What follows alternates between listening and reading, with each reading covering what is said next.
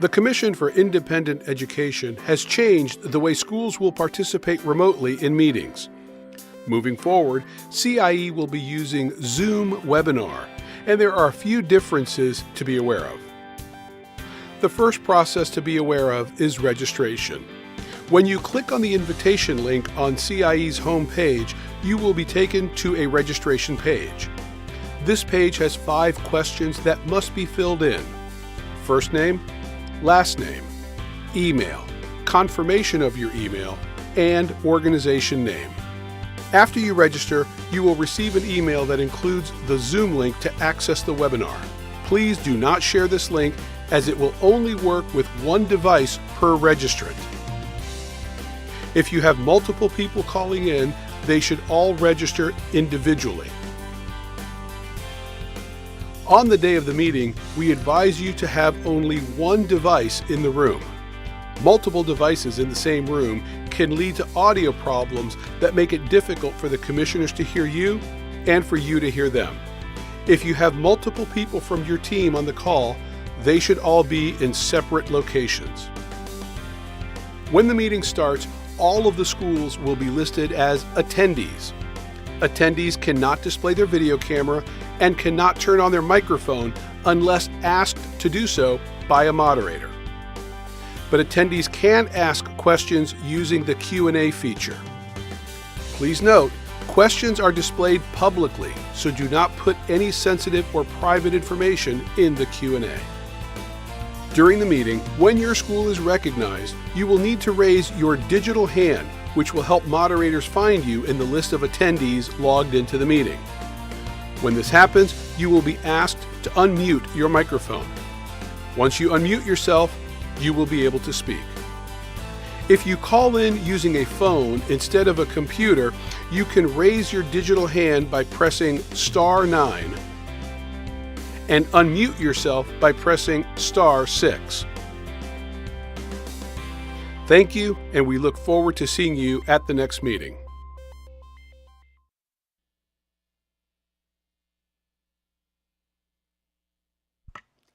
Good morning, everyone. Welcome to the January 26, 2023 CIE meeting. Because we are in a virtual format today, I am going to bang the gavel on behalf of Chair Mildred Coyne, and she will begin the meeting. Good morning, everyone. I'd like to call the meeting to order. This is the Commission for Independent Education, and I am Mildred Coyne, Chair of the Commission. We are meeting virtually via Zoom. Today is January 26, 2023. Ms. Hood, can we have a roll call, please? Yes. Commissioner Coyne. Present. Commissioner Williams. Present. Commissioner Whitaker. Present. Commissioner Cross.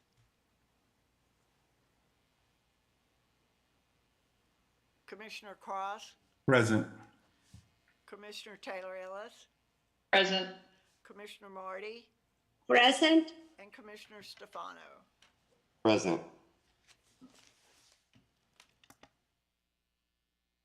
Thank you. I'd like to remind everyone that if you have not already done so, to put your cell phones on silent. Thank you. It's now time for the Pledge of Allegiance, led by Commissioner Cross. I pledge allegiance, To the flag of the United States of America and to the republic for which it stands, one nation, under God, indivisible, with liberty and justice for all. Thank you for joining us this morning. This meeting has 2 viewing options as follows. Please use this option 1 if you only wish to view the meeting. Navigate to the Commission's Agenda Information webpage and click on the webcast link available for the desired day. Today's agenda addresses degree granting institutions. These links will direct you to a live video feed of the meeting that will be used for viewing purposes only. This option does not allow anyone to communicate with the Commission or staff. Please use option 2 if you will need to communicate with the Commission during today's meeting, including institutions on the agenda. Navigate to the webcast links referenced a moment ago and locate the Zoom webinar registration link under the video link. There is a separate registration link for each day, January 26th and 27th. You must register separately for each day. This link will send a confirmation email that contains additional instructions on how to proceed with viewing the meeting. When registering, please note the following. A separate registration is required for each user, as shared logins are not permitted. When registering, please enter your school name as it appears on the agenda in the designated organization box.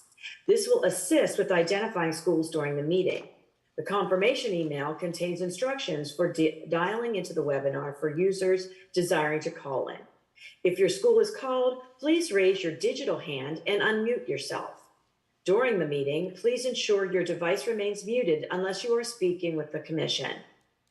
It is recommended that only one device be in the same room at one time. If multiple devices are nearby, please be sure to silence the volume and make sure they are muted. This will prevent any feedback during the meeting.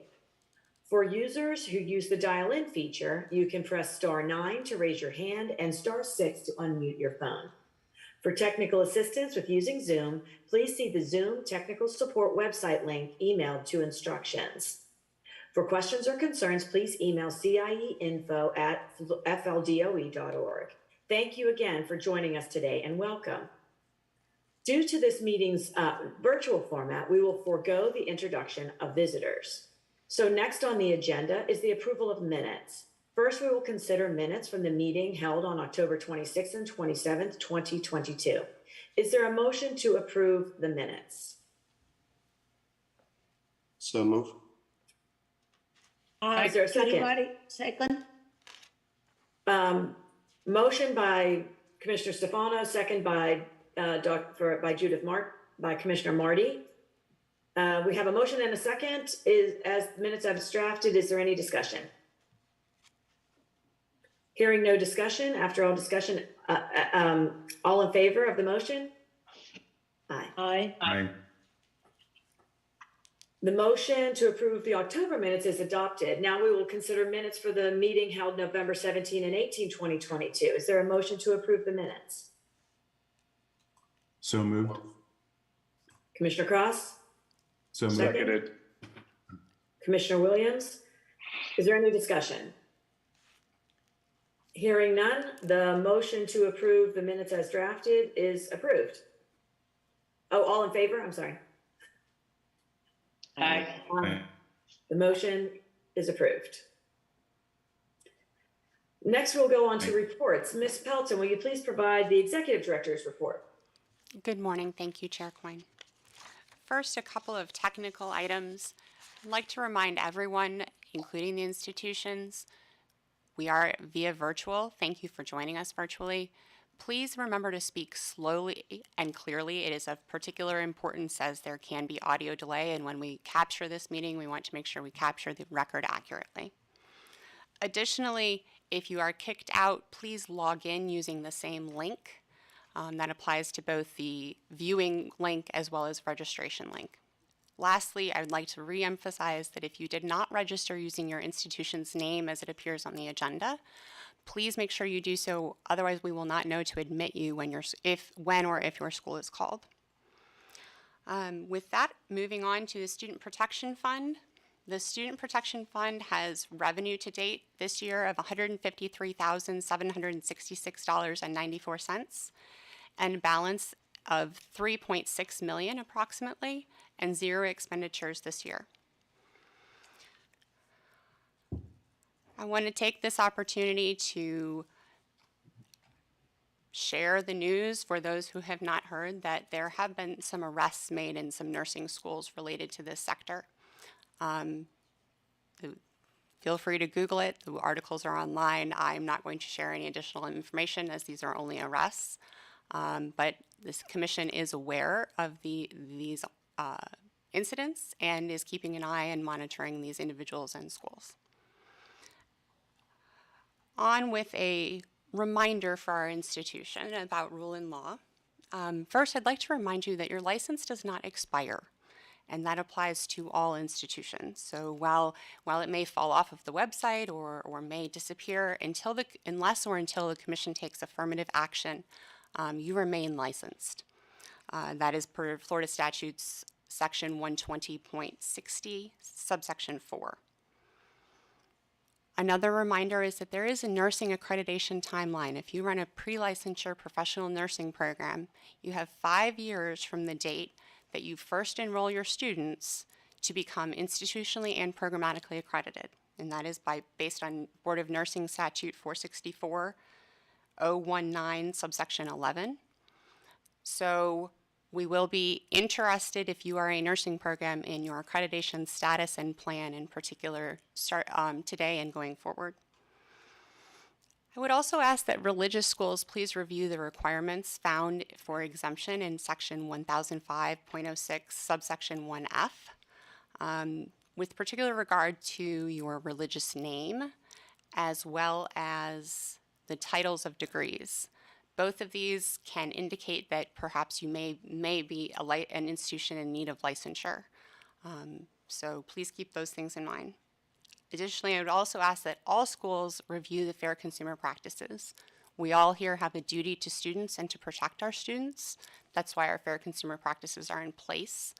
They really do make a difference, and they really do help our students as we all work together to support the economy and support our students.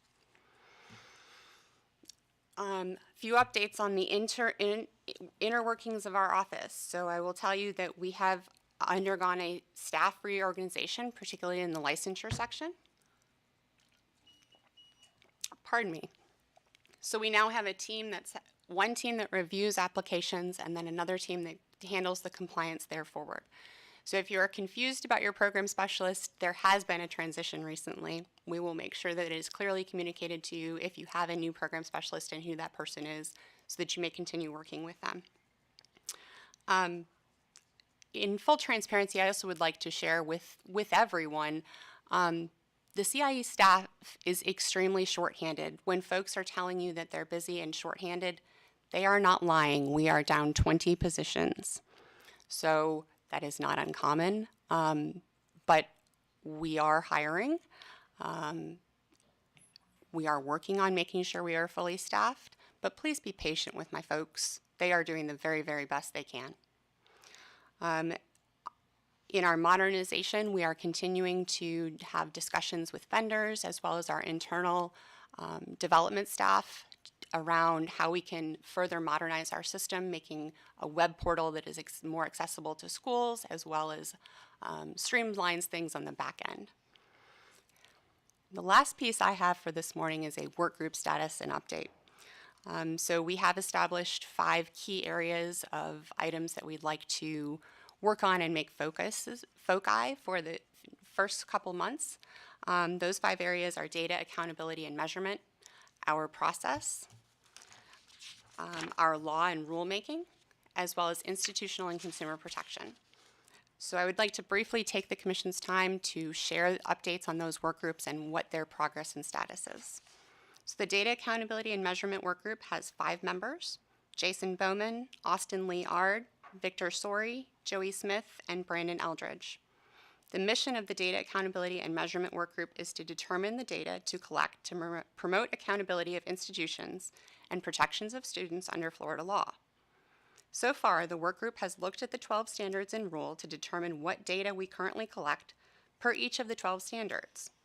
Some of this data is put into our Commission information system, some is not.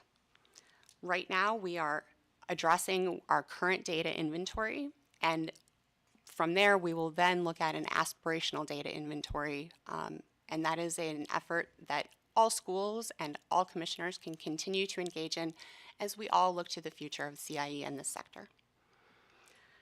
The next steps for that work group are I just summarized them, so pardon me. Our process work group has 6 members: Ariel Truong, Ashley Schenk, Brianna Harper, Joey Smith, Stephanie Lyon, and Jason Bowman. The mission of the process work group is to review our current processes, identify, prioritize, and develop necessary changes, and maintain standard operating procedures that promote efficiency and compliance. To date, they are creating a flowchart that represents the existing licensure process with the goal of increasing awareness of current licensure processes for those within and without CIE. Next steps will be identifying areas in need of adjustment in line with that aspirational thought pattern that we are applying to all of these work groups. Next is the rulemaking and legislation, which includes Christopher DeSalvo, Amy Lefstead, Angela Shelby, Shun Brooks, and Risa Rudolph. The work group's main objective is to review existing CIE rules, to recommend changes needed to establish modern data solution for CIE processes. The current efforts and focus are on streamlining the licensure process through rulemaking. This group is in the research phase of establishing an electronic fee payment system under existing Florida statutes, leading to full electronic submission of applications and performance metrics, which I alluded to earlier. These work groups are a key piece of implementing that modernization solution.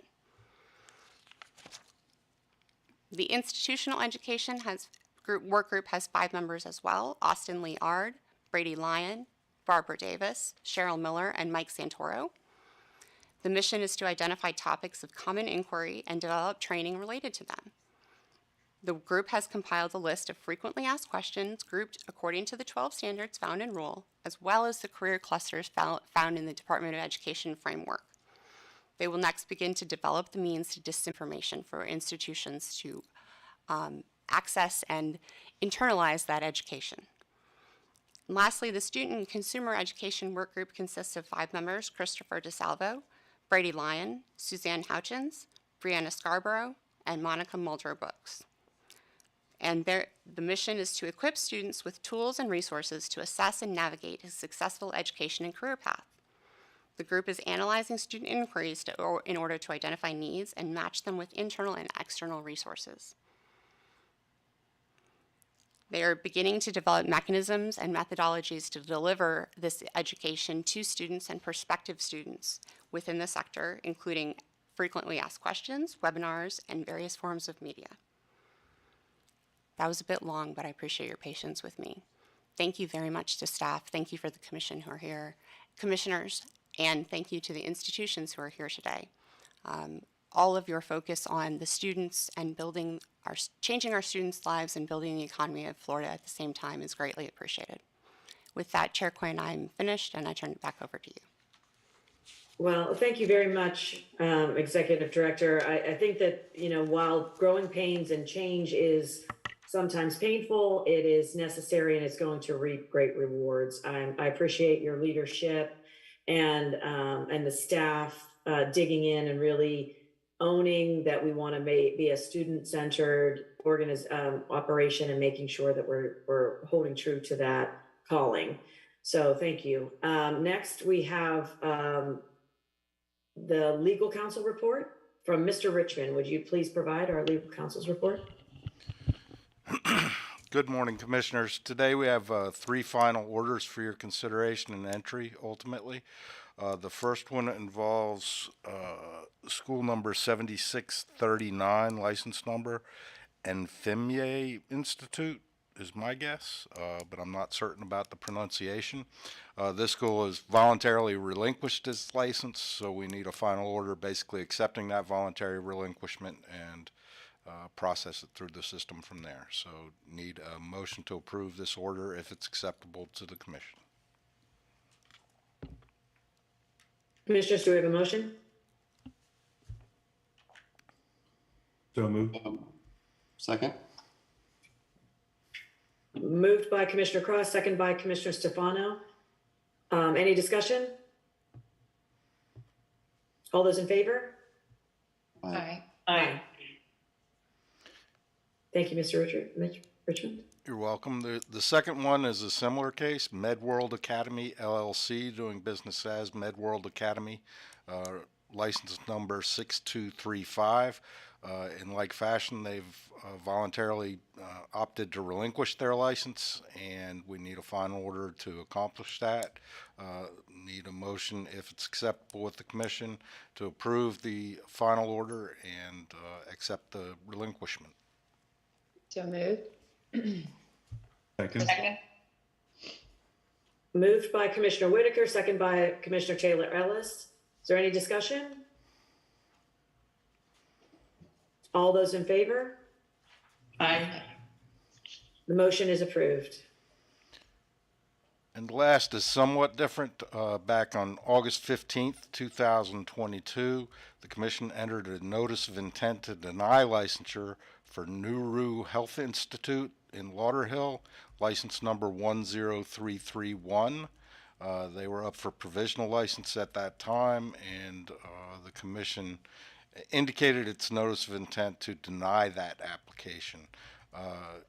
In this circumstance, Nuru has taken no action to appeal that decision or take it to DOA, as would be their right if they acted within the appropriate timeframes. Therefore, in order to finalize this, we need an order from the Commission basically adopting the findings and conclusions in the notice of intent as their final agency action. So I'd, if acceptable to the Commission, ask for a motion and vote on approval of the final order on the notice of intent to deny with regard to Nuru Health Institute. So moved. I second. Motion moved by Commissioner Williams, second by Commissioner Taylor Ellis. Any discussion? All those in favor? Aye. Aye. The motion is approved. Thank you. That's all I have this morning. Thank you, Mr. Richmond. We appreciate you being here and all the work that you're doing for us on our behalf. Thank you. Next on the agenda are issues related to degree granting institutions. Item A on the agenda is for institutions ordered to appear back before the Commission. The first institution is ASA College, Hialeah, number 5565. Staff recommends accepting the progress report and ordering the institution to report at each Commission meeting until the completion of its teach out. If you are here from the institution, please raise your digital hand, unmute, and introduce yourself.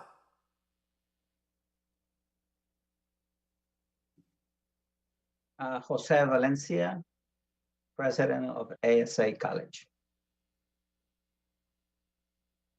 Welcome. Ilya, Thank you for being here. and Ilya Matos, assistant to Jose Valencia in the orderly closure of the campus. Excellent. Thank you. Am I missing anyone else? It's the two of you. That's great. Commissioners, is there any discussion regarding the ongoing teach out for ASA College? Commissioner Stefano. Could you speak to institutions that you have arrangements with to facilitate the teach out and the status of those arrangements? Yes, if I may, Mr. Valencia, may I? Yes, please. Okay, thank you. We currently have, Commissioner DeSalvo, we currently have two signed teach-out agreements. One signed teach-out agreement with United International College, and the second teach-out agreement with Florida Memorial University. We have partner. Yes, thank you. We have a partnership, not a signed or teach-out agreement with Florida National University. And those teach-out agreements have been submitted to the accrediting agency as well. The same report that you received in December, which I believe you have a copy, has also been submitted to the accrediting agency.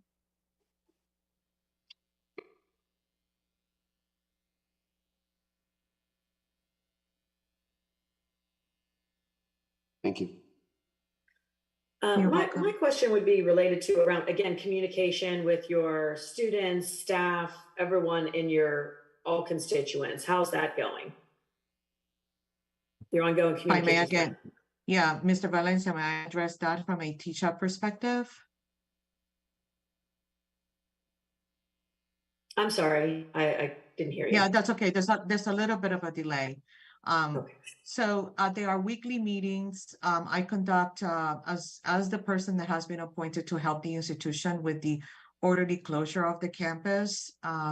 Madam Chair, I am the one who holds weekly calls with the staff. As Yes, you know, please. there was a furlough of employees, and now the institution is operating on a skeleton crew, primarily from my perspective in helping the students transfer successfully. I meet with the registrar of the institution, as well as, I cannot see you now, sorry, as well as the dean of the school. And also I meet on a regular basis. As a matter of fact, I was on the phone yesterday with the representatives with whom we are working, just to make sure that we are updating the list of the students on a regular basis. You received the listing of students that you received and the statuses was as of the 8th of December. I received on Monday an updated list of all of the students, which I will be more than happy to share with you as well. But I do believe that because we are on a constant reporting with you, it will be included with the next report, ma'am. Very well, thank you. I appreciate that. Sure. Any other discussion? Hearing none, we'll take a motion to accept the staff recommendations as listed. So moved. So moved. Moved by Commissioner Stefano, second by Commissioner Williams. Yes. All in favor?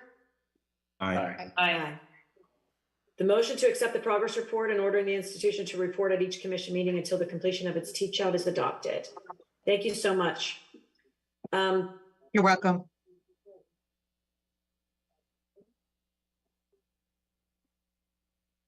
I'm scrolling, excuse me here. The next item on the agenda is applications for provisional licensure. We will take these applications individually. The first institution is American Global Tech University, AGTU, Orlando, number 12506. Staff recommendations have been provided. If you are here from the institution, please raise your digital hand, unmute, and introduce yourself. Good morning. My name is Todd Weidman, Chief Operating Officer with American Global Tech University, AGTU, here out of Orlando, 12506. Good morning. I'm Carlos Oliveira. I'm CTO, and it's a pleasure to be with you here this morning.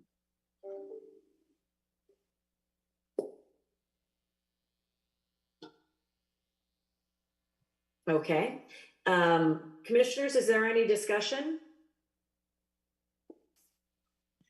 I have a few questions. This is Commissioner Taylor Ellis. Good morning. Thank you for all being here. As I read through your information, I'm seeing it is, and ask for your confirmation, 100% online, asynchronous. Is that correct? Yes, ma'am, it is. Commissioner Ellis, this is Todd Weidman. Yes, ma'am, it is. Thank you so much. So walk me through from all of these, and I am involved with asynchronous learning now, but we're in a hybrid model. What is your plan to manage the education asynchronous, especially from a master's perspective, where typically there's projects within the classroom and interaction and engagement ongoing, a synchronous type of model? What is the plan to have an effective educational model being 100% online, asynchronous from a master's degree perspective? Good question, Commissioner Ellis. Each class in our masters will be approximately 8 weeks long, or it will be 8 weeks long. It'll be asynchronous with 2 hours of video each week. And I'm sorry, this is Todd Weidman again with AGTU. It'll be asynchronous with 2 hours of video each week. They'll be real time as well as recorded. For the first 7 weeks, we plan on having 14 hours of video and approximately 20-minute sessions each. And then, so it'll be almost 42 over this period. And then our final week will consist of a mini seminar with a final assessment. And these assessments could consist of quizzes, article reviews, case studies, or projects, but more on the master's levels, which I believe is what you asked. They're going to be more towards case studies and or projects. So engagement between the instructor, professor, with the students, is that strictly then via chat and emails versus, again, and not being synchronous? Is that going to be just verbal, or will there be a means to have Zoom calls and team class interaction as well? Yeah, right now we're using Teams and some of the Google Meets as we do our internal meetings getting prepared. So those be scheduled. And that's why we went with 20-minute sessions for each. There'll be approximately 6 each week, and 3 to 4 of them will be available for the students to sign in.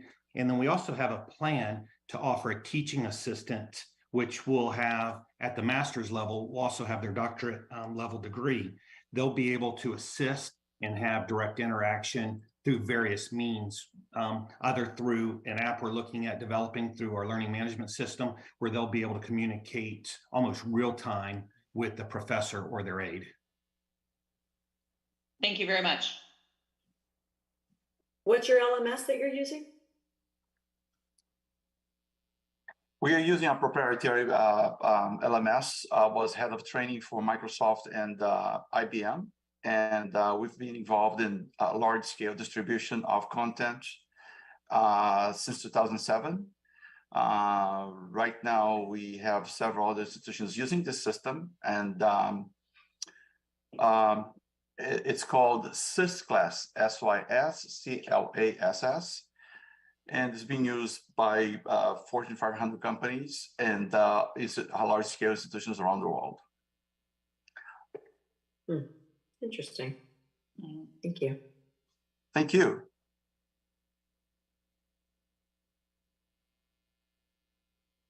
Any other discussion? What is the instructional language in these classes?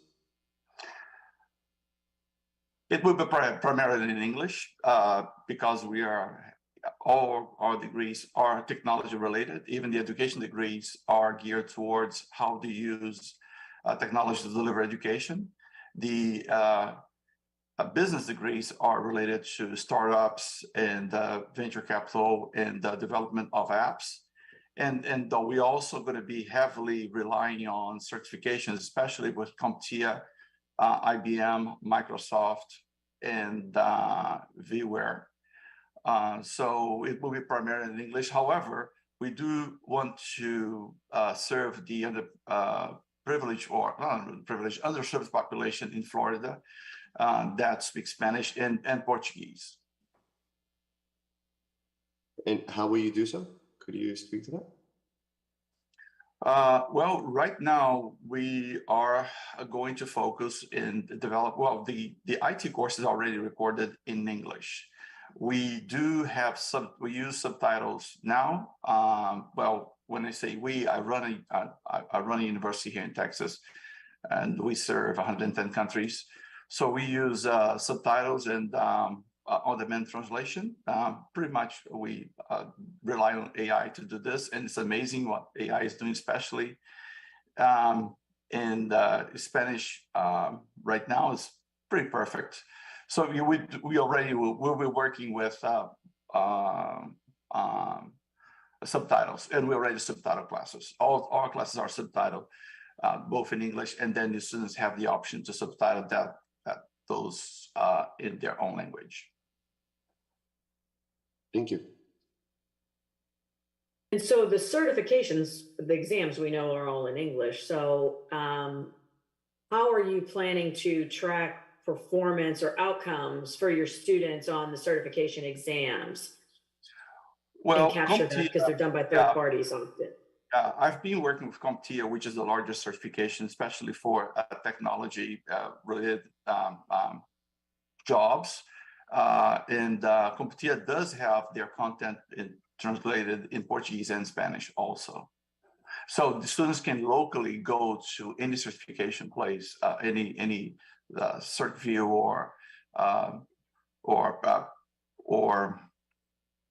well, there are several, even in Florida, that they can go and get certified. So they can pick and choose their own language.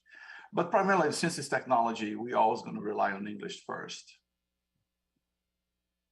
So that's great. I didn't know that you could take CompTIA exams in languages other than English. So that's interesting to me to know. But I'm also asking, how are you going to track outcome performance? So you're educating students, you're training them to be successful passing the exam. It's a third-party vendor. How are you going to capture the information that they've been successful on the exam or not, so that you can continue to do continuous improvement in your curriculum? Because the ultimate goal would really be to get certified. Yeah. And it's so students have to provide you that information. Yeah, our learning management system, we being a CompTIA partner in the academic arena, we have an API that allows us to access students and progress. Most importantly, what kind of certifications they're getting, because they get a 50% discount when they go take a certification, being enrolled at AGTU, and we also get their grades and if they pass or not, which is public. If somebody is CompTIA certified, for instance, it's public. We're also going to be certifying them on Amazon Cloud. Okay.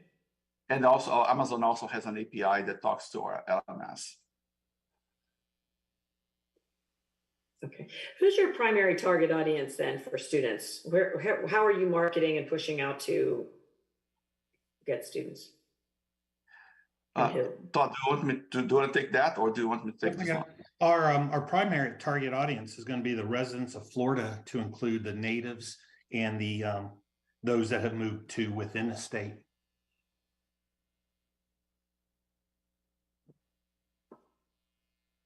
And how are you reaching them? How are you marketing? What's your strategy and differentiator? Like, how are you going to get to them? Okay, I'll start off the first part, and Carlos, if you want to finish. I mean, our advertising strategy and the methods to reach them is going to be centered around our search engine optimizations that we've looked at, and through social media. And Carlos? Yeah, I think that, today's market is heavily based on LinkedIn. So yeah, LinkedIn will be our primary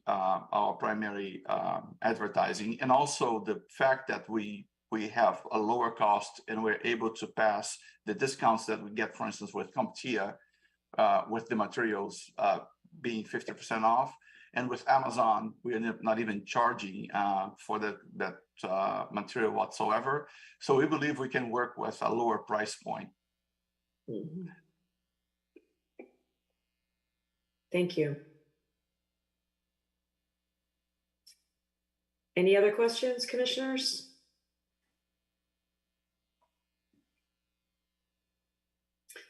Hearing no other discussion, is there a motion to accept? Sorry, I'm trying to find my spot here. Staff recommendations. Is there a motion to accept staff recommendation? So moved. Taylor Ellis, so moved. And second, Commissioner Stefano, is that you? Yes. The motion to accept staff recommendation is adopted. The provisional license shall be granted upon submission of a recent fire inspection. The executive director shall issue the provisional license when the contingency is timely fulfilled. The contingency must be fulfilled and all required materials received in the commission office within 90 days of the clerk to order. Additionally, upon issuance of the provisional license, grant approval of the 100% online asynchronous delivery for the Masters in Artificial Intelligence, MBA with specialization in digital business, MBA with specialization in sustainability, Bachelor's in Computer Science, AS in Computer Science with specialization in Artificial Intelligence, AS in Computer Science with specialization in Cloud, AS in Computer Science with specialization in Cybersecurity, Master's in Cybersecurity, AS with Bachelor's in Digital Business, Master's of Education with specialization in Digital Education, Master's of Education with specialization in Sustainability, and Master's of Science with specialization in Cloud. Is there all in favor? Aye. Aye. Aye. The motion is approved. Thank you, commissioners. Congratulations. Have a wonderful day. Thanks, you as well. The next institution is American Technical Institute, Jacksonville, number 12504. The staff recommendations have been provided. If you are here from the institution, please raise your digital hand, unmute and introduce yourself. Hi, Stephen Lorenzo with American Technical Institute. I'm the admissions director. Hello, can you hear me? Yes. Hi there. Good morning, everyone. My name is Megan Walsh. I'm the president of American Technical Institute. I believe we have 2 more staff members on the Zoom call.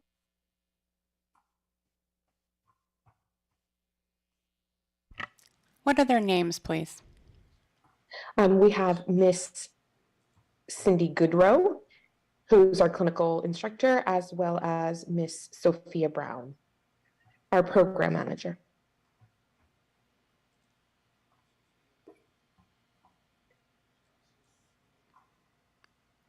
Or Ms. we should Goodrow have. does not appear to have joined. We have admitted Sophia. I apologize. I forgot the last name. Brown, that's okay.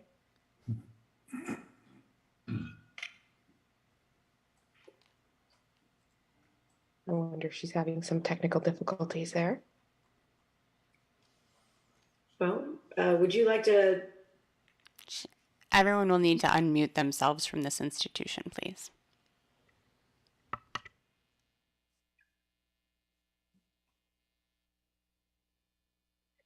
Sophia, if you can unmute yourself, and if not, commissioners, we understand you have a busy agenda and we can proceed forward if that's okay with you all.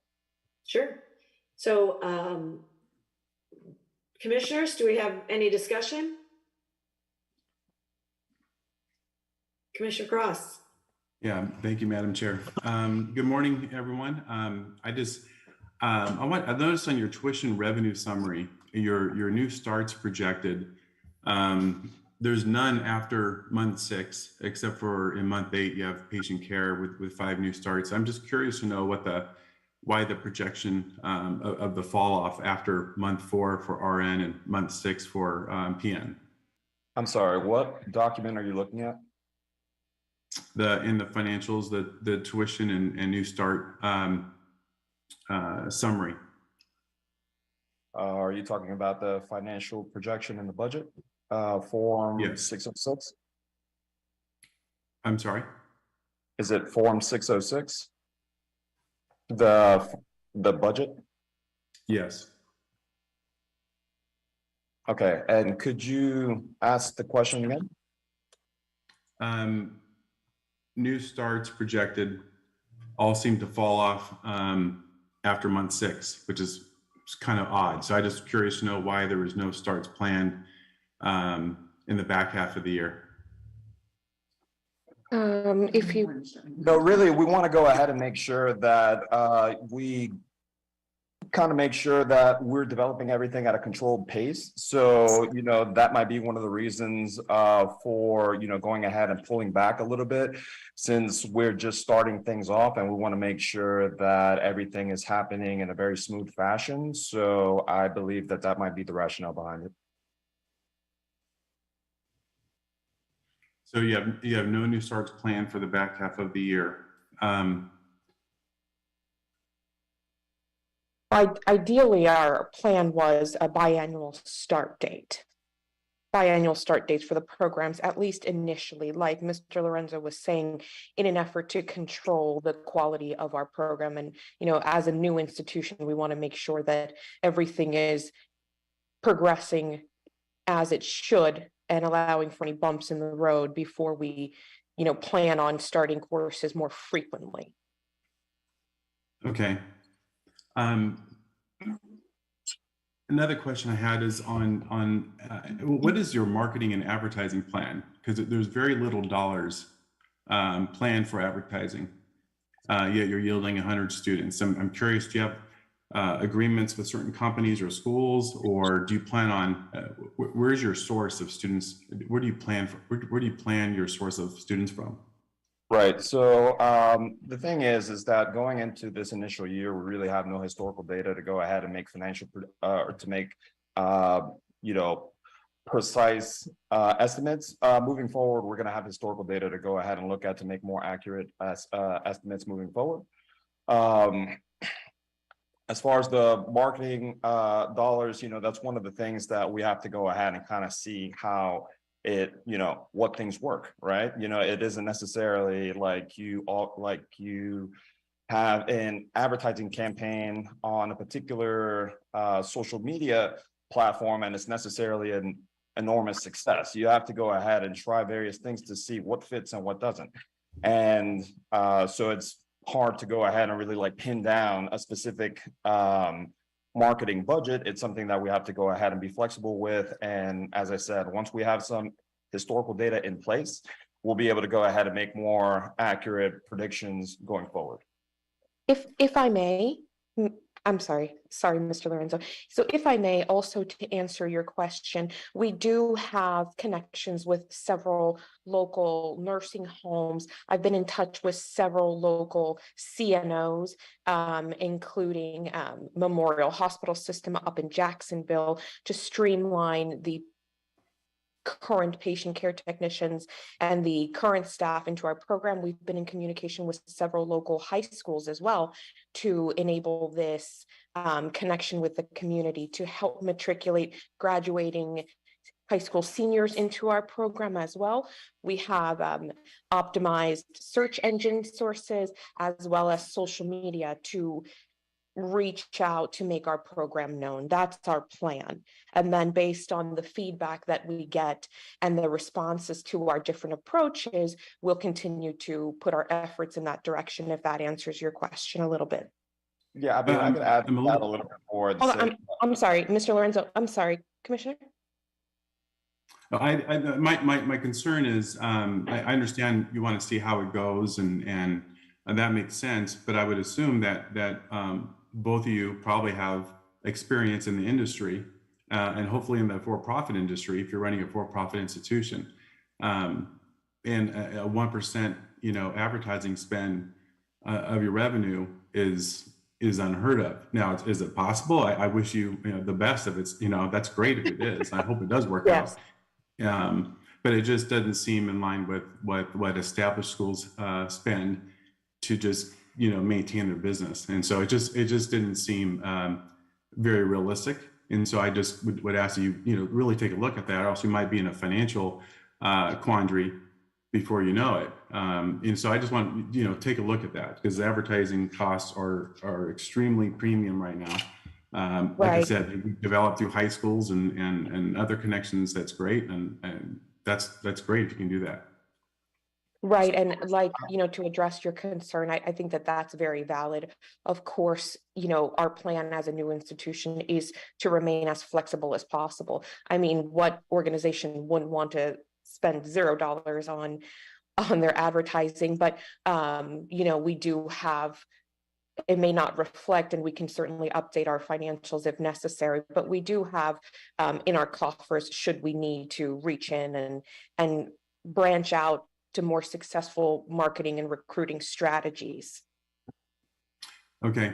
The next question I had was on your classroom equipment. There's an allocation of $1,000 total for the year. I'm assuming that you have all your major capital expenses in place that would exclude that, because we all know nursing classroom equipment can be hundreds of thousands of dollars. So I wanted to understand do you already have your classroom equipment, your beds, your nursing lab set up, or are you allocating the $1,000 for the next year on those items? Right. So, of course, we do, the nursing equipment can be quite pricey. We actually do already currently have a lab set up. I believe that we did submit an estimate and a breakdown of our equipment and supplies with an estimated total cost of $90,000 that's already been invested towards setting up our laboratory equipment.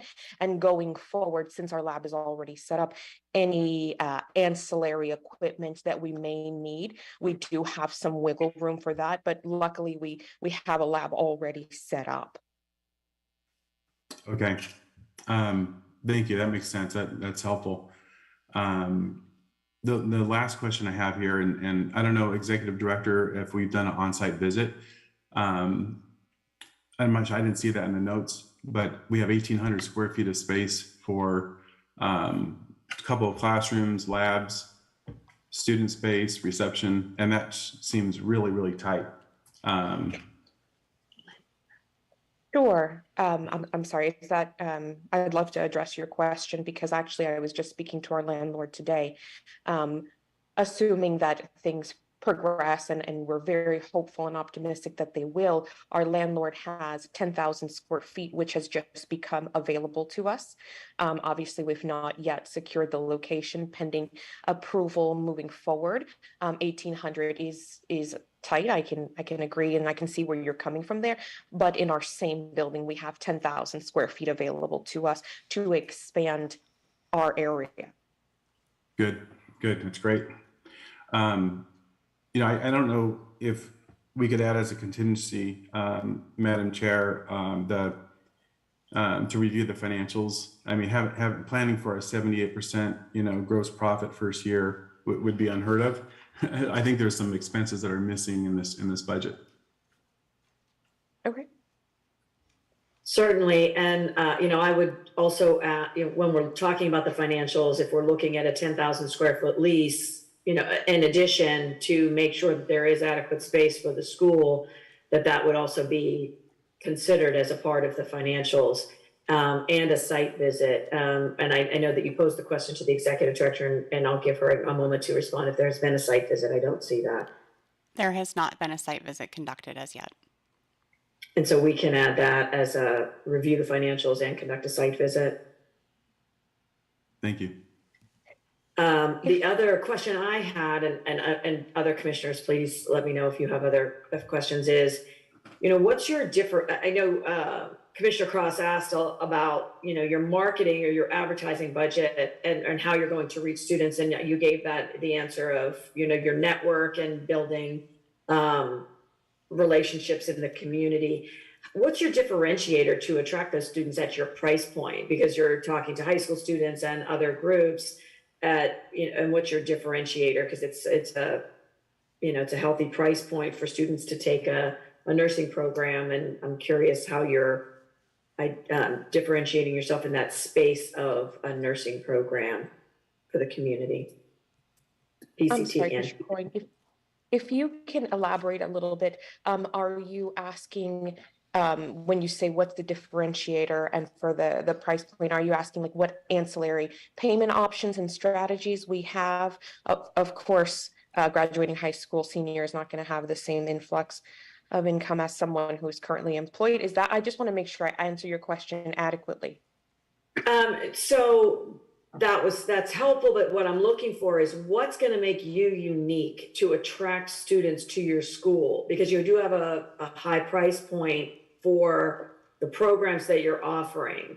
And then how are you going to be competitive in the marketplace? Yeah, of course. Yeah. Okay. Sorry. I just wanted to clarify the question to better address it. So actually our price point, we've done quite a bit of market analysis, not just nationwide, but also locally in the state of Florida.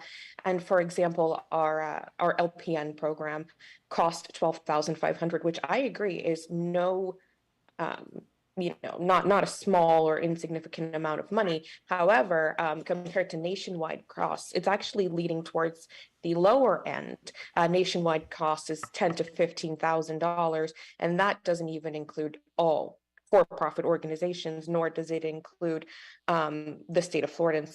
In Florida, some institutions go double that.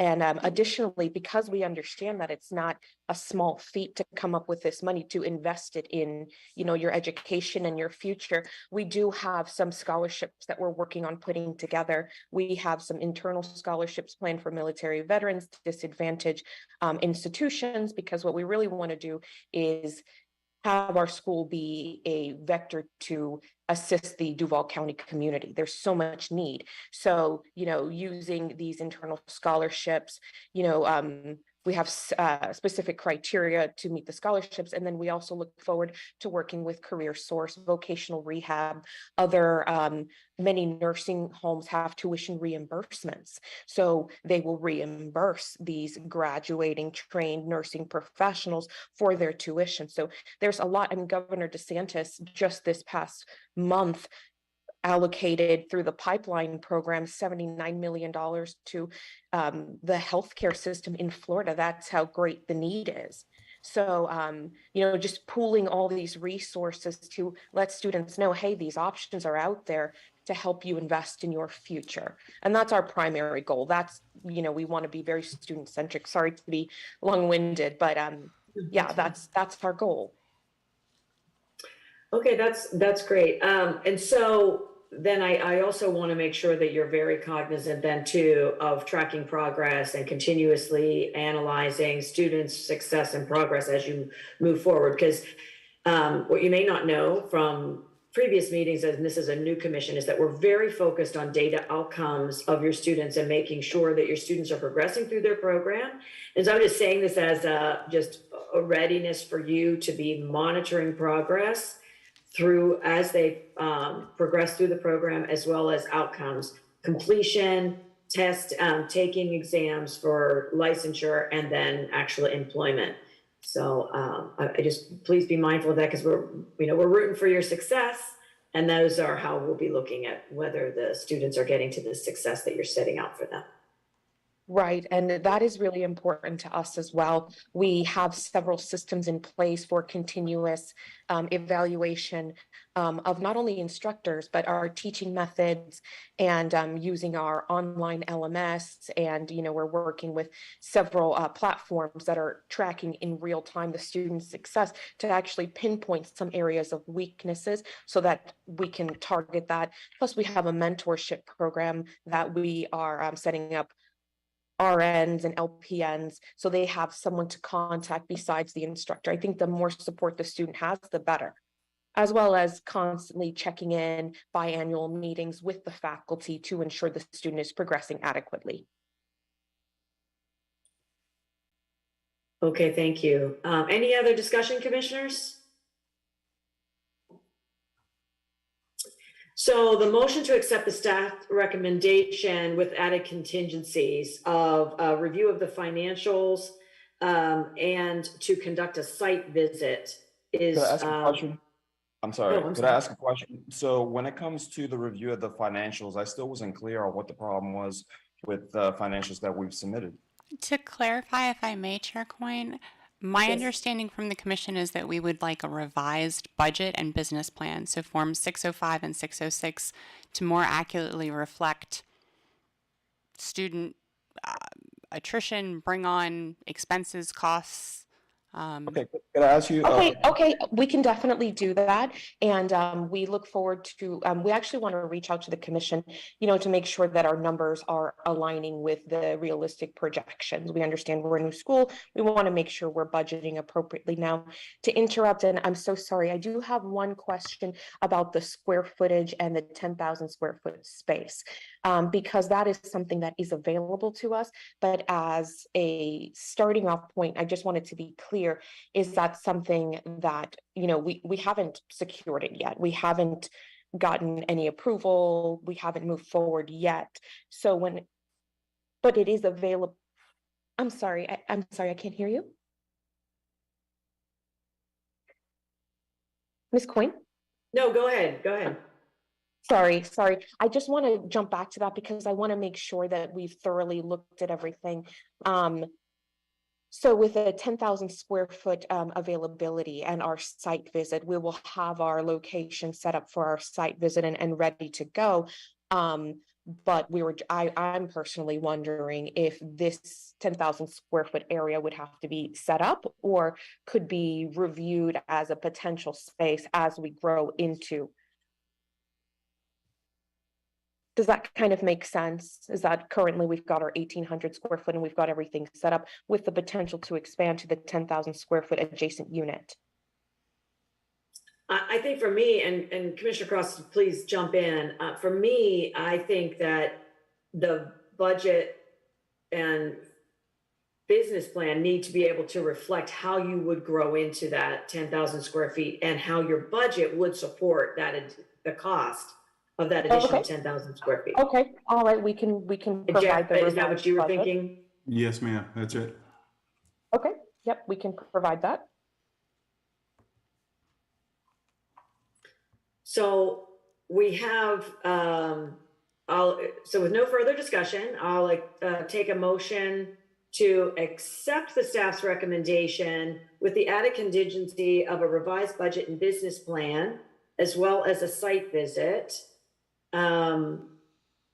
And then we will grant the provisional license upon issuance of the provisional license, grant approval of the hybrid synchronous and asynchronous delivery for the theory courses only within ASN program, and grant the approval of the hybrid asynchronous delivery for the theory courses only within the patient care technician diploma program and the practical nurse diploma program. Is there a motion to accept the recommendations with added contingencies as stated? So moved. Commissioner Stefano? Second, Kristen. Commissioner Whitaker? Any further discussion? Hearing none, all those in favor? Aye. Aye. The motion is adopted. Congratulations. Thank you very much for your time, you all. Thank you so much. Thank you. The next institution is CUC University Doral, number 11411. Staff recommendations have been provided. If you are here from the institution, please raise your digital hand and unmute and introduce yourself. Good morning. Good morning, Madam Chair. Good morning, commissioners and staff. My name is Eduardo Cristian. I'm the president of the board. We are fully committed to fulfill our mission to provide high-quality education to students in South Florida. So the board also support every effort of the academic directors and faculty to do so. Thank you very much. Thank you. Are there others from the school? Good morning. My name is Ezra Tosas. I'm here with CUC University. Good morning. Good morning. My name is Jaime Diaz. I'm university president. Good morning. My name is Hernando Antequera. I'm a board member. Good morning. My name is Jorge Moreno Gomez, faculty member. Good morning, Linda Tosas, consultant.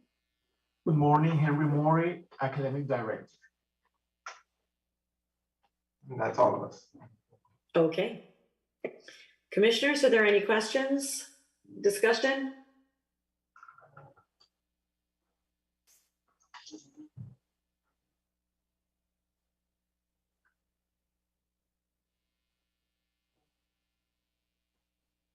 I think it would be good to hear a little bit about who their target market is, and to continue the line of questioning that Commissioner Ellis had earlier about how you are going to provide substantive peer interaction and a community of learning in an asynchronous online format.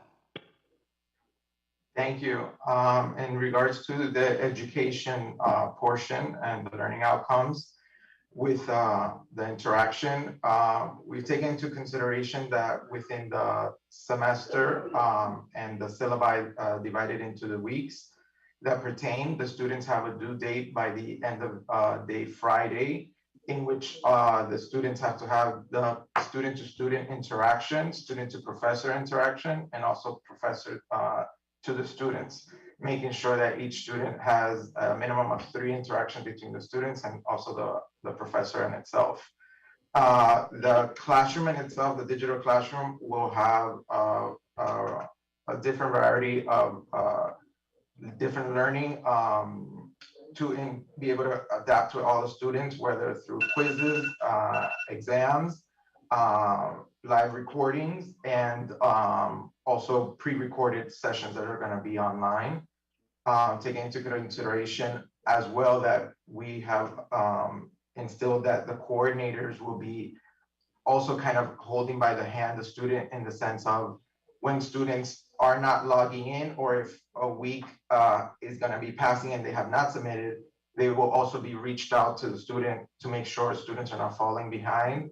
More of a smaller structure allows this. And your target market? With the target market, we right now are looking in the South Florida area, would be business professionals, working professionals that are looking to advance their degrees we're in the Doral section, so we're located right near the international airport, but also it's the hub of many companies that are here in the location.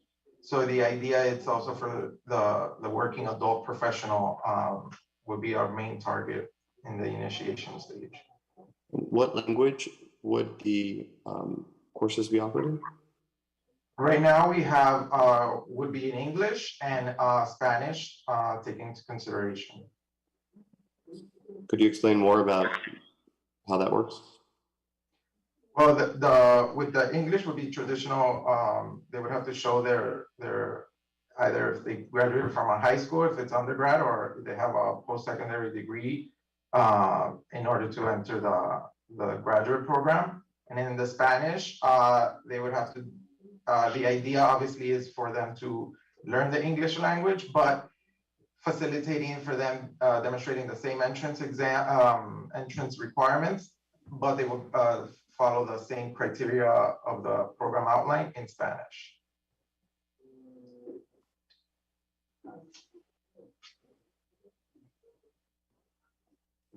So I will add to that. Are the recorded lectures then in English with subtitles or Spanish or both? Both. Okay. Do you already have an institution elsewhere, if I remember correctly? And this would be a continuation of something that you're doing elsewhere?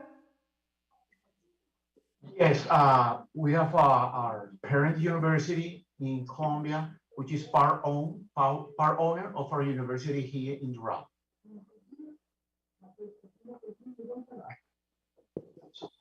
I believe it's a 40% stake. Yeah, and this is going to be the first attempt in the United States? Yes. What kind of accreditation are you looking at? So far, we're looking in the near future to go to ACC-SC.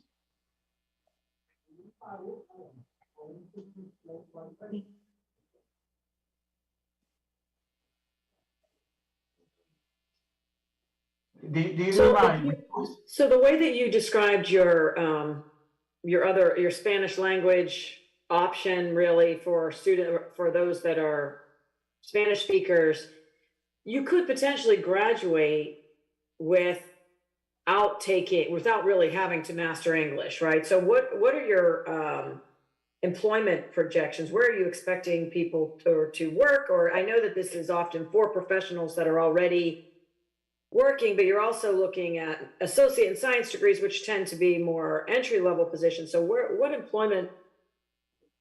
are you expecting your students to be employed?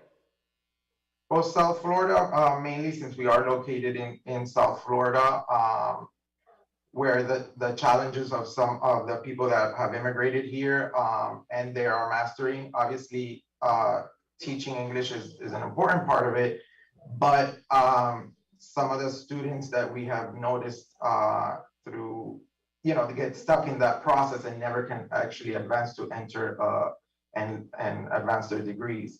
So the student population is that of the community in South Florida initiation, but also the students that do speak English can enter just in the traditional English form.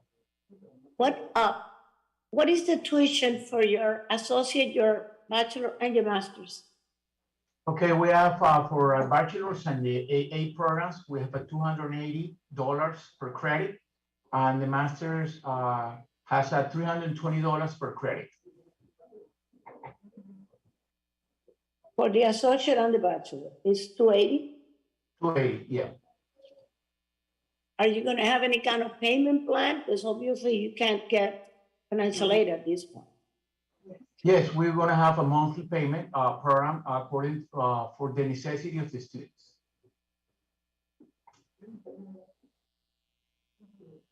So let me ask my question a little bit of a different way, because I'm really looking for what are the employment outcomes for your students, not like who your students are and how you'll get them. I understand that. So Where will they work? And, or let me ask it this way. Do you talk to me about your employer collaborations and relationships that you have right now?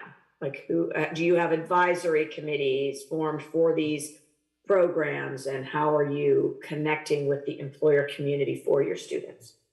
Correct. Yes, we did have the program advisory committees that were part, and we invited business professionals from the sector and took their advice very much into consideration. And there are people that were active in the Chamber of Commerce and Miami-Dade and in Broward County, with the many startups that have established hubs, especially after the pandemic in the South Florida area, with the active trade that we have in what especially is Doral section, with all the companies that have established their main hub here. So in identifying that, they have come to realize that many professionals that the companies have sent to establish these companies are from other countries. They've established in the United States their main hub, and these companies are being run by these professionals, but some of them do want to advance their degrees and stuff like that. So that was why the thought of having it in English and Spanish to be able to also be able to cater to the population of working professionals, which was mainly the idea.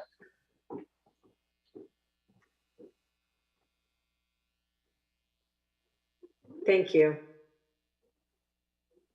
Good morning. I have a question. This is Commissioner Taylor Ellis. I see you have the Form 606 and the financials in regards to the start. I see that you have semesters and you're planning for the entire university, 65 students starting in semester 1, semester 2, and semester 3, totaling 195 for the year. Will you walk us through your marketing plan and how you plan to fulfill these starts with students for the 5 or 6 programs that you will be starting? So it looks like they all will start at the same time, with anywhere from about 13 students per start. What is the plan for enrollment with marketing? Yeah, we're planning to do traditional marketing strategies like flyers, radio, TV, but we want to specialize in mass media for promoting our programs. We hope we can reach those numbers, so we can start, with a good number of students for the first year. And will you start each of these courses with less than 13? If you have 5 or 6 starting in each of these programs, will they launch with a much smaller number with the instructor count that you'll have as well? Is that the plan? We also have a dissertation number taken into consideration. If you see at the end, the initial population is 195, but the total finished population is different because we're taking withdrawals into consideration as well. Understood.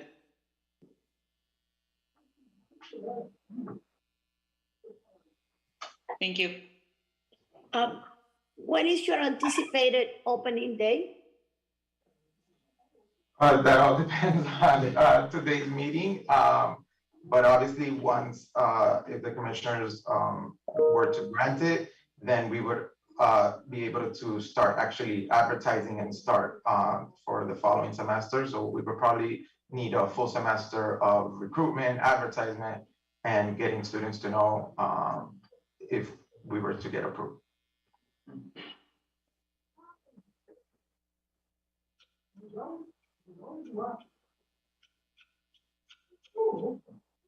Any other questions, commissioners? Commissioner Marty, are you good? Yeah. Anyone else?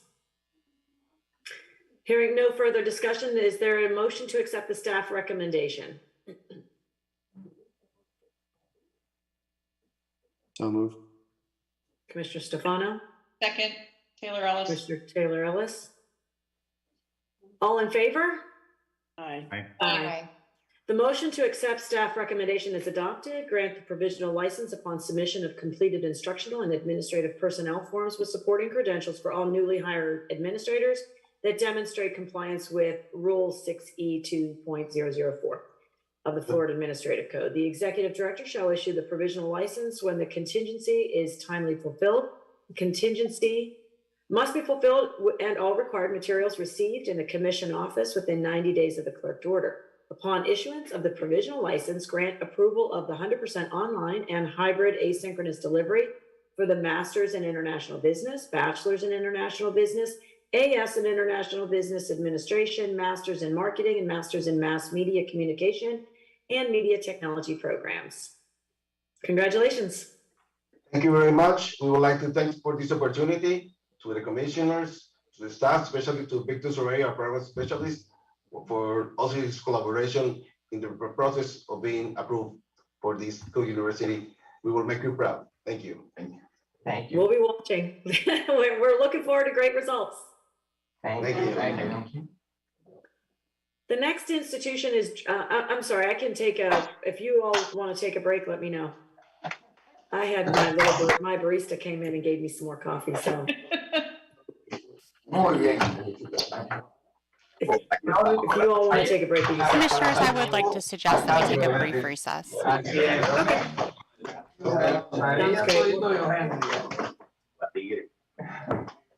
I'm sorry, I'm hearing some. Madam Chair, we've got a few technical. Madam Chair, if we could take a brief recess, that would be appreciated. Absolutely. Do you want to reconvene at 10:30, 10:35? Let's say 10:35, please. Thank you. Certainly. Okay.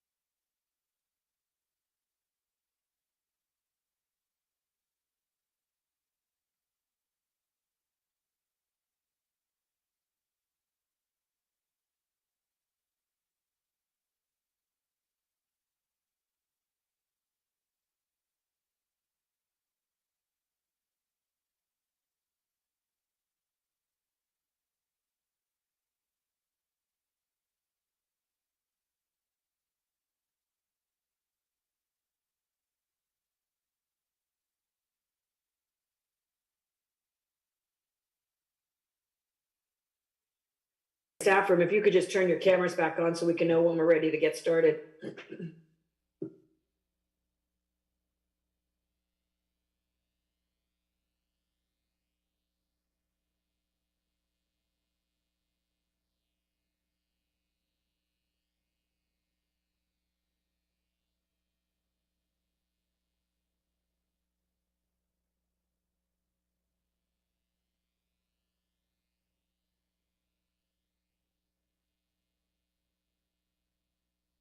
Commissioners, we are back live. Okay, great. Thank you. Then we'll get started then. The next institution is Dragon Rises College of Oriental Medicine, Bradenton, number 12582. Excuse me. Staff recommendations have been provided. If you are here from this institution, please raise your digital hand, unmute, and introduce yourself. Good morning. This is Dr. Karen Martin Brown. Can you hear me? We could, and then we lost you for a second when you were telling us your title. Yeah, it made me, another pop-up came up to unmute. My name is Dr. Karen Martin Brown. I am the CEO and Executive Director of Dragon Rises College here in Gainesville and also in Bradenton. Welcome. Anyone else with you? Yes. I'm Ann Bouchard with Cole Middleton Group. I'm an education specialist. Anyone else? Hi, I'm Dr. Dorian G. Kramer, DACM. I'm the Academic Dean at the Bradenton branch of Dragon Rises College of Oriental Medicine.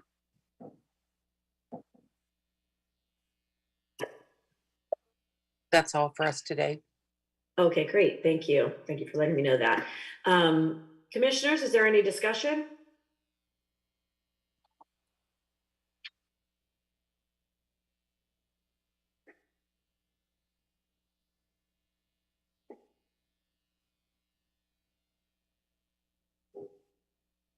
Good morning. This is Commissioner Taylor Ellis.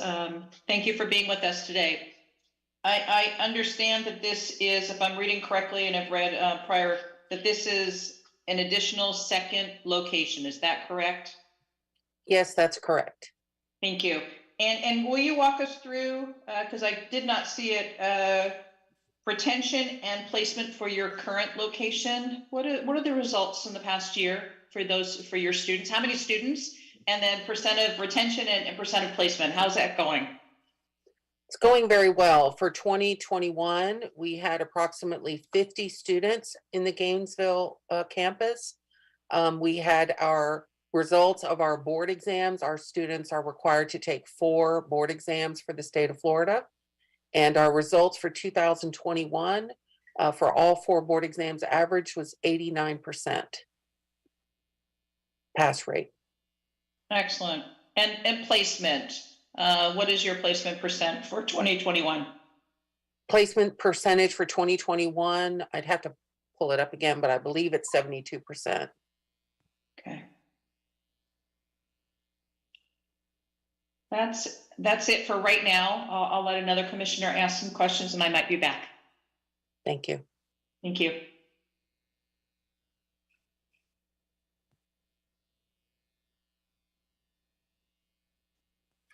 I'll ask then, tell us about your target audience and how you plan to market and reach the community to whom you wish to serve. Thank you. Our target audience are students who have at least 60 credits at the associate's degree level. They, because our program has 2 degrees when our students graduate at the end of 40 months, they get a bachelor's in health sciences and a master of acupuncture and herbal medicine. So our student target audience is those students. Most of our marketing is done on social media for our Gainesville campus. A lot of word of mouth because we have a lot of externship sites for the clinicals. And that would primarily be our target audience, is those with 60 credits or more wishing to go into healthcare. Is there any special specification that you make in those 60 credits that you're looking for? No, ma'am, they have to have, naturally, they have to have their English or math, their science, and their social studies or history. So you're looking and for the core humanities. gen ed, for a bachelor's degree, those 36 credits. Right, they have to have 60 credits total, but yes, they have to have those core credits. Okay, so from an AA degree you're looking for. Yes. Okay, great.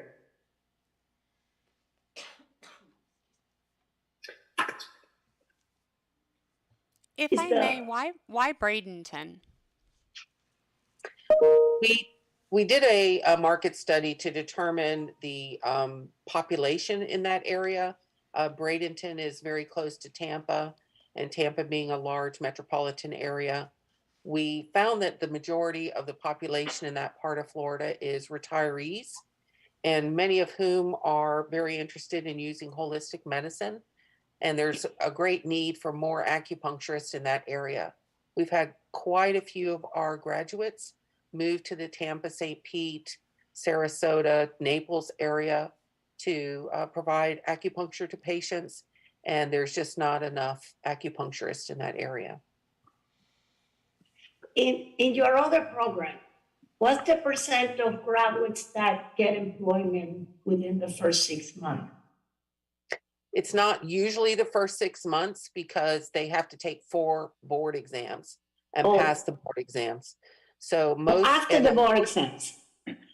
Yeah, within the first year, it's 72%. But the NCC-AOM is the National Board Exam Commission, and they don't allow any acupuncture students to start taking board exams until after they graduate. So unfortunately, that causes quite a delay in students being able to start their private practice or get jobs with other healthcare communities. And what's the success rate in the test of your students? Pardon me? The success rate in passing the exams. It's 89% for 2021. That's good. How many did you graduate? Well, 2021 numbers include graduates from prior years as well. I believe there were 16 total for the test takers in 2021. Thank you.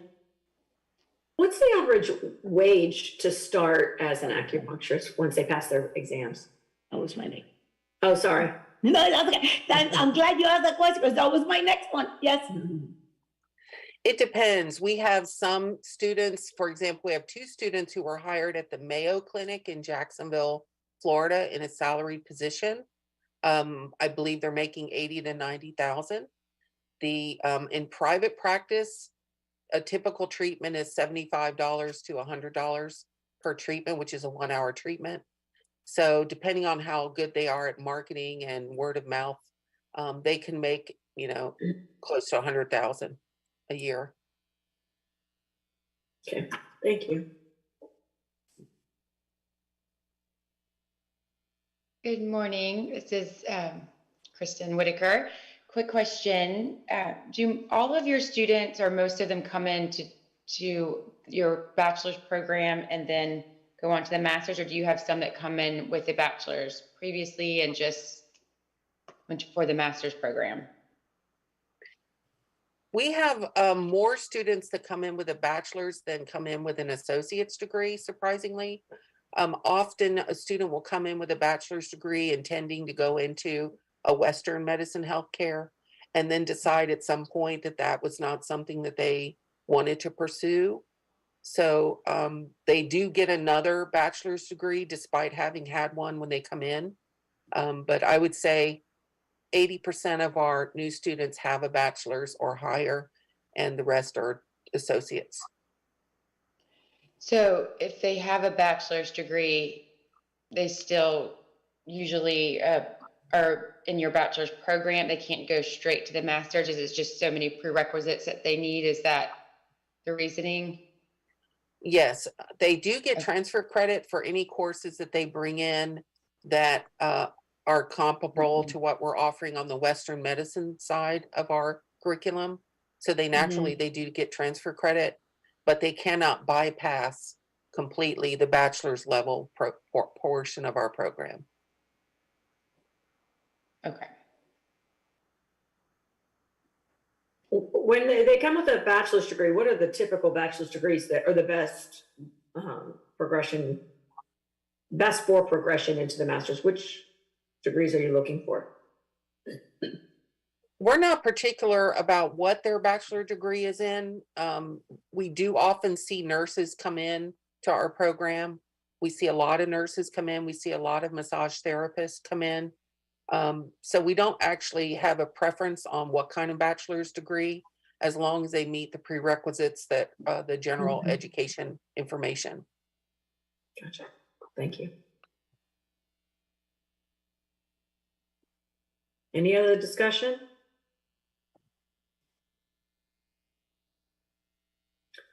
Hearing no further discussion, is there a motion to accept the staff recommendation? So moved. Second. Moved by Commissioner Taylor Ellis, second by Commissioner Marty. All in favor? Aye. Aye. Any opposed? The motion to accept staff recommendation is adopted. Grant the provisional license upon submission of approval from the Accreditation Commission for Acupuncture and Oriental Medicine for this campus. The executive director shall issue the provisional license when the contingency is timely fulfilled. The contingency must be fulfilled and all required materials received in the commission office within 90 days of the clerk's order. Upon issuance of the provisional license, grant approval of the hybrid synchronous delivery for the acupuncture and Oriental Medicine Masters and Health Sciences Bachelor's program. Congratulations. Thank you very much, Commissioner. Thank you. Thank you very much. Thank you. The next institution is Gladstone College of Nursing, Pompano Beach, number 10269. Staff recommendations have been provided. If you are here from that institution, please raise your digital hand, unmute yourself, and introduce yourself. Unmute and introduce yourself. It's also if the first person from that school can tell us how many people we're expecting. Okay, we're expecting three people. Okay. I'm Dr. Antonio Bazzi. I'm the president of Gladstone College of Nursing in Davie, Florida. This is David Greenberg. I'm the attorney for the applicant. And this is Charmaine Makani, Program Director of Gladstone College of Nursing. Good morning. Good morning. Commissioners, any questions, discussion?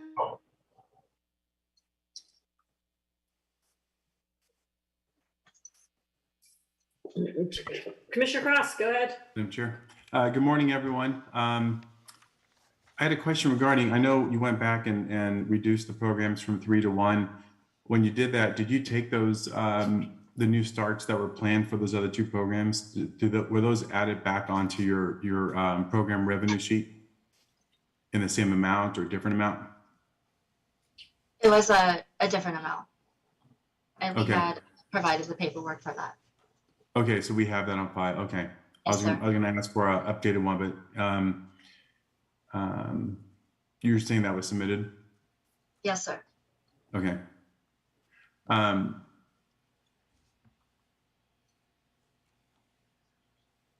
this may already be reflected, but same concern I had earlier today about advertising. What is your advertising plan? So our advertising plan is to use a lot of the social media, Facebook, Google Ads, Instagram.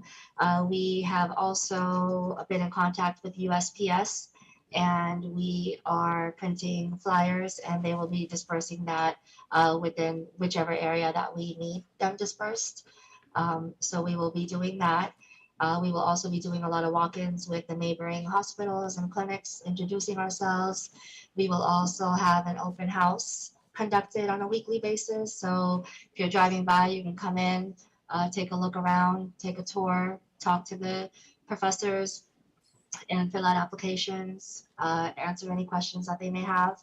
So we will go really, really heavy on marketing all day. And when you say that, unless this is updated in your new form, so apologize if it's already reflected, but it looks like there's $12,000 budgeted for advertising. Yes. Yes, correct. So that's that, and then just going back to what we talked earlier, if you were on the call earlier, that's a very minimal amount relative to the students that you're hoping to enroll.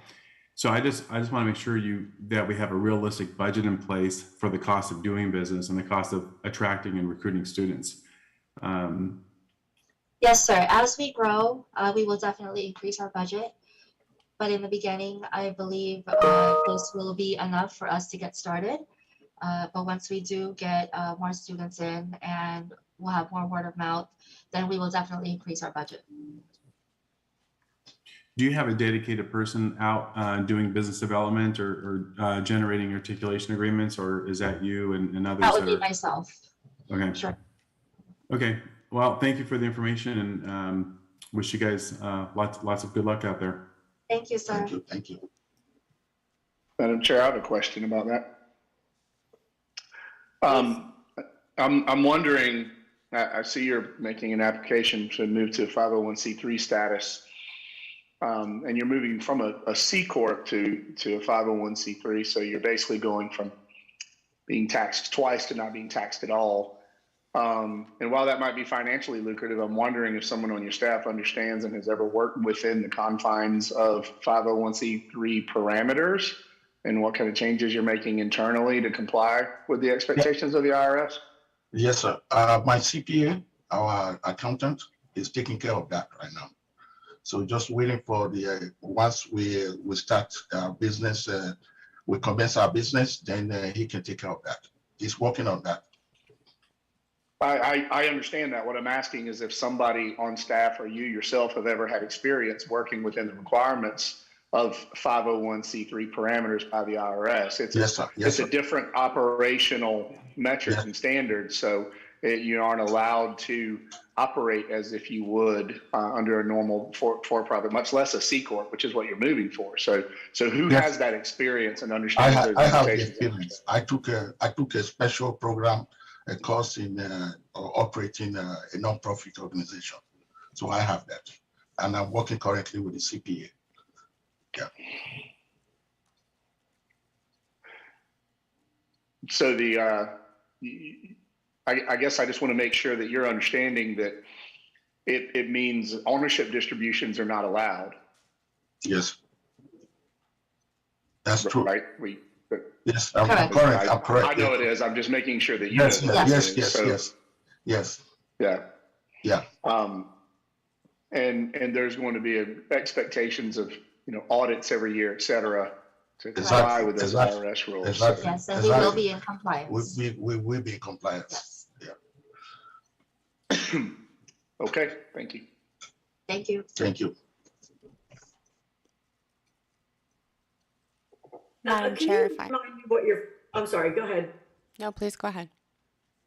I'm looking through the documents, and just tell me what your expected enrollment is, anticipated enrollment based on your financials. What are you looking, how many are you looking to enroll? Oh, I think we will start with 30 students, 30 students per semester. Yeah, and then we take it from there. So total of probably 90 students per year, 90 to 100.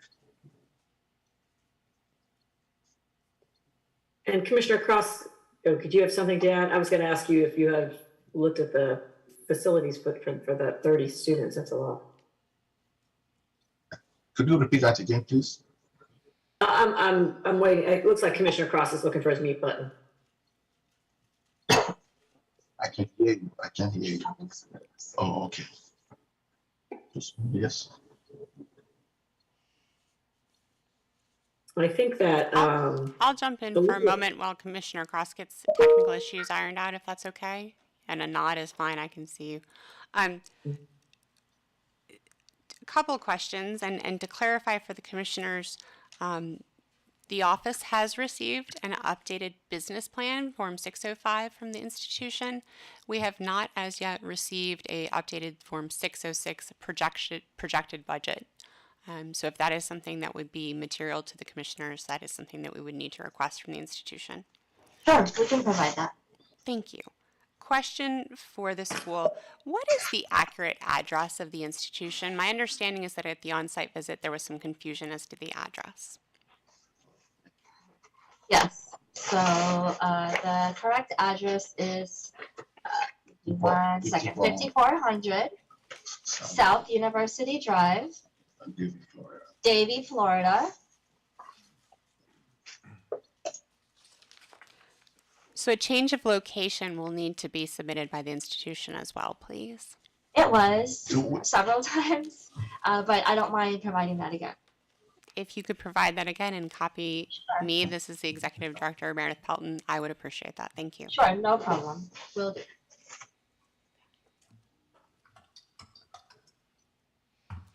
Hello, Dennis.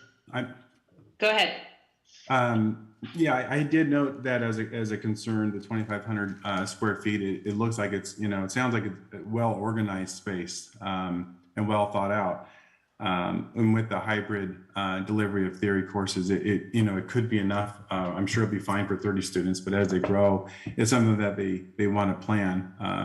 Yeah, I don't know if that's going to be comfortable for 90 students by the end of the first year. So it definitely is well thought out, and the starts are certainly planned out nicely and spaced out. So they'll have time for that, but I just don't know how long 2,500 will be, a good enough space for them as they grow. Yeah, as we grow, we're going to get a bigger space, buy a building, a bigger building, and that will take more students. Okay. I see in your catalog, and similar to what Commissioner Cross is looking at, I'm sure, 2,600 square feet, 2 administrative offices, et cetera. I see in there that there looks to be a nursing skills lab. Correct. That is all set up and purchased, because I don't see anything in the budget in regards to your budget from a facility standpoint. And equipment is lean. So is this all set up, ready to go? Yes, ma'am. Yes, ma'am. Okay, thank you.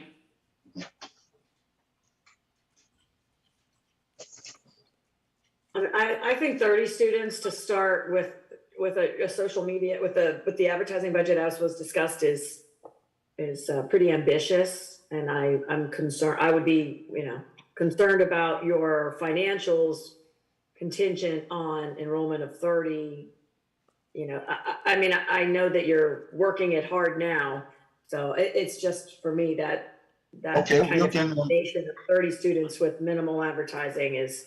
Okay, you can reduce it to 20 students then. 20. We can start with 20. Yeah. So your financials can support a smaller starting class. Yeah, we can start with 20.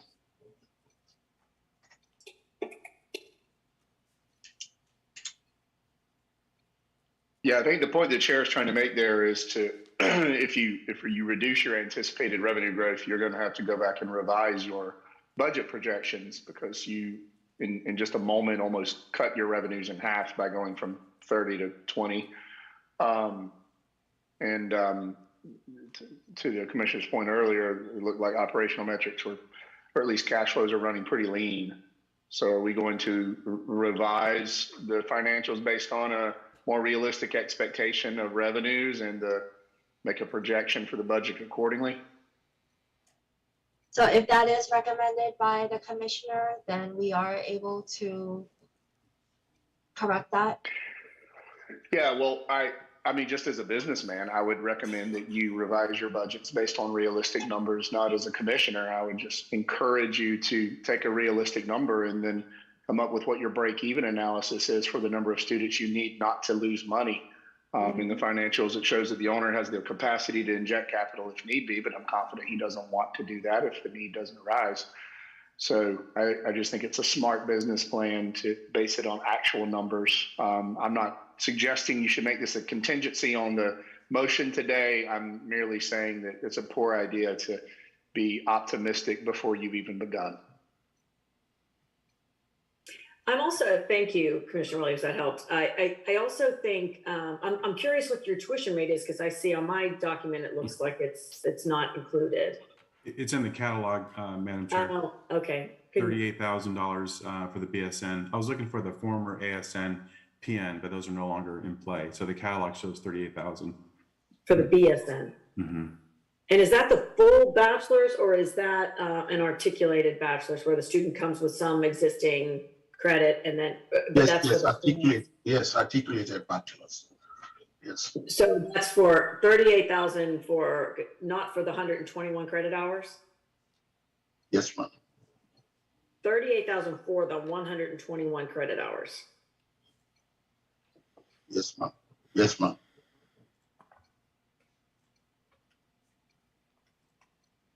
And, you know, I guess in the market, so this goes back again to the, how are you going to to the marketing? How are you differentiating yourself in this market of Pompano Beach, Davie, where you are as a nursing school for a bachelor's of nursing for $38,000? How are you positioning yourself for your target audience to select you? Well, again, we will be heavy on the marketing online. We will be visiting local schools, local hospitals, local clinics, word of mouth, a lot of open houses, and just a lot of online Google advertising, page pop-ups, and just being very active. Are you planning on having any kind of payment plan for these people? Yes, ma'am. Yes, ma'am. We also have tuition programs like the Veritas. They pay for students. They only start paying back after they graduate, so they can pay the whole tuition for them. So, okay, and that's one of them too. And they can also have their payment plan there. This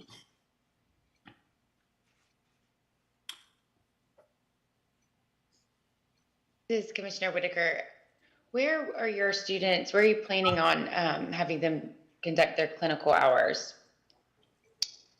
In the local hospitals and nursing homes and doctors' offices. Yes. Nursing homes, hospitals. So that's in our catalog, all the sites and all. It's stipulated or located in our catalog.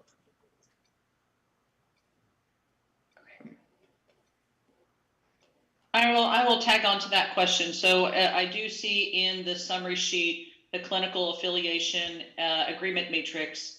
How will you, concerned of the distance for these locations, 16 miles, 31, 32, and 33, nothing nearby. You have to take them. Yeah. The students have to transport themselves to the clinical sites. Yeah, yes, ma'am. Do you expect that this will be I'm concerned of the distance, driving 30 up to 33 miles with a minimum of 16 for maternity nursing, but from a fundamentals, geriatrics, medical, surgical nursing, it's 33 miles away in Miramar to get to that location, and that feasibility of students to drive that distance. I don't live there, but I expect that 33 miles will be 45 minutes to an hour to get there each way. Are there options? Have you explored options as we look at these? Most schools have something within a mile, 2 miles, 5 miles, not 16 to 33. Have you looked at options for closer locations? Yes, ma'am. Yes, we are currently looking at options in getting in contract with local hospitals and local clinics. So upon grant of the licensure, we will be actively going to these places, introducing ourselves and meeting with the program directors there and letting them know about our institution and hopefully forming a contract so our students can participate in clinicals at their clinics. So that is definitely something that we're working on actively. I see that as a deterrent as a student looks at options in this area for the BSN degree. I see that as an obvious deterrent, and if not explained up front, could be perceived as a concern for a student that their practicum is that far away if you have not secured local practicum closer to the campus. I mean, I know that market very well, and it's tough to find clinicals. And you're right, it is. Any distance is a traffic challenge. You know, it's not just the miles; it's the struggle to get around. I want to go back to a question because I think I got two conflicting answers to my question regarding, so it's $38,000 for the 121 credit hours.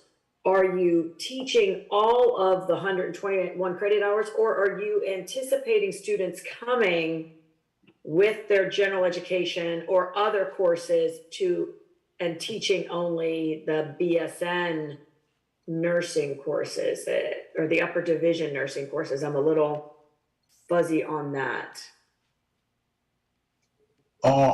We will, some students will come in with already the transfer credits. So we will accept credits from accredited schools and all. And then some we can teach the general classes. We can teach that also. But, okay, could I do a follow-up on that question? You're mentioning a complete price for the program. When somebody comes with 2 years course of college, do you have a per credit or any other way of charging them? And they won't have to pay the same as somebody that had to take all 4 years? No, if they already have their credits, they can pay up to $28,000. But if they don't have any of the credits, they can pay $38,000. So you don't consider paying by semester? It's like. Yes, ma'am. Yes, ma'am. They pay semester. They all pay by semester. By semester. But yes, do they have to sign up for the entire program and they owe the entire program, or they owe by semester? They owe by semester. Okay. Yes, ma'am. Be great if you could also, in your information to students, you put a price per credit hour, because it will be, you know, it would be easier for people for your own marketing. Yes, ma'am. Yes, ma'am. Yes, ma'am. Yes, ma'am. And I'm seeing in the catalog the RN bachelor's degree, the RN associate's degree, and the LPN diploma program, but you removed those two, correct? Yes. We have sent in the updated catalog, but I don't mind sending that again. And I'd leave that to the executive director if that's just not the updated information that was in our packet, but.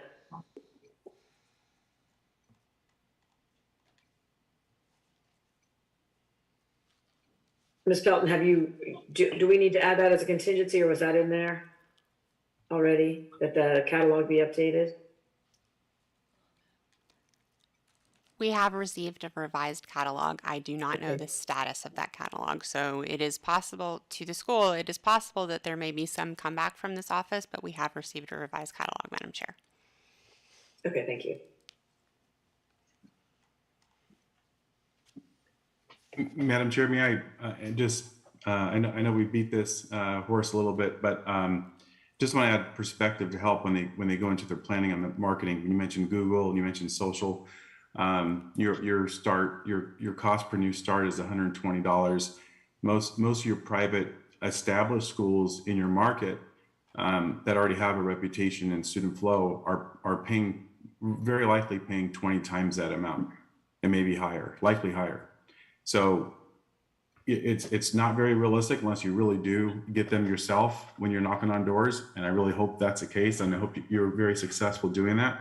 But from a financial perspective, I don't want you to not have this planned accordingly and find yourself in a position where, you know, as Commissioner Williams said earlier, you know, where you're in a financial position that's not favorable by the end of the year or middle of the year. So just in your planning, really think that through. It's a very low amount that you have planned in your advertising dollars. Okay, sir.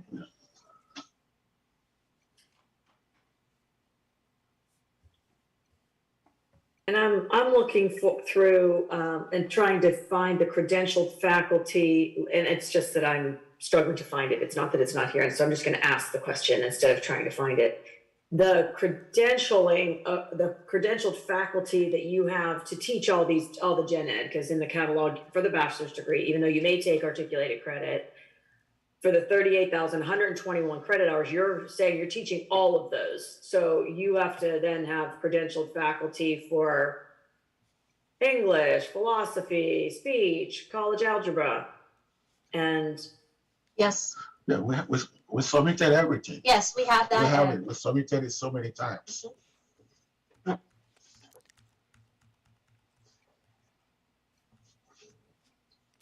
Ladies and gentlemen from the institutions, not if you here. could, if you could I'm not please saying it's remember that these agendas are compiled weeks or even months in advance of these commission meetings. So sometimes the commissioners do not have things that you sent to our office this week or last week or even the week before that.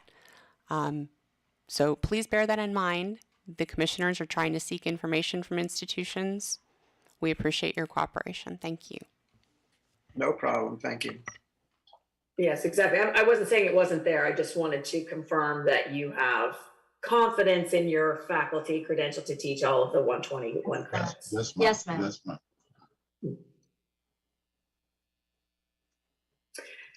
All right, any other discussion?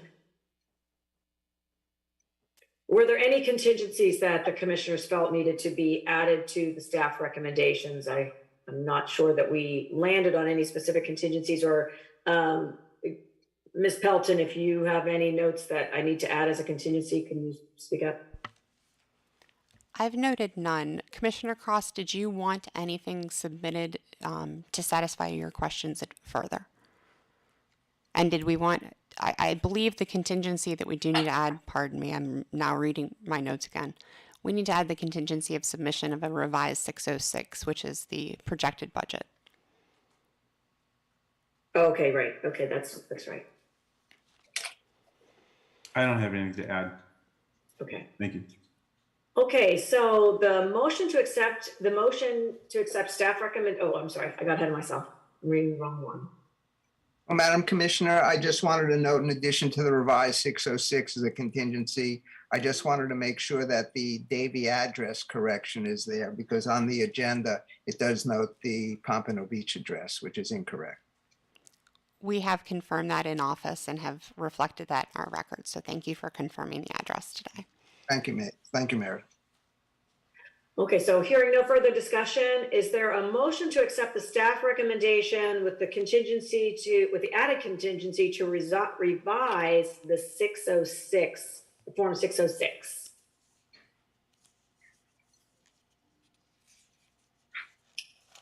So move, Whitaker. Second, Taylor Ellis. All those in favor? Aye. Aye. Any opposed? The motion to accept staff recommendations with the added contingency is adopted. We will grant the provisional license upon the following contingencies being met. Submission of an updated faculty listing form to include faculty for all courses in accordance with Rule 2.004 from the Florida Administrative Code. Submission of completed instructional and administrative personnel forms with supporting credentials for all newly hired faculty that will be teaching the program that demonstrates compliance with rule.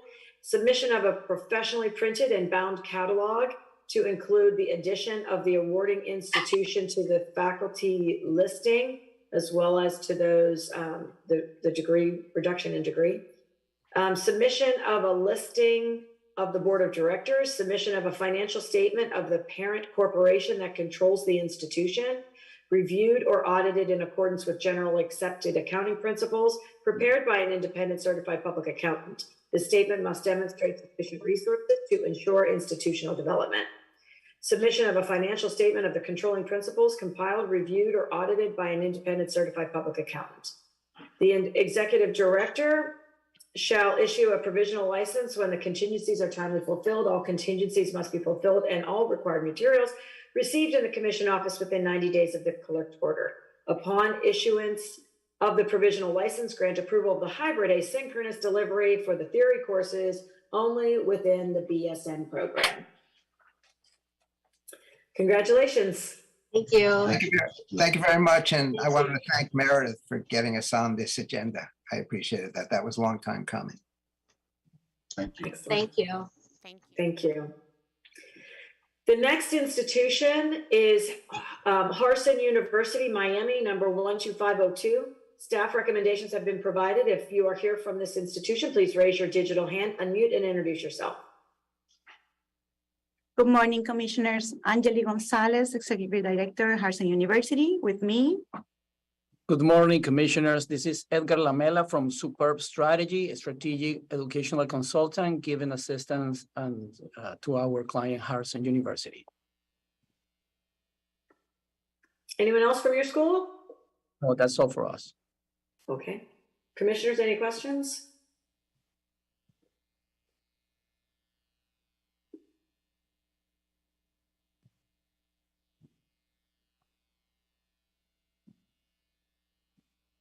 I do. This is Commissioner Taylor Ellis.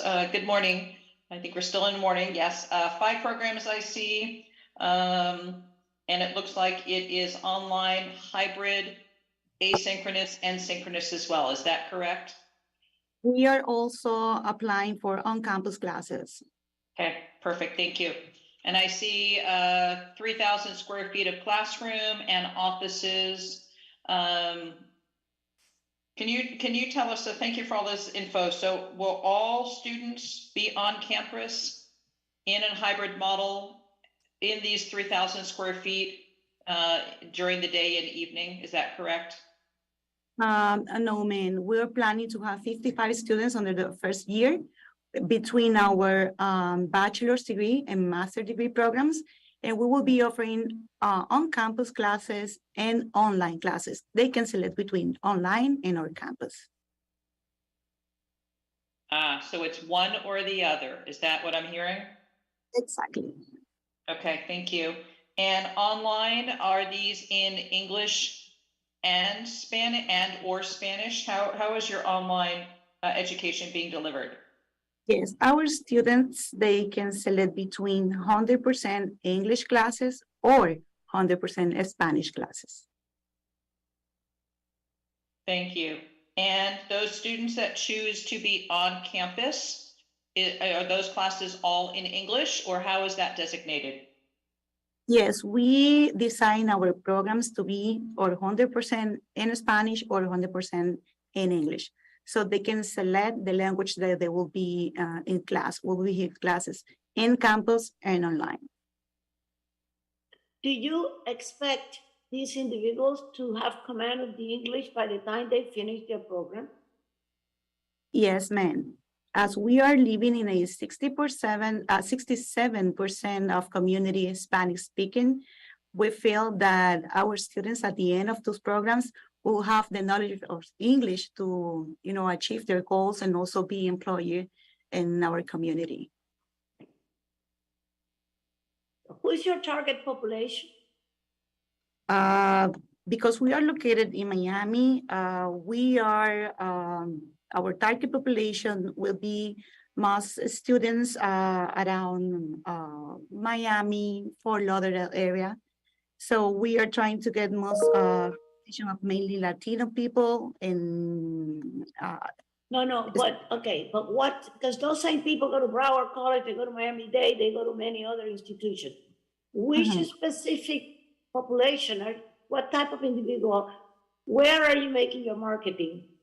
I know Miami is a very large area, but are you targeting, what are you doing to get students? Yes, our marketing, our target area, I would say, is most students from Miami-Dade County with possible mainly Latino. Also students for the areas of Fort Lauderdale and the Broward County metro area of Miami and Fort Lauderdale area. That didn't answer my question. I think the question is though, so that's all of Miami-Dade and Broward, right? Yeah. So it's the 67% of the community that's Spanish speaking. So what's unique about the students that you're looking for? Correct. Oh, God, now I understand the question. I mean, we have made a very deep research and taking into consideration the requirements about employers and the most demands position. So we're trying to get the students that are mostly Latin, Hispanic speaking, bilingual students and new graduates looking for continue their education. high school graduates? Are you going to be targeting 4 and 12 graders? Who are you really targeting? High school graduates, and also because we are offering 3 master's degree, we'll be targeting new graduates from the different bachelor's degree programs.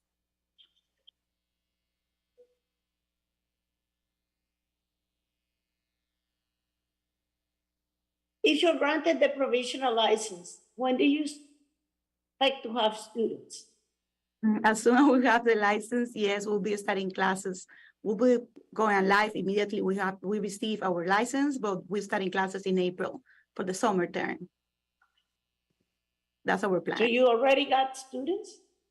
Not yet, ma'am.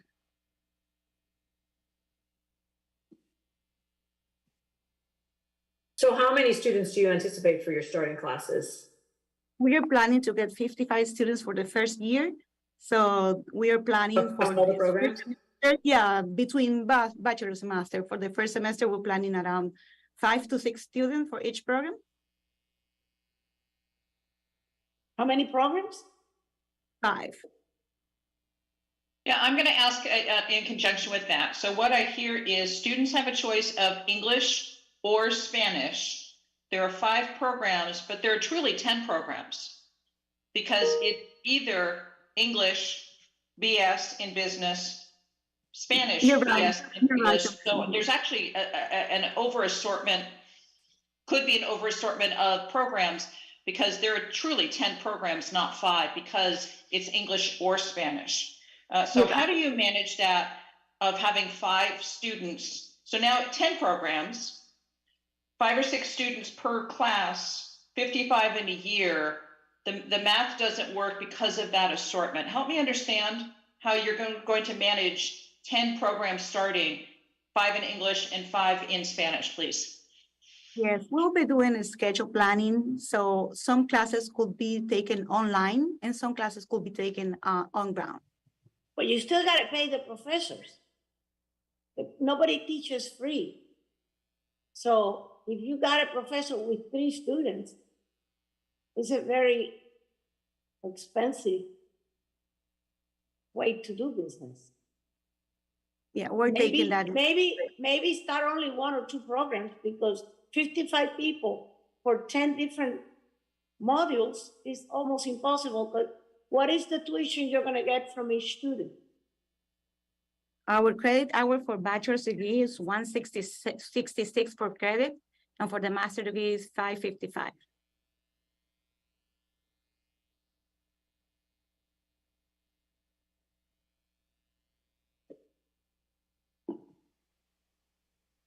Do you have capital to sustain this? I don't think we allowed her to answer the question that Commissioner Taylor Ellis asked. Okay. Is to how is she scheduling? I think that let's allow her to answer the question is how do you schedule those students across 10 programs when some want Spanish, some want English? Yes, at the beginning, we're planning to start doing our programs full English classes. And then we're going to plan our Spanish teachers classes. So we're gonna do a schedule which classes will be online and which classes will be on campus. So we can design the programs that will have more demands. And that's what the program that will be starting, taking more classes on. We're planning to help students to select the classes that they have to take in order to have them in the same classes together. So it will be a lockstep model. A student enrolls in the Bachelor's for Business Administration. It's semester based. They will all be in the same classes together. If a student for some reason needs to drop due to life happens, they will have to withdraw or be on a leave of absence until that class starts again, which could be a year from now. Is that in the planning? Yes, we take that into consideration too.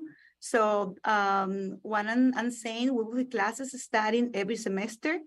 So what we plan is that the students can go into the class every semester. If they drop in one semester, they have the opportunity to bring in the class in the next semester.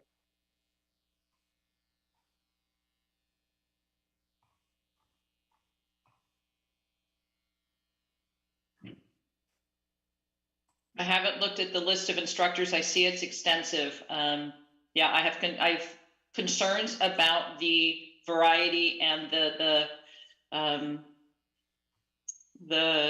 10 programs and the complexity of a student. If they're in a math class and they drop one semester, is that math class going to be available? And can they continue their education, their program, without having an extended leave of absence because that one course is not available because there's so few students, and the assortment is great. It's a concern. I understand. Most of the classes that they will take is not a pre-requirement of the next one.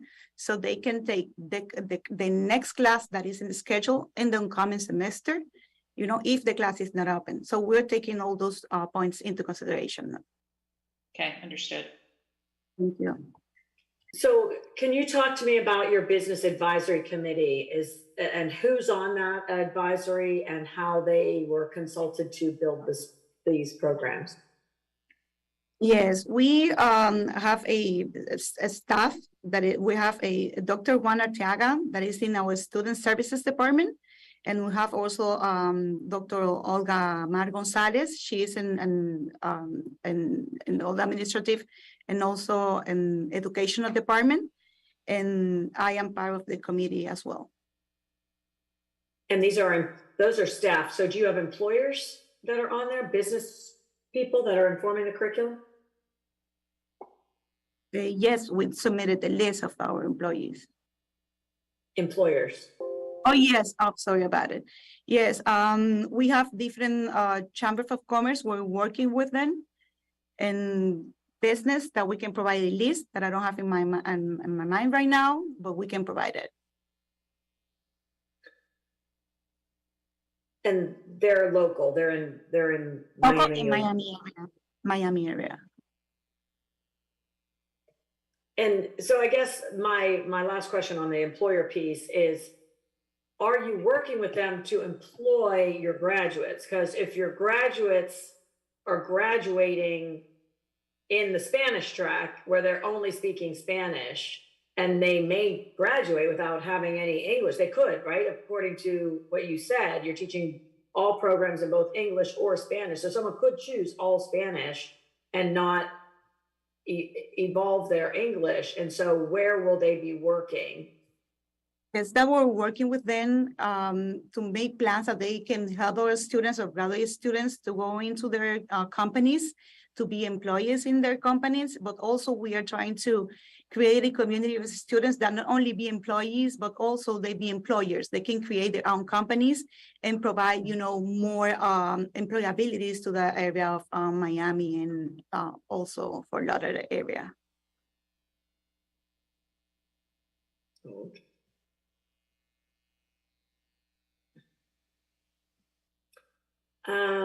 Any other discussion, or Commissioner Taylor Ellis, is there any contingency that or maybe we defer to Executive Director Pelton to help us think of through what would be any other contingency that around your expressed concern? Yeah, I would like to hear from Executive Director Pelton in that regard. Concern of over assortment, launching all at once. As Commissioner Marty said, and we all live in this world, you have 2 or 3 students in this and there's an over assortment and not enough students to support the financials with an instructor or a professor. It's financially not sound. So I welcome guidance on that of a recommendation and or a metered approach for launching. Because there's concern. It could work, but I have concern whether it will work, and that puts risk to our students. So before I defer to legal, Mr. Richmond, does the school understand the concern? We understand. Okay. Mr. Richmond, it sounds to me like we could do a contingency for a revised business plan, or we may want to do a 90-day waiver. Can you explain our options, please? Right. I was going to explain the 90-day waiver first. This could be a circumstance where the school can work with its program specialist and commission staff generally to develop a business plan that would address the concerns that they've heard today from the members. In order to provide time to do that, an additional 90 days would probably be, an additional time period would be required. The school has a right under Florida law to have an application heard and decided upon by the commission within 90 days of the receipt of a complete application. So in order to provide that additional time, we would need the institution to waive that right to have it heard and decided upon by the commission. If the institution is willing to do that at this time, that's probably the most direct and effective way, I think, to address this situation. So just to clarify, the school would waive their 90-day licensure period. They would work with staff, and we would bring it back to the commission, hopefully by the March meeting, at the March meeting. Correct, and we would need the school to affirmatively waive that on the record. So if the school would like to pursue that aspect, as opposed to having the decision rendered today, given the concerns of the commission, that may or may not be beneficial to you at this point. So you may want to consider waiving your 90 days.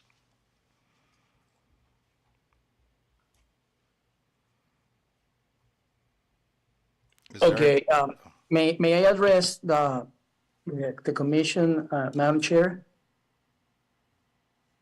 Please, yes.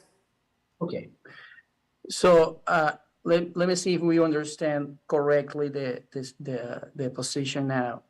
So the main concern is about having programs in English and in Spanish, which kind of duplicates the number of real programs, right?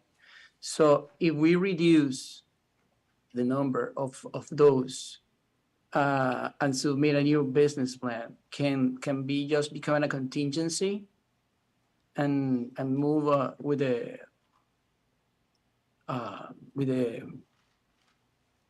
provisional license upon the contingency and result?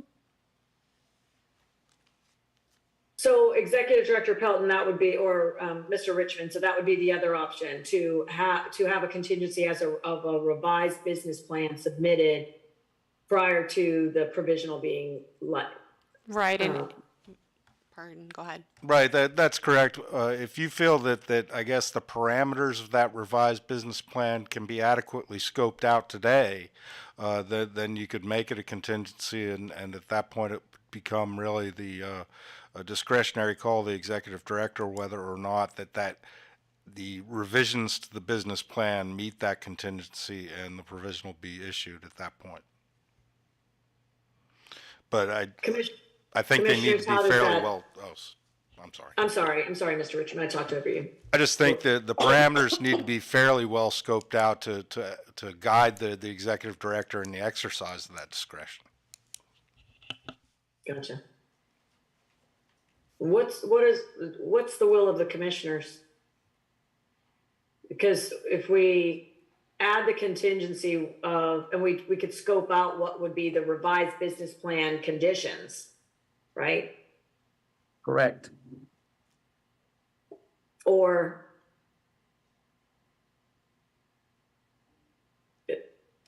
if I may. Is it correct that the school is not willing to waive the 90-day period? Is that what I'm understanding from the institution? Pardon me, Commissioner Stefano. Correct.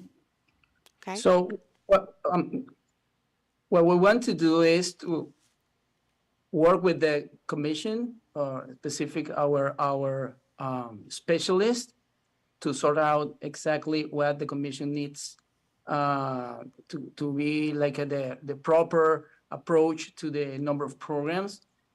That, of course, with the implications in the budget, and then move forward with the granting of the license. That's what we are trying to accomplish. okay, Commissioner Stefano? So it seems to me that it would be helpful for us to parse out the actual issue at hand in order to communicate that more effectively. It appears that there's several layers to this, and I'll provide just a revised articulation of what we're struggling with and something for the institution to think about. First, I think that it's a matter of properly itemizing the number of programs, understanding that even if the same degree is awarded, if you're going to have an English track and a Spanish track, then that has different demands for preparation. Those will have distinguished student pools and workflows. And so it's important for your business plan to reflect that variety. Given that variety, here's the second point now, it's important that your business plan reflects sufficient viability and feasibility to sustain whatever variety you have proposed. So I think that that's an articulation of what we're expecting. With that in mind, I'll move on to the third point, which is not an articulation of what we're expecting, but something for you to consider. You may consider doing this in a staggered fashion so that you could develop it in one language, whichever one has the most urgent or best possible recruitment pool in let's say, or that you most feasibly have the resources for in order to develop it efficiently, and then leave a gap for those materials to be effectively translated and rendered in the other language, and so have a staggered start date where you can optimize the resources that you've invested in starting it in one language for the development of the second language, presuming that you still have the ability to sustain that within your budget and resources. Thank you. I would like to consider exactly that. That was my internal thinking while we were exactly discussing this topic. Being the area, the main area of impact, which is Miami-Dade, and 67% of the population is speaking Spanish as a native language. We can, I think, with the language that makes the most sense will be Spanish for starters, and then we can, in a staggered fashion, to English. And you would have to play that all the way out, though, too, to recognize that we'll also be looking at performance outcomes that include job placement for your graduates. So if they're only speaking Spanish and they haven't, and then their degrees in Spanish, so you'd have to have outcomes for placement for employers that will take an only Spanish-speaking individual. So that's because that then becomes a performance issue for you down the road. So that's just the balance that you're going to have to play. So, commissioners, if I may, the contingency that I would recommend is the submission of a revised business plan, Form 605, and budget, Form 606, to reflect a staggered or metered approach to addition of programs, including a plan for the collection of data around each program as it is added. Okay. Go ahead. I just think it's important in that stipulation to articulate that language differentiation needs to be enumerated or explicitly contained, not just the program. Absolutely. We understand that. Mm-hmm. Exactly, to that point, it's not 5 programs, it's actually 20. It's online and on campus for English. It's online and on campus for Spanish. And my math was wrong when I initially did it. It's 20 distinct programs that need to be determined in the business plan because they don't mix. It's not hybrid. So just adding commentary to that. Thank you.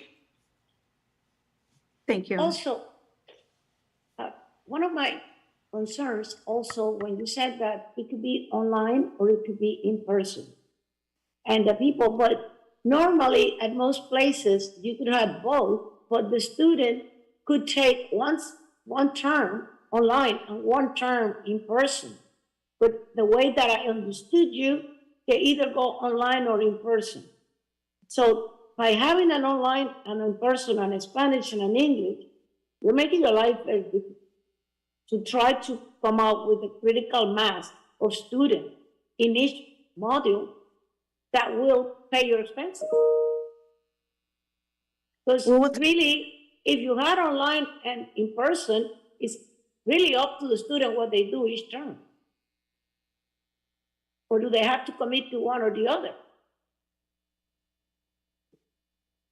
You're right. We're going to take Mr. Stefano suggestions and observations, and we'll take that in place.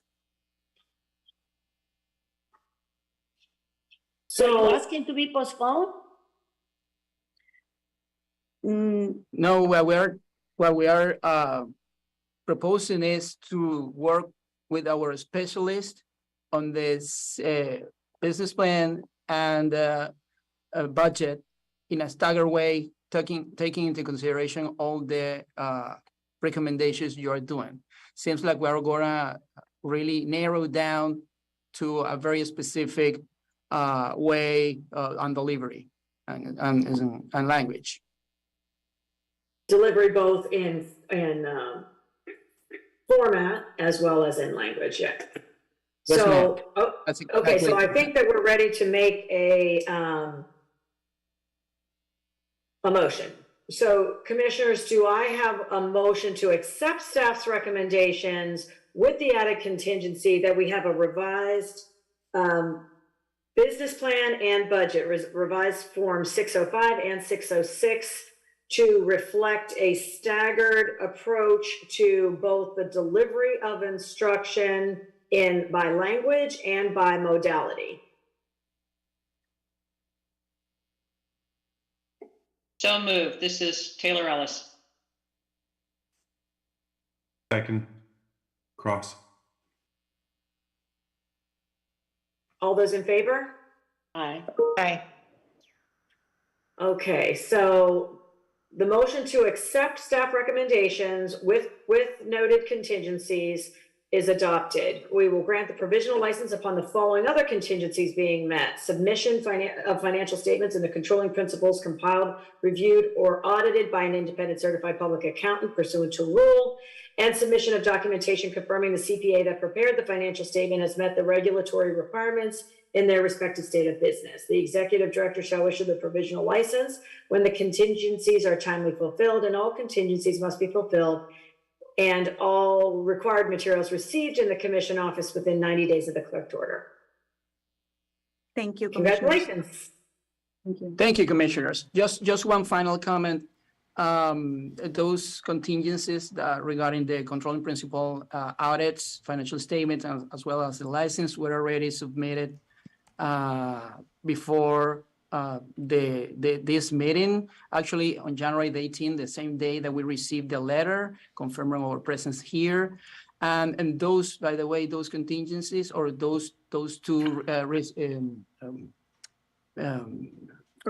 observations were already there in the file since July 19 last year. So we just resended again those in the very same day that we received that letter.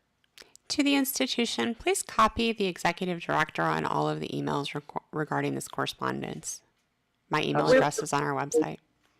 We will. Thank you. We will, ma'am. Thank you. Thank you so much. Thank you. Okay, the next institution is NCLEX College, Orlando, number 11493. Staff recommendations have been provided. If you are here from that institution, please raise your digital hand, unmute, and introduce yourself. Meredith, I'm sorry, I'm getting faster, I think, instead of slower for the recording. You're okay. Hello, I'm Ron Spiener. I am the Director of Online Education. Sharif Grizzle, Chief Technology Officer for NCLEX College. Hi, I'm Cornelia Crum. I'm the Director of Campus. Hi, Dr. Michael Miller. I am the Advisor to Medical Education. and hybrid specialties. Okay. Commissioners, any questions? Discussion? I think we're actually missing one. Hi, can you hear me? Yes, go ahead, sorry. Oh, sorry. I'm Cornelia Crum. I'm the director of the campus. Sorry about that. No problem. We can't see who's all there, sorry. So, I just start going, so. Commissioners, any discussion? I have a quick question. If there is a trademark issue with the name and that name is to be changed, is that going to be considered a substantive change in the future? And are we setting ourselves up for an additional submission once that name is selected?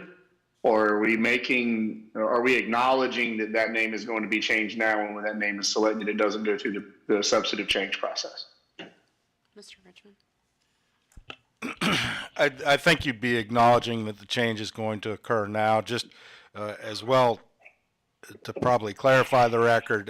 In addition to it being a trademarked item, that leads to the potential to mislead students, which implicates the first standard that's within the commission's jurisdiction. So, but I do think that it wouldn't be a substantive change in the future. Just be a matter as a contingency. The new name would have to be selected and the applications modified to reflect that new name. Thank you. I was just trying to avoid redundancy. Would the name be changed before the first student starts? Yes, it'd be changed before the license was issued. Okay. Does the school have a plan for the name change? What is your thoughts on that? After receiving the staff recommendation, we actually consulted with a trademark and intellectual property lawyer, 3 of them actually, and they're in agreement with you guys that there is some form of infringement. So what we did the next day was file documents with the state for the name change, and that's already in progress, and we should have that within the next 14 days. And what's your intended name change? Name to be? North Palm College of Nursing. North Palm? Yes.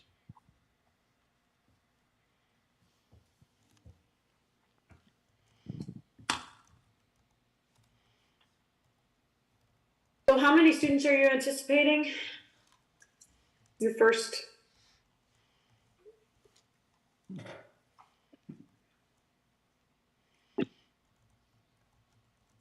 Hello? Go ahead, Sharif.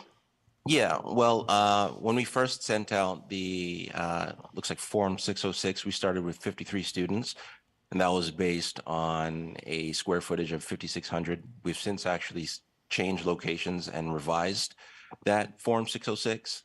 So the initial assumptions were based on 53 students, I believe, and we've revised that downwards and have submitted that to you guys. I don't know if you have it on file yet, but we've submitted that.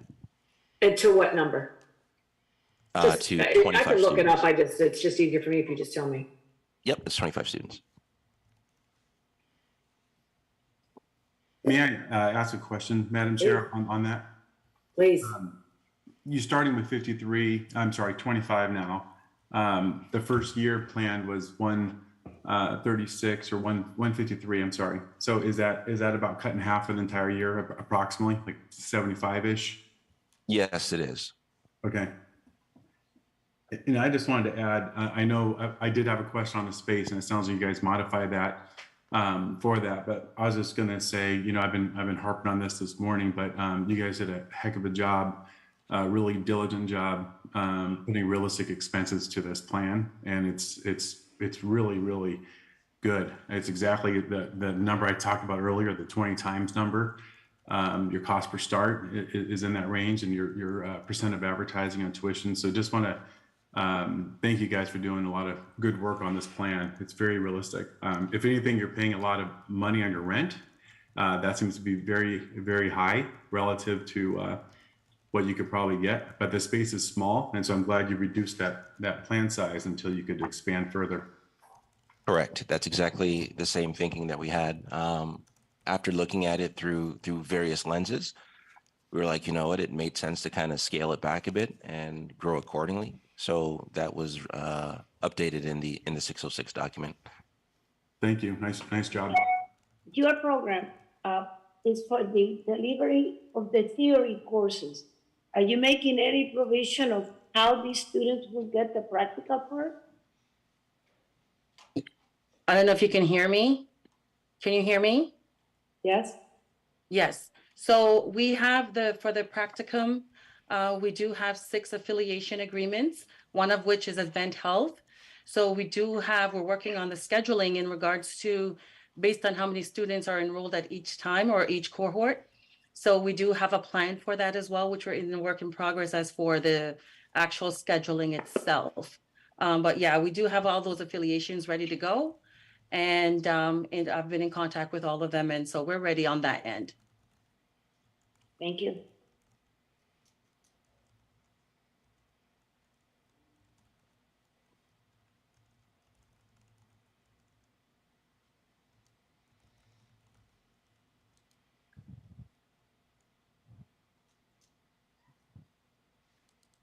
Any other discussion, commissioners?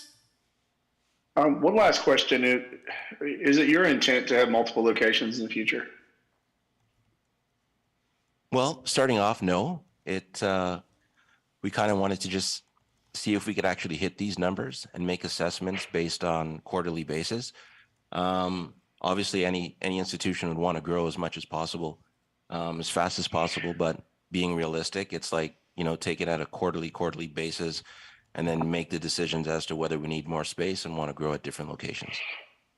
Yeah, well, I like your measured approach, and kudos to you for that. I don't have that level of patience, so I wish I did. I only ask that because when you're in the rebranding process, as you're going through the different name, I didn't know if North Palm was going to limit you in some capacity for brand recognition if you decided to grow beyond that graphic area. So it's immaterial if that's the name you want to keep there. I just thought I'd bring it up. Thank you.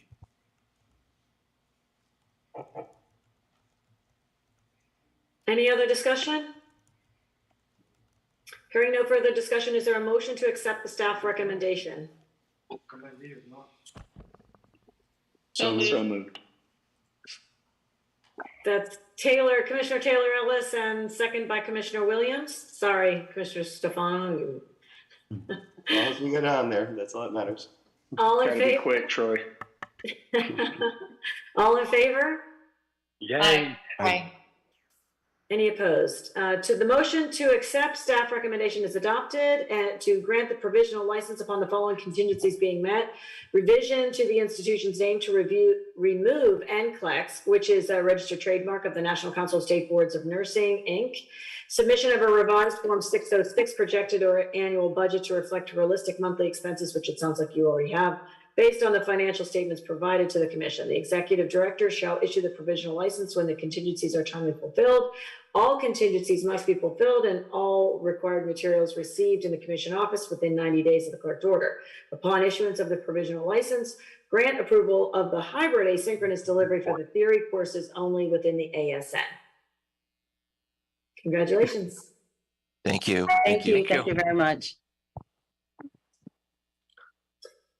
Okay, I'm trying to get through this section, folks, and then we'll take a break. How about that? Is that agreed upon? Yes. Yes. I think nods. Okay. The next, I think I scrolled too far to see where we're at. The next institution is Sabal University, Miami, number 11494. Staff recommendations have been provided. If you are here from that institution, please raise your digital hand, unmute, and introduce yourself.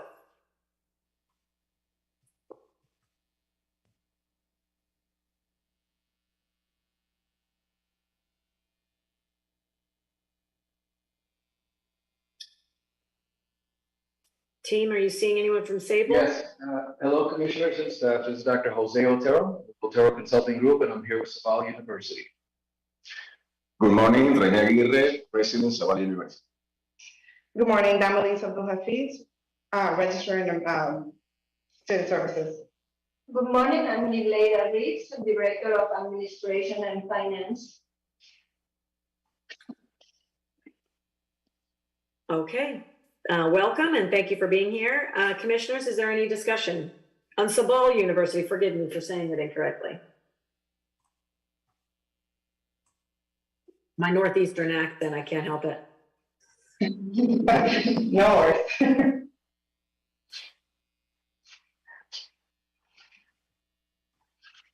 Well, I'll start by asking you to give me a rundown on how you came to collaborate with the employer community for your curriculum development and the programs that you're offering. Then tell me about your advisory committee.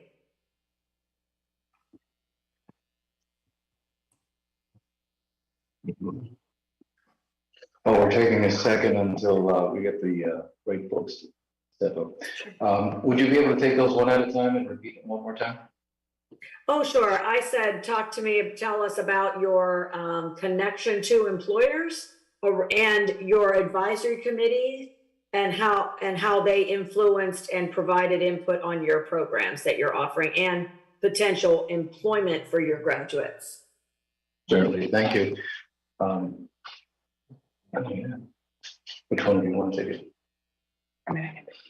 Curriculum development and your employer connections. Talk about that. All right, all right. Somebody here got microphone shy, and it's going to fill a minute. We were part of that, and then you can take it as you start to breathe again and relax a minute. The curriculum was designed with a committee with Dr. Renee, who's here presently. His work, actually, you can Google him. He's very well known for putting out several books in relations to getting folks out to the workforce through appropriate training and what he calls the reverse model, starting from the student needs in the employment zone and then working backwards with various folks. Would you be able to elaborate on that? It's okay. It's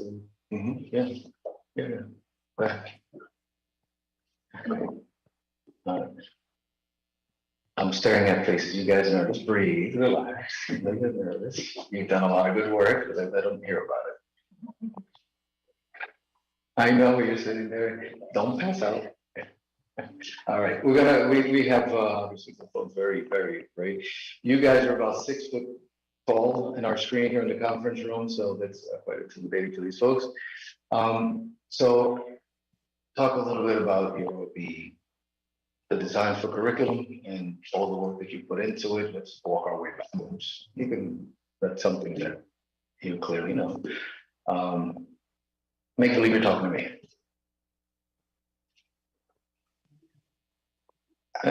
Yeah, that's all right. This is usually when I'm up on the podium and rubbing their arm. Maybe it'll help if I channel this into a more specific question that isn't open-ended, and that might be able to warm up the responses a bit. So in the design for the curriculum, I mean, I understand that you use the resources of someone who was, I guess, informed with market trends and implemented an approach that suggests you should start with mending the gap between market or sector needs and gaps in talent among students and trying to merge that together. Were there any specific conversation partners or partnerships developed from employers in your target markets that help to provide insight into the sort of skills and abilities that you're trying to form in your students? Let's talk about the conversations that were had with the other folks, and as far as with the students in mind and and the jobs and the outcomes for me. And I need somebody, one of you guys needs to be able to explain this part. Yeah. You know, our in mind of putting out all these curriculums together with the students first. So we designed the program and the delivery method, thinking, of course, of the students. You know, looking at businesses and new technology. You know, we wanted to have programs that were new disciplines and we're bringing, you know, professionals to to obviously the state of Florida.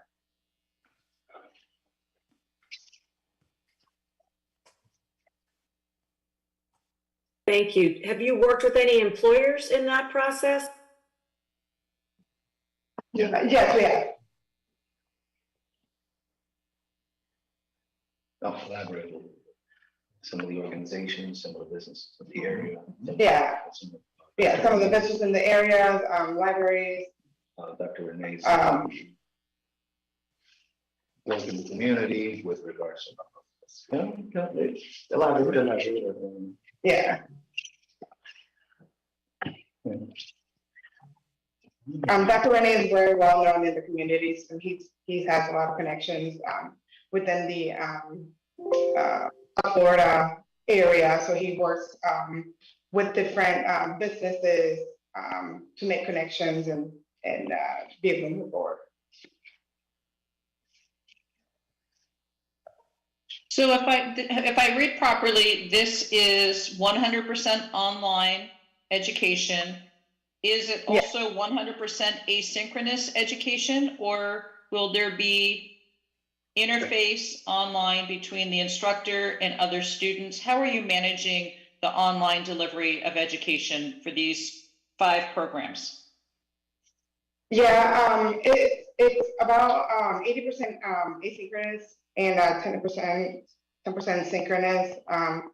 Meaning, we'll have the instructors and students in the course will engage with, in the contents at different times. And then about 10% of that would be, chats via, Microsoft Teams, video conferences. So yeah, it'll be, the majority of it would be asynchronous. Thank you. And if I read the catalog, it says that the programs are offered in Spanish and English. How are you managing that? And do all students enrolled have to be fluent in English, or how are you managing that with 2 languages?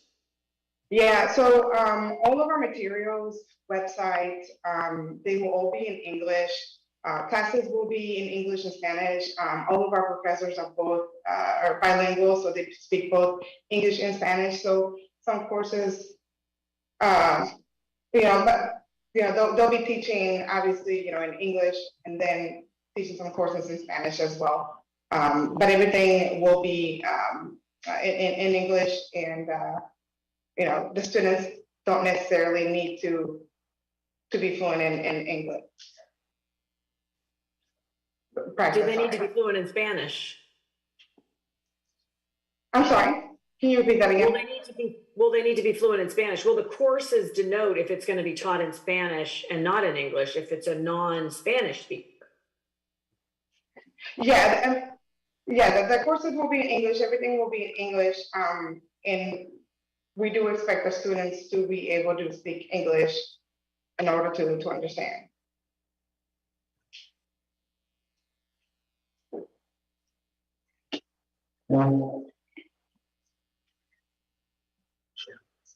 I recommend a change in the catalog in that regard. If a student is enrolling and it says that the programs are offered in Spanish, but the primary language is English, I could absolutely see confusion with that students enrolling expecting to be in a pure Spanish program, but I'm not hearing that that's the case. So that's a concern for me right there in that regard.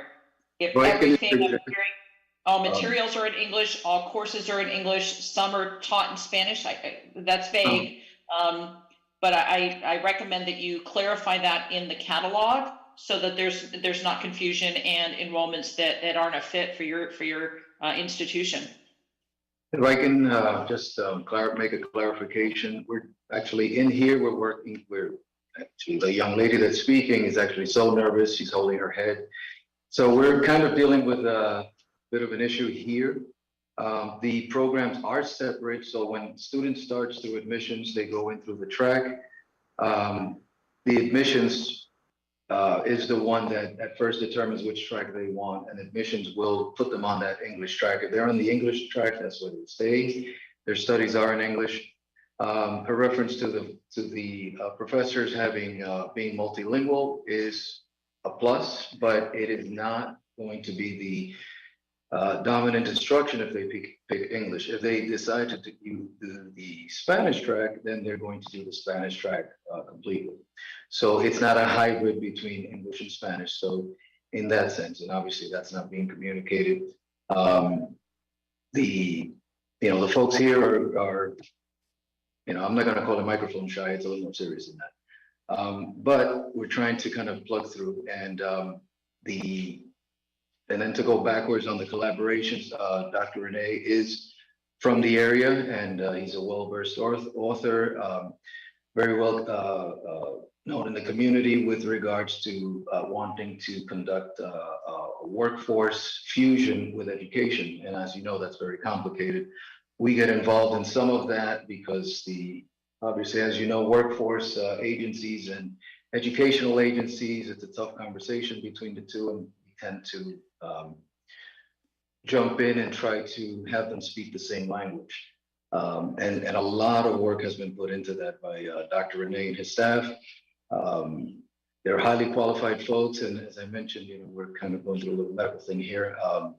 She's very nervous and tending to that. However, I will respond if they want to jump in, they'll jump in. Just to give you the actual facts, I don't want a nervous person to be able to portray the school for what it's not. Again, highly credentialed folks here, and just for some reason they're reacting adversely right now. I don't know if you were on the call with the prior submission, two actually ago, so you may not have heard.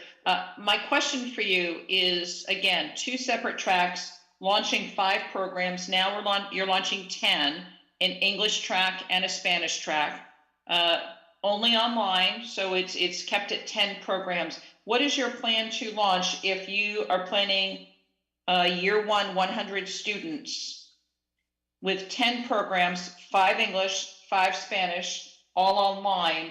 How do you plan to manage that? Is a 10 student on average per course for the first year?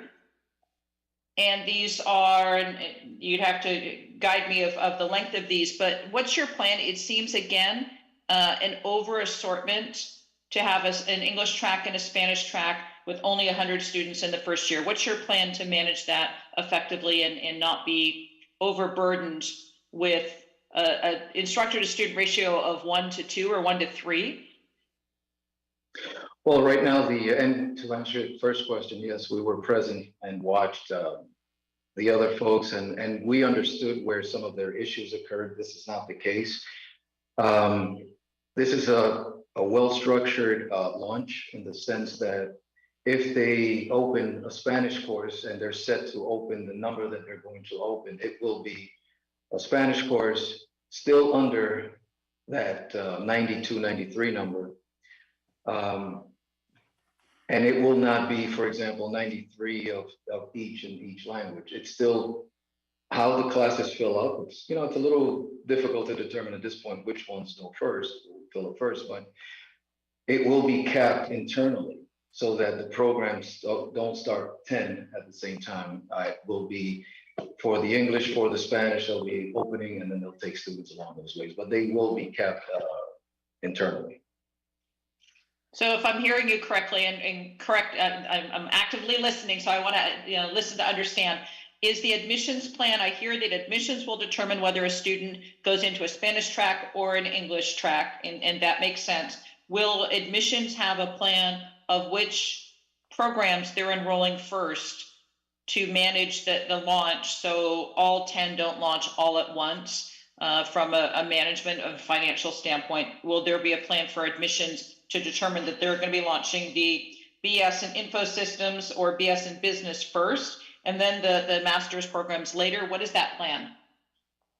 Well, we actually discussed that extensively because it's very easy for each department to start thinking autonomously. And in this particular situation, it was described very clearly that the admissions would be in tune also with registrar and also with the administrators, that there is a cap for each of the programs. And If it turns out that it's 60-40, it's still 60-40. It's not going to be allowed to go beyond that. There's a couple of legs to that, and one is that they are trying to enter their second year with placeholders for accreditation, and they know the data can't be skewed, and it's got to be consistent, and it's got to be reliable. And as researchers, their focus is to be able to pull that student data and then take direction for year two. But no matter how many models we ran, it is almost impossible to determine based on their location the language of the folks that are going to be applying at that time.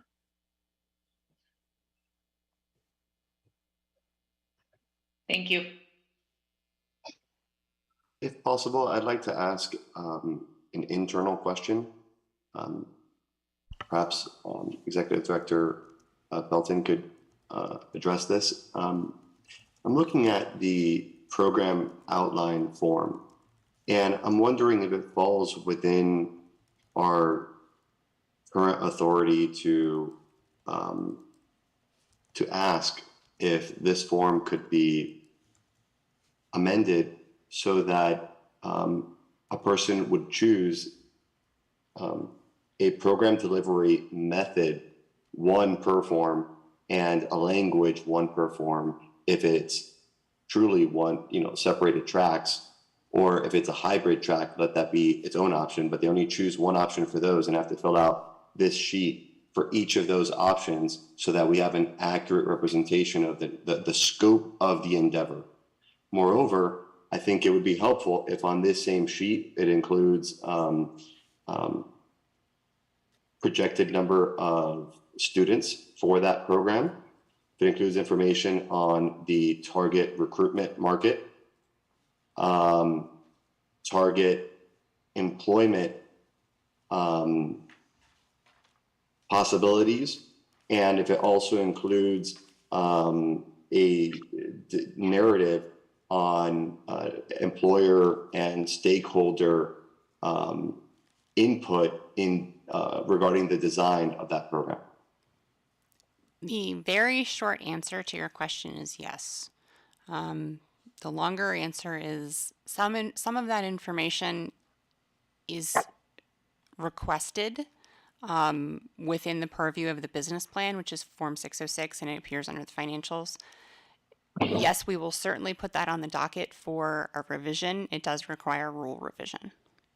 Okay. Well, and I know it's in the business plan, but my understanding is that in the business plan, it's aggregated across the various programs, as opposed to having them specify each of those parameters for by program. Each program. Certainly. And I've noted that, and we will we can further discuss that at today's Rules Committee meeting and bring it up in future rule revision. Thank you.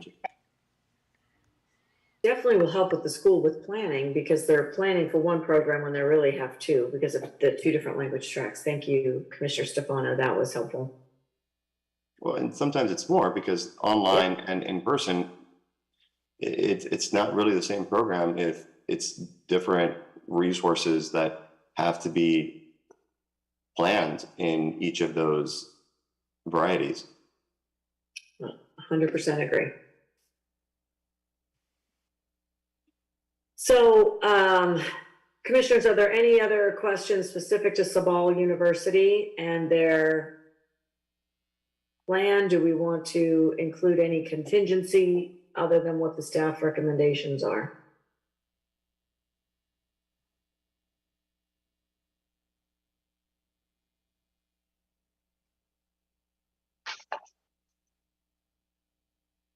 Commissioner Taylor Ellis, are you satisfied that what they have will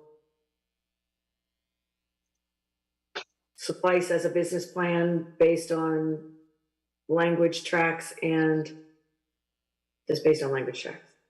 I am. This is not as complicated, and we will meter it. We will monitor it. Yep. Okay, hearing no other discussion,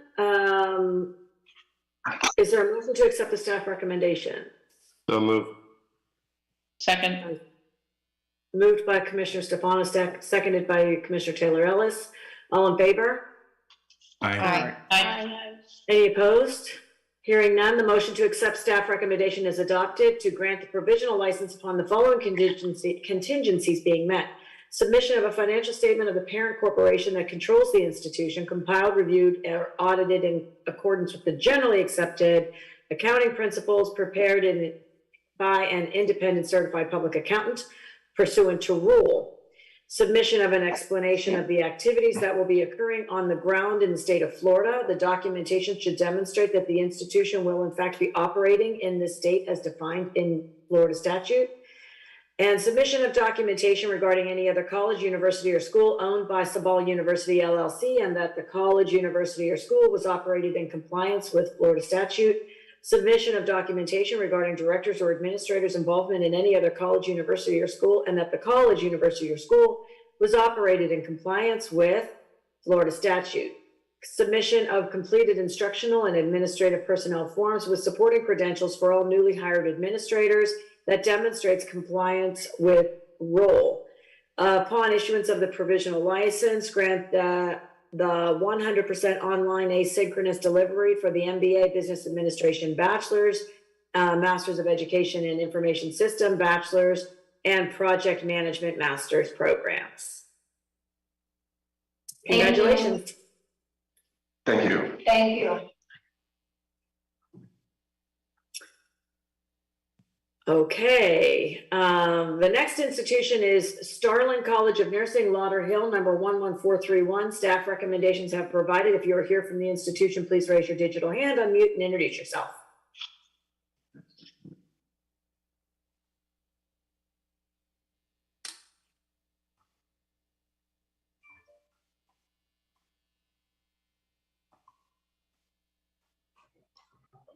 Did you raise your hand? Yeah. Could you hear me? Can you hear Yes, me? we can. Okay. Good afternoon. This is Dr. Arlene Grant. I am the founder of Starling College of Nursing in Lauderhill, Florida. Hello, I am Dr. Romaine Martin. I'm the provost. And I'm Grace Grant Brown, the CFO. We have 3 people on the line today. Okay, great. Thank you for telling me. Okay. I appreciate that. It helps because I don't know that you all know that we can't see you all either. So. And we're disappointed in that. We got I all know. It's just a condition of the webinar. So sorry about that. Yes, I appreciate y'all being here and welcome. So we'll begin with any questions or discussion from the commissioners or.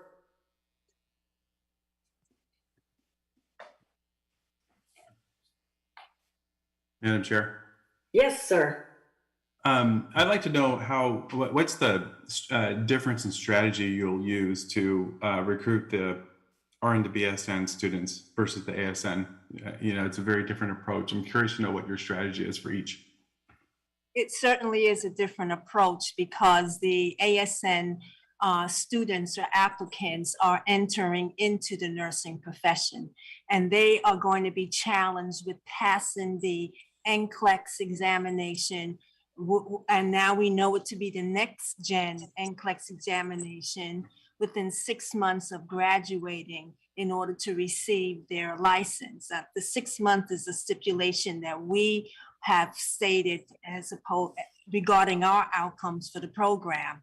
So they have to learn a lot of the technicalities regarding nursing practice.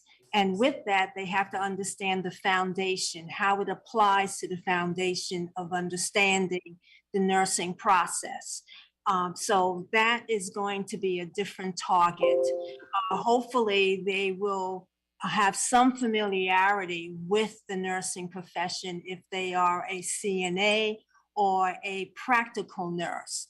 But the stress and the requirements for the program are going to be looking at their ability to pass that NCLEX examination when they graduate.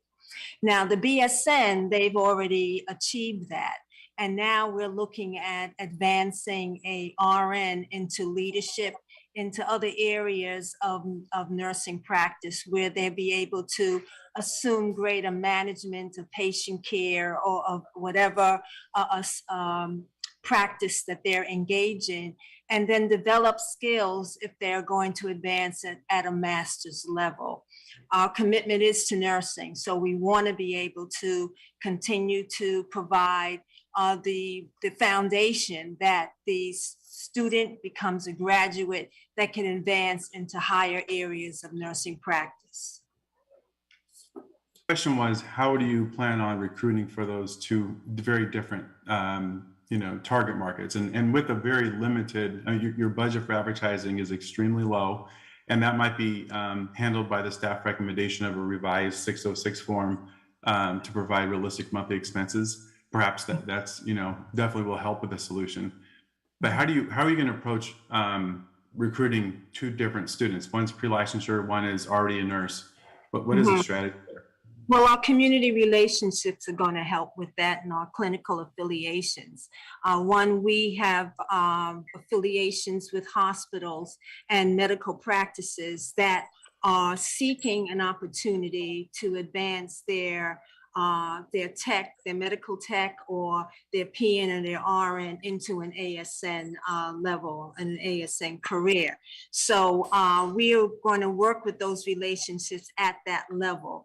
One of the things that we feel strong about are those partnerships and those relationships that we have.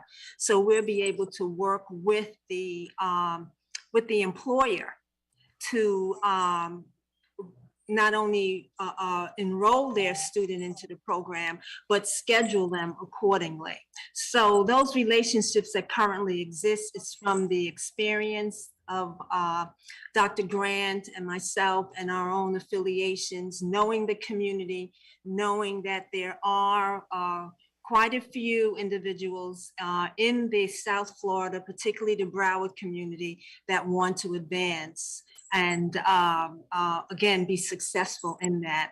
Now, the BSN, they're pretty much online. They know that there's several BSN programs out there, and they're competitive because they're offering different schedules for them to enroll into. So we expect to target them through social media, online, and different presentations at their meetings, in their places of employment, and in the community. So they will see too that what we're offering them is an advancement in their career, and it's not going to be limiting them in terms of being an ASN. BSN. So this, just for clarification, this is RN to BSN. So these are the students who have attained their associate's degree already, and they're coming into the BSN. Right. And they have experience. Yeah, so I'm assuming in your future, obviously not the first year, you want your own students to attend your own RN to BSN program. Would that be fair? In the future, we would want to advance our own ASN students to our RN BSN. Right. So until then, so the first year you have 66 students planned. And in the industry, that RN to BS program is probably the most competitive price out there in terms of marketing for our program. There's so many competitors in that market. The price to advertise, you mentioned social media and whatever, something, that's extremely expensive. And so like I said earlier, maybe you're going to revise this as part of your 606 resubmission as what staff recommended. But you'd have to allocate a lot more money towards that purpose than you do now planned in your budget. Right. We did receive the summary sheet from the staff, and in looking at that, that was encouraging for us to rediscuss the issue and look at that budget was prepared quite a few months ago. So we appreciate the opportunity that now we can go back in and look at what is the challenges that we're going to face now and what's competitive now as opposed to last year. Great. Okay. Thank you.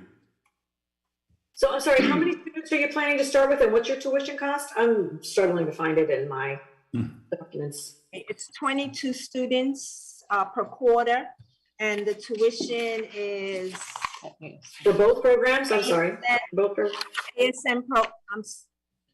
The ASM program is 83 credits at $200 per credit, and the RMBSN is $310 per credit.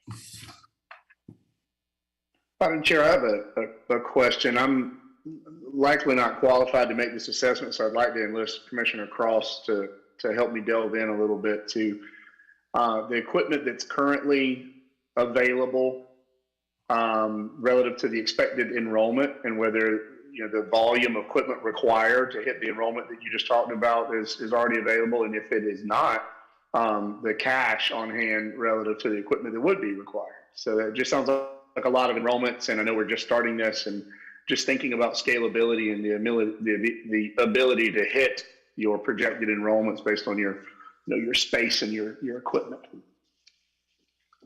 Well, we have a high fidelity simulation lab. I don't know if you're talking about that equipment or you're speaking of desks and chairs, but the high fidelity simulation lab is set up. Matter of fact, we're undergoing training with that right now. And we also have engaged different virtual simulations with GoReact, Sentinel U. We're training with them as well, that which we believe introducing virtual as well as on-site high fidelity simulation is going to enrich the learning experiences, although we'll target different outcomes for the ASN in simulation as opposed to the BSN, but we have a variety of simulations on-site and virtual that we've already secured that is going to, I think, flourish the learning experiences. I don't know if that's answering your question. No, I appreciate it, and I apologize for not having the depth of knowledge about that. And Commissioner Cross, does that explanation satisfy you for the equipment required to hit the volume of enrollments we're talking about there? Yeah, I saw that in the catalog, and I was impressed that they had that simulation lab. The space is a little bit tight, and I think we don't have to worry about the RN to BSN students because they're all online. But that 66 student population by the end of the year, having 3,200 square feet of space, I'm sure the school would have to look at expanding by end of that first year. That would be a blessing. Mm-hmm.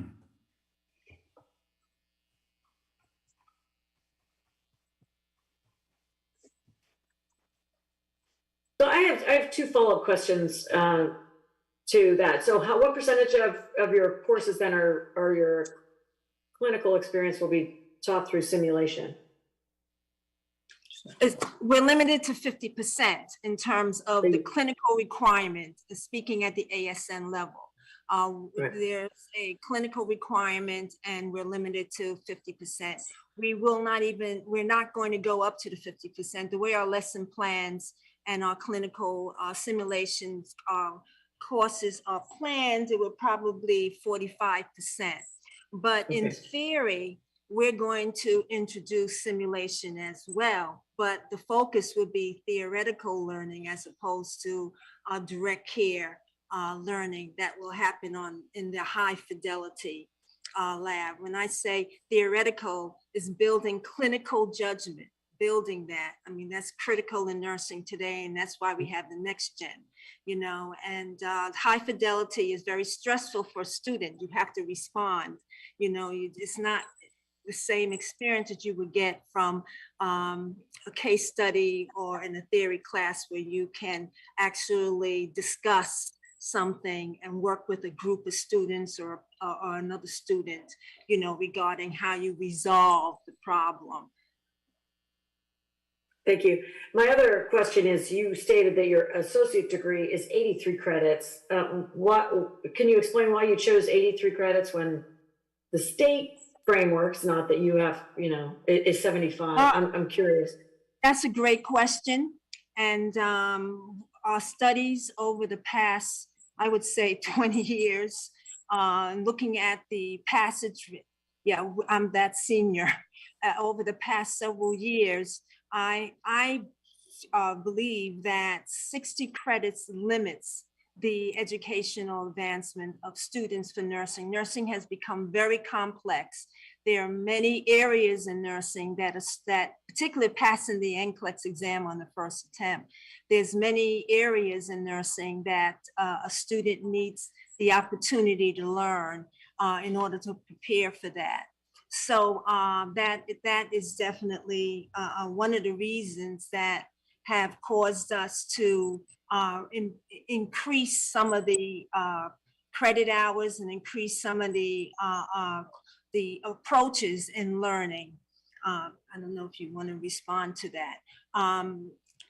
That is very, very important that the students at the end of the program, they feel more confident and more prepared, not only to enter into the NCLEX exam, but to be successful in their first year of employment. Now, we're concept-based, which is also new, and our decisions are not just coming from us personally. We're following the recommendations of AACN, of the NLN, of the American Nurses Association. I mean, these are our nursing organizations that have come together. They've established new essentials in nursing. And this is what has also led to the next gen, looking at how our expectations of a nurse at the ASN versus the BSN level. So we're introducing that.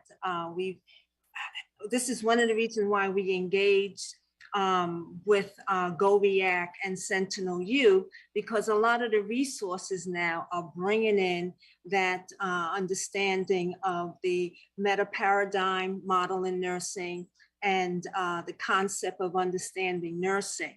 So I guess what I'm saying is that I understand that it's beyond the 60, but the state frameworks for nursing in the state of Florida is 72, which is also what the Board of Nursing and the ACN say, and you have 83. So I don't disagree that our nurses need to be prepared and be successful in the workplace, but I'm just trying to get at why did you choose beyond what is required by probably every other school in the state? And unless Meredith or Director Pelton, if you tell me that they don't have to follow the state frameworks, I'm fine. Which I guess that they don't, but I'm just trying to understand that from a planning perspective and a competitive perspective. How do you go from adding an additional 11 credits to your students versus the rest of the students in Florida? That's all.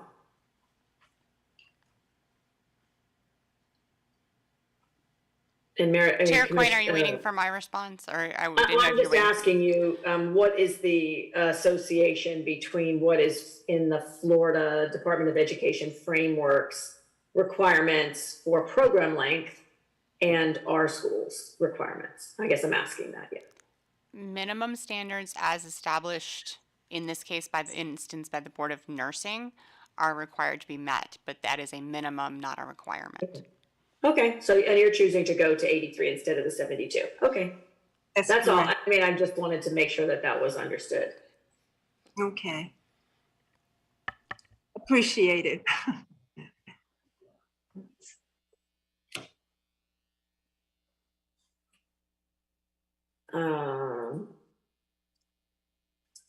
Commissioners, any other discussion? I don't. Oh, I did ask you the tuition rate, so I do have a good sense of that. I'm trying to make sure that you have a competitive foothold in the marketplace, because I know I the understand. Broward market is very competitive in nursing. There's a lot of nursing programs in your area, and I just want to make sure that you're going in with your eyes wide open about your competitive advantage. I think having a simulator is really great, for sure, being able to, because your clinical affiliations are far. And so having 50% or up to, I know you can only do up to 50%, but having even 45% is good with your high fidelity mannequin simulation. I just want to, and I think that could be a differentiator for you from many other privates. So, certainly, and certainly. I appreciate your comments. I really do. And we've looked at it from a state, I guess. Our influence, again, is coming from the national influence, as I mentioned, and looking at where the trends in nursing are going.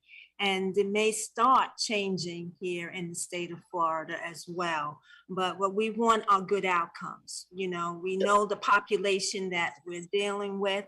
We know that there's some extra support that sometimes is missed. And, the Board of Nursing did not raise it as an issue, but we can always take a look at it and see as we're going, through the process, what issues, the challenges, as you mentioned, Sure. the different nursing programs and what they're offering. So thank you. We do appreciate your comments. Absolutely. Any other comments or discussion points, commissioners? I'll just end by saying the tuition is extremely competitive on price relative to the space. So they definitely can carve out something there for sure. It's well below market price out there. Mm-hmm. Thank you, Commissioner. So hearing no further discussion, is there a motion to accept the staff recommendation? So moved. So moved. Commissioner Whitaker, second by Commissioner Williams. All in favor? Aye. Aye. Any opposed? Hearing none, the motion to accept staff recommendation is adopted. We will grant the provisional license upon the following contingencies being met.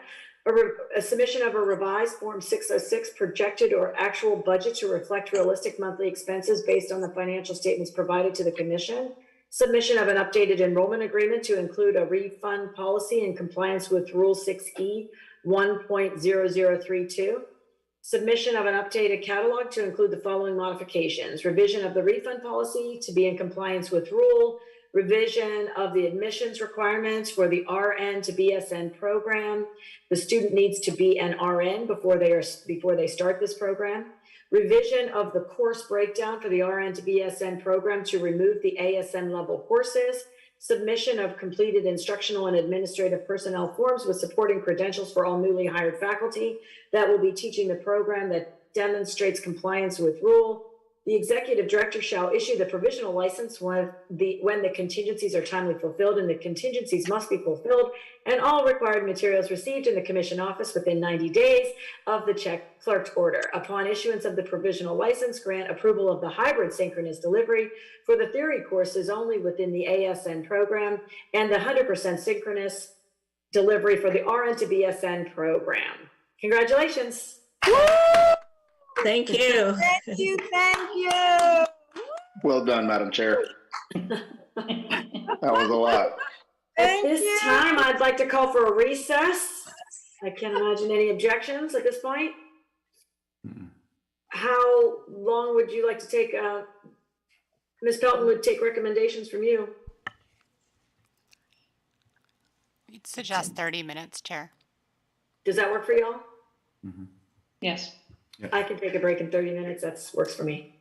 Okay, see you back here at 10 after 1:10.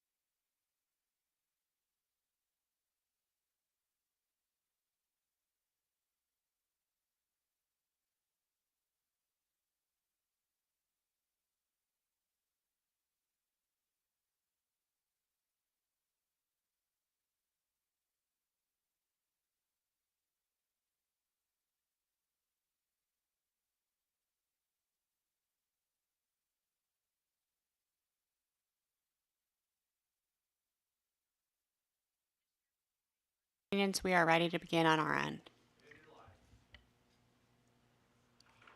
I believe we are ready to begin. We are live. Okay, great. Welcome back, commissioners, and all in our in attendance. I believe we are ready to move on to the next section of our agenda, which is application for annual license. Item C, we will take the 5 institutions individually. Number 1, the next institution is Carleen Health Institute of South Florida Plantation, number 3369. Staff recommendations have been provided. If you are here from the institution, please raise your digital hand and unmute and introduce yourself. Hi, my name is Carleen Norris, Administrator of Carleen Health Institute, 3369.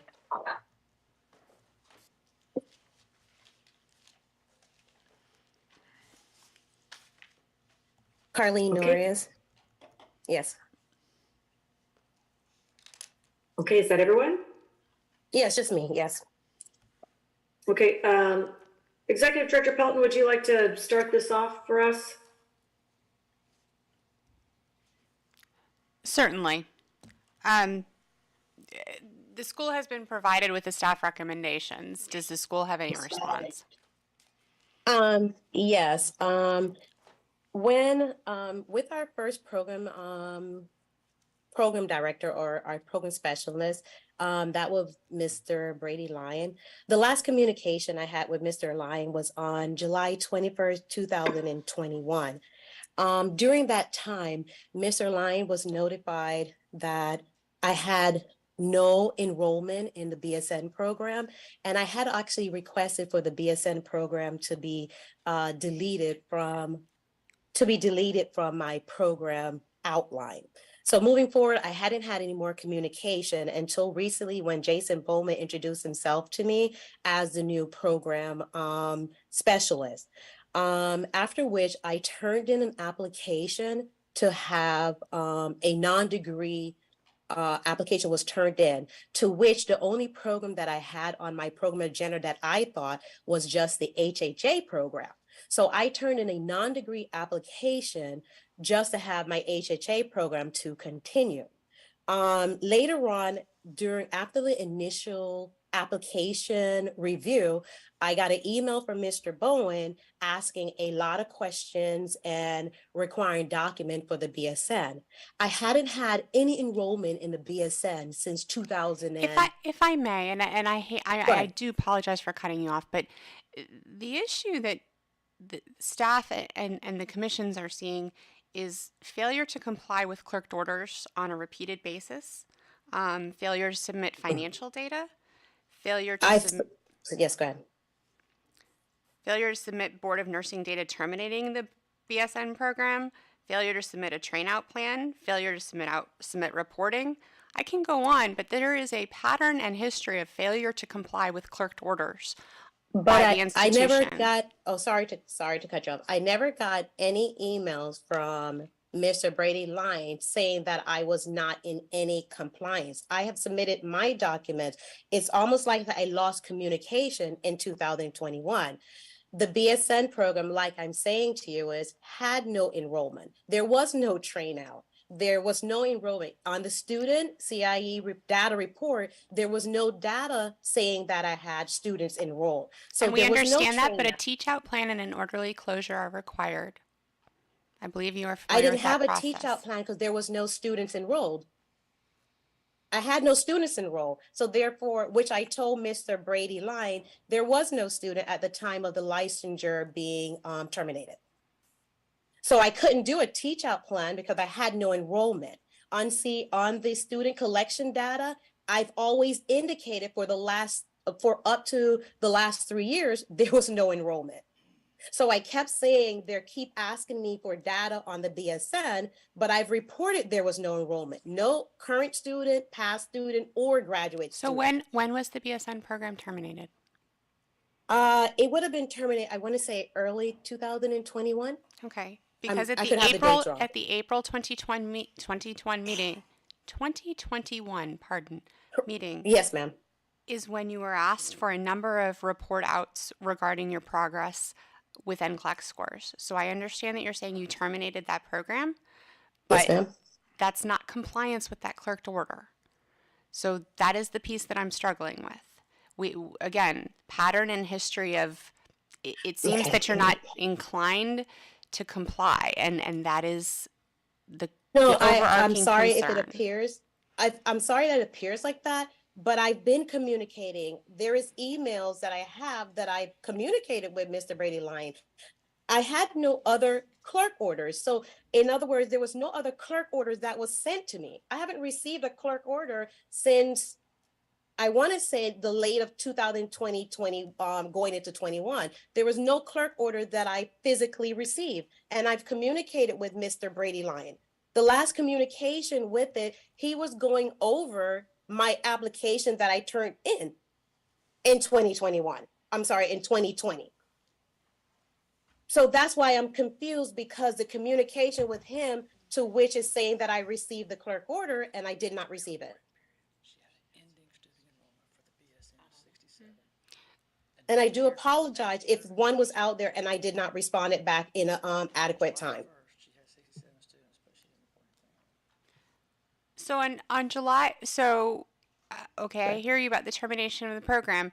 What happened to the 67 students that you had in 2019? In July 1 of 2019, you reported 67 nursing Yes. students.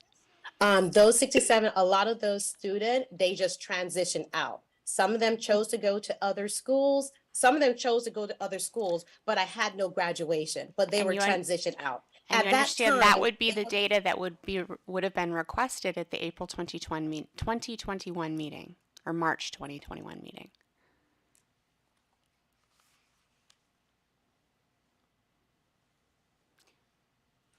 Yes, I understand. Okay.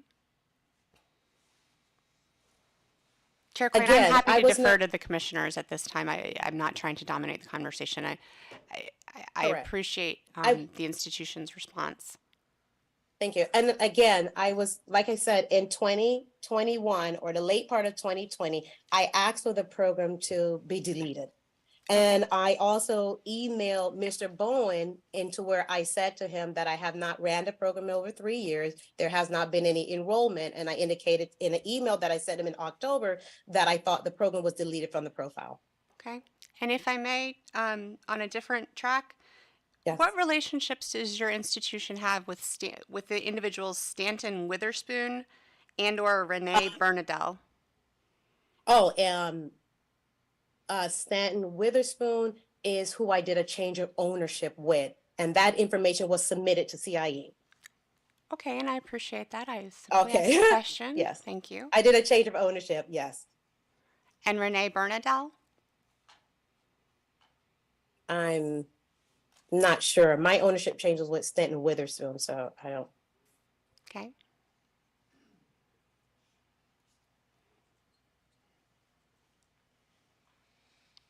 So commissioners, you have before you the staff recommendation. Are there any questions or clarification or discussion that you need?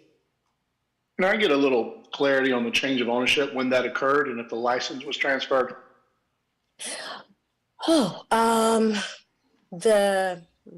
The change of ownership, I want to say occurred in 2000, late 2020, during that time frame. It was changed, and that's when CIE was notified. I do believe they turned in the application as far as to get licensure, and I believe they did not meet licensure requirement to obtain, I'm assuming, and I don't think they were able to get through. The details, I do not have the details as far as that, but as far as me entering or providing any documents, I have not provided any documents into CIE since 2020. Everything about that campus, and we're referring to Carleen Health Institute number 2. That's the one that's located in West Palm Beach. All information, annual, everything was going through their lawyers, their program specialists at the time that handled that case. Director, does that mean there's a It's a separate license we're referring to about a change of ownership, not license number 3369. It would appear that way. I can't lay hands to that information at the moment. I apologize. I will continue looking. Yes, that's license 5569, I believe. Yeah, it's a totally separate entity. Was there a name change when you changed institutions? At the time of change in ownership, there was not a name change. It maintained the name Carleen Health Institute, number 2, which has its own entity.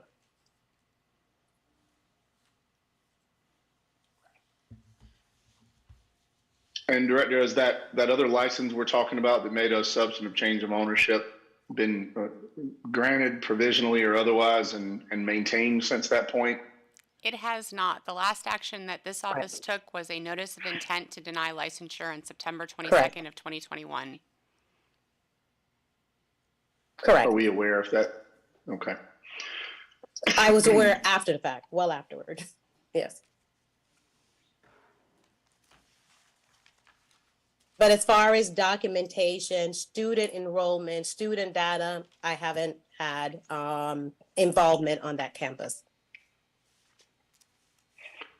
So have you had students this year, last year? Which campus are you referring to? The one that you still own? No, I haven't had any. I haven't had any student. I haven't had an HHA in the last over the last 2 years and a BSN since 2020. So the plantation campus has No. not had students. No, ma'am, not at all. And I just had a site visit, and the site visit was done October last year, and they did a non-degree site visit at my institution, which was just for the HHA. So that's why I was a little confused because not confused on the site visit, why I'm still listed as a degree when my site visit was a non-degree.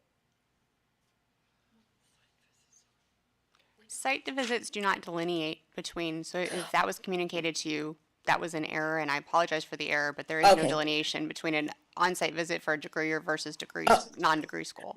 Institution. I'm sorry, I'll clarify that. He asked for the documents pertaining to the HHA program. Okay, so hypothetically speaking, yes, ma'am. We have no students at the campus. Mm-hmm. Why do you wish to retain licensure? Because I would like to restart. I would like to restart enrolling for HHA, just HHA. I would like that if you allow me. If not. Thank you, Director. That was the point I was trying to get to, is if there had been no students in 2 years and the other entity was denied and is either operating without a license or otherwise gone, what is the conversation that we're having here? But I think I would probably not use the word restart, as you have been licensed this entire time by this body. Sorry. And the information I think the director is referring to is in arrears, for lack of a better phrase. And there has to be a continuum of that quality from the point where that dropped off to now, as opposed to saying that something ended and attempting to restart it. So I think that just to get a point of clarity there, that has not been provided to this body. Oh, I'm sorry. Due to COVID and when we fell into that, that's why we did not have enrollment for the HHA program. So again, hypothetically speaking, how would you propose to come back into compliance with this commission's rules and regulations? I plan to follow anything that is asked of me, turn in documents on a timely manner. Definitely communicate with my program specialist of anything that is outstanding and making sure all requirements is met. Okay, you do realize that burden is on the institution. Yes, ma'am. Okay. Yes, ma'am. And can I ask that, have your feelings recently changed? Because there's been requests for information for the past 3 years. Have you suddenly decided that you want to comply with those, or is there a reason why that compliance hasn't happened since what I'm looking at is clerk orders following all the way back into May of 2020? Again, I did not, I do apologize first of all, but I did not know that there was any outstanding clerk orders until after the initial review. I guess that was done with my program specialist, Jason Bowman, and then I saw the clerk, or then I saw the exhibit that was attached, and that's how. What is the I knew it was. institution's address? Because clerked orders are mailed as well. Sorry? Clerked orders are mailed. So what is the correct address for the institution? My address is 8320 West Sunrise Boulevard, Suite 204, Plantation, Florida, 33322. And do you regularly receive mail there? I regularly receive mails there. Okay. Yes, ma'am.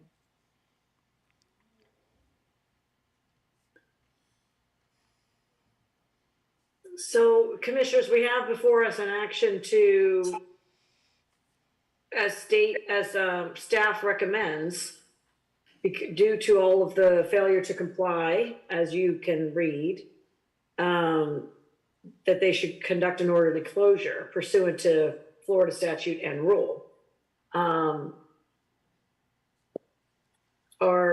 Is there any further discussion about, or any further discussion, or do we accept a motion? I'll accept a motion to accept staff recommendation, or any other motion. I move to accept the motion of the recommendation of the staff. Seconded. Okay, we have a first by Commissioner Marty and a second by Commissioner Williams. All in favor? Aye. Aye. Aye. Aye. Any opposed? Hearing none, the motion to accept staff's recommendation is adopted. Find that the applicant failed to meet the conditions of the May 13, 2020 clerk's order by failing to submit the following: failure to submit a completed Form 604, selected financial data to accompany the December 31, 2019 financial statement, failure to submit documentation confirming that the CPA that prepared the financial statement has met the regulatory requirements in their prospective state of business, failure to submit a progress report for the July 2020 and November 2020 commission meetings, deny the application for annual license submitted October 11, 2019 pursuant to Florida statute and rule, find that the applicant failed to meet the conditions of the April 16, 2021 clerk's order by failing to submit the following: failure to submit a complete application for annual license as required by section 1005.33 of Florida statute and rules, both 6E 2.002 and 6E 4.001.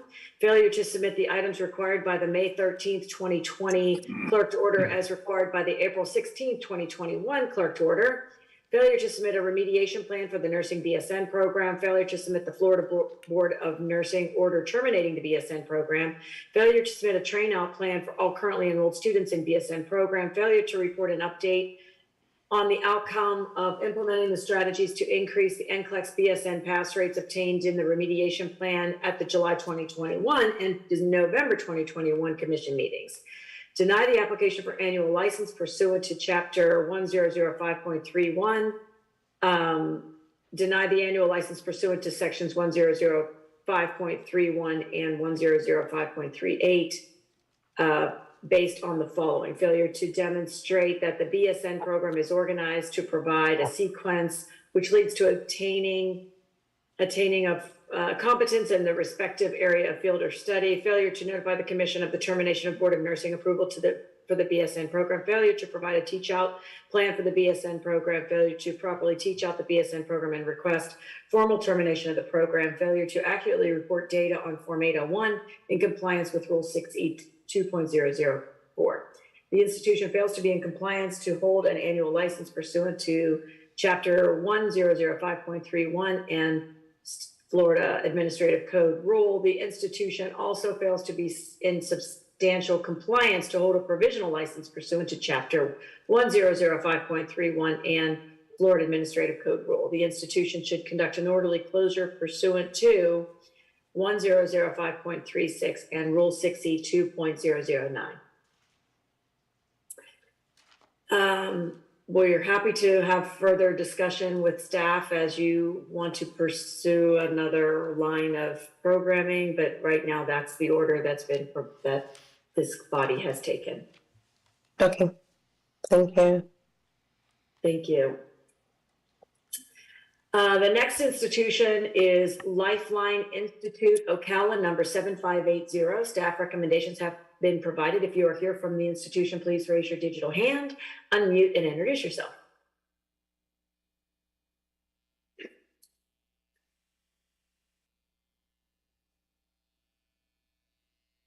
Good afternoon. My name is Marisol Santana, and I will be the only person representing this institution at this time.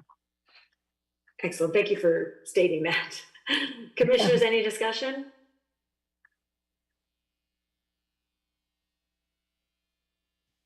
I was going to say it looks like we've had a 100% placement rate, and I'm wondering, well, congratulate you on that, first of all. What you're doing to achieve that. I'd love to hear the details of how you're making that happen. Yes, well, we have a close relationship with Career Source, and also we're doing the strategy that we actually began when we were in Miami. We have 16 agencies that are calling us continuously. One of our graduates became the manager of 5 pediatric places here in Ocala. And so she's always calling me about referrals for our graduates. And also I had several calls, one from OneBlood, and we continue just to do marketing strategies where we're at the fairs and at the career fairs and at the schools. And that has been very, very promising for us in the healthcare place. We actually have more jobs than students. We're still growing. We're a very small school, so we just try to get very familiarized with the student, their needs, and progressively just move them accordingly to their career goals. Thank you for that. Go ahead, Commissioner Williams, I'm sorry. I was just going to say thank you for that. Those kind of alliances with the employers are so important, and it sounds like it's going to help you scale. And go ahead, Sharon. They actually come once a week. Look, I have CSI, I have senior nannies, I have OneBlood. They always call me to see if they can pass by to speak to the students. So I guess, it's nothing but the Lord. We're blessed. Can you share, so it shows that headcount enrollment was 17 in 2020 to 21. How many students do you have right now? Right now we have 18. And I didn't see in here details by program. You have quite a few programs. How are you maintaining this? 1, 2, 3, 4, 5, 6, 7, 8 different programs. Are they all active?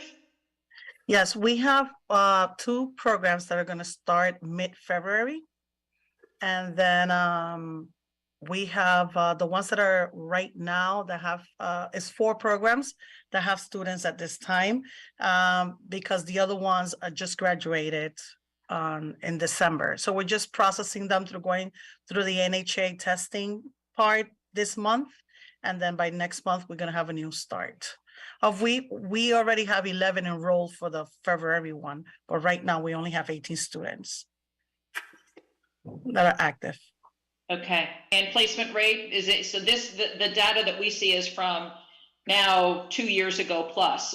Are you still running a successful placement rate from everything you're saying with your graduates? Yes, absolutely. And we still have additional income because we're a community center, American Heart Association community training site. So what happens is that students come in to do their CPR regularly or their bloodborne from American Heart Association, their first aid from American Heart Association. That gives us extra income. And at the same time, we always, announce our programs every time a class starts each week for CPR and other trainings. Thank you. Thank you.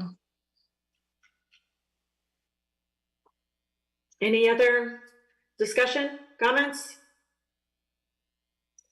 Hearing none, is there a motion to accept the staff recommendation? So moved. So moved. Second. I have Commissioner Stefano and Commissioner Whitaker as first and second. All those in favor? Aye. Aye. Any opposed? Aye. Hearing none, the motion to accept staff recommendation is adopted. Grant the annual license upon the following contingencies being met. Submission of completed instructional and administrative personnel forms with the supporting credentials for all newly hired faculty that will be teaching the program that demonstrates compliance with Rule 6E 2.004. Submission of documentation demonstrating that the Home Health Aid Diploma Program is not being offered online as indicated by the program outline. Submission of an updated catalog with the Massage Therapy Diploma Program being removed. The Executive Director shall issue the annual license with the contingencies that are timely fulfilled. All contingencies must be fulfilled, and all required materials received in the Commission office within 90 days of the clerk's order. Congratulations. Thank you so much. I already submitted everything that you're requesting, and I just wanted to just thank you, Madam Chair and commissioners and staff, because I've noticed that in this meeting, the staff is just working so hard to help the schools achieve their goals and their vision. And I feel blessed to be on this team. I guess I see you in the next page because I'm also in Miami. Thank you so much. I appreciate everything. God bless you all. Thank you. Thank you. Thank you so much. Appreciate those kind words. The next institution is Meridian West Central College, Sarasota, number 7814. Staff recommendations have been provided. If you are here from the institution, please raise your hand digitally, unmute, and introduce yourself. Hi, this is Brittany Goldstein-Culver from Meridian West Central College, and Maggie Goldstein, Meridian West Central College. And this is Bob Harris with the Messer Calper Law Firm in Tallahassee, representing Meridian West Central College. Excellent. Commissioners, do we have any discussion? The financials that we have were for year ending 2021. I'd love to hear how 2022 went. Sure. So let me see if I can pull that up here. I don't have my accountant with me today, but I do know that in the summary sheet, some of that, oh no, it actually does reflect 22, 21. I can provide that to you. So far it's going well. Enrollment is going steady. Assets are looking good. We're still at about the same working capital in a similar ratio. I can get a copy of that to the board after this meeting. Thanks. Its trajectory is important in our world, right? So, I mean, we had great financials for 2021. I just wanted to make sure that it was consistent with this past year. Yeah, it is. So to give you an idea from like a student standpoint, so we enrolled 21 new students for the 2022-23 school year. So, not bad. I'll tie into that. So from a placement, retention and placement standpoint, I see retention for 2021, 16 students was at 87.5%. I don't see placement unless it's somewhere below that I've missed. No placement. We haven't had graduates yet, but fingers crossed that it's going to be great. We have some partnerships in place already. Bay Village and Sarasota and Encompass Health have made job offers to all of our students. 2 of them have already had interviews, knowing that they'll be getting their boards this semester.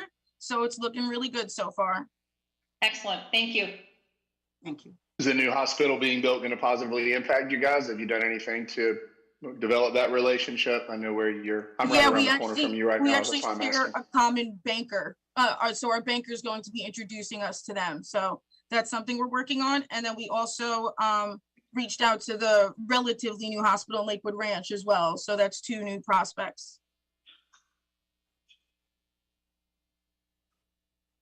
I'm just a little puzzled. There's and maybe it's a typo. There's in your clinical affiliation agreement for your very first one for Bay Village Nursing Home, subacute care, it has a ratio of clinical faculty to students 82-1.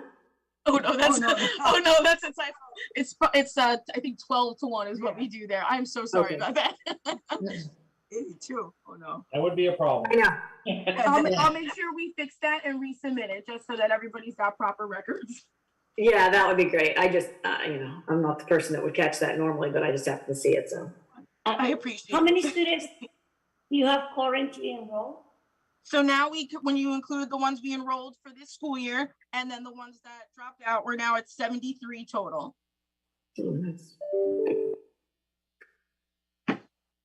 And how are the clinical partnerships going?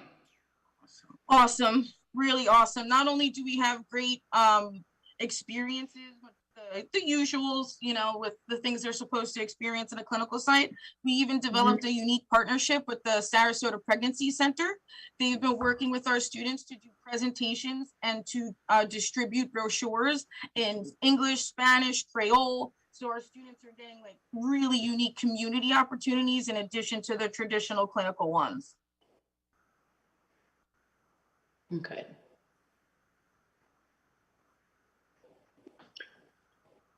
Any other discussion, commissioners? Madam Chair? Yes. Yeah, this is Bob Harris. Thank you all. I just want to point out a couple things to Ms. Pelton is, as I've spoken with Ms. Goldstein and Ms. Colder, the items that are listed in your in the summary sheets as contingencies, all of those things have already been submitted between all the way back to 2021 and all the way up to September. And so I just want to make sure that, you know, they can always send those things in again, but if you want to keep them as contingencies, they'll do that again. But again, all of those things have already been submitted. In addition, I noticed there's a requirement for an on-site visit before they can get their annual license.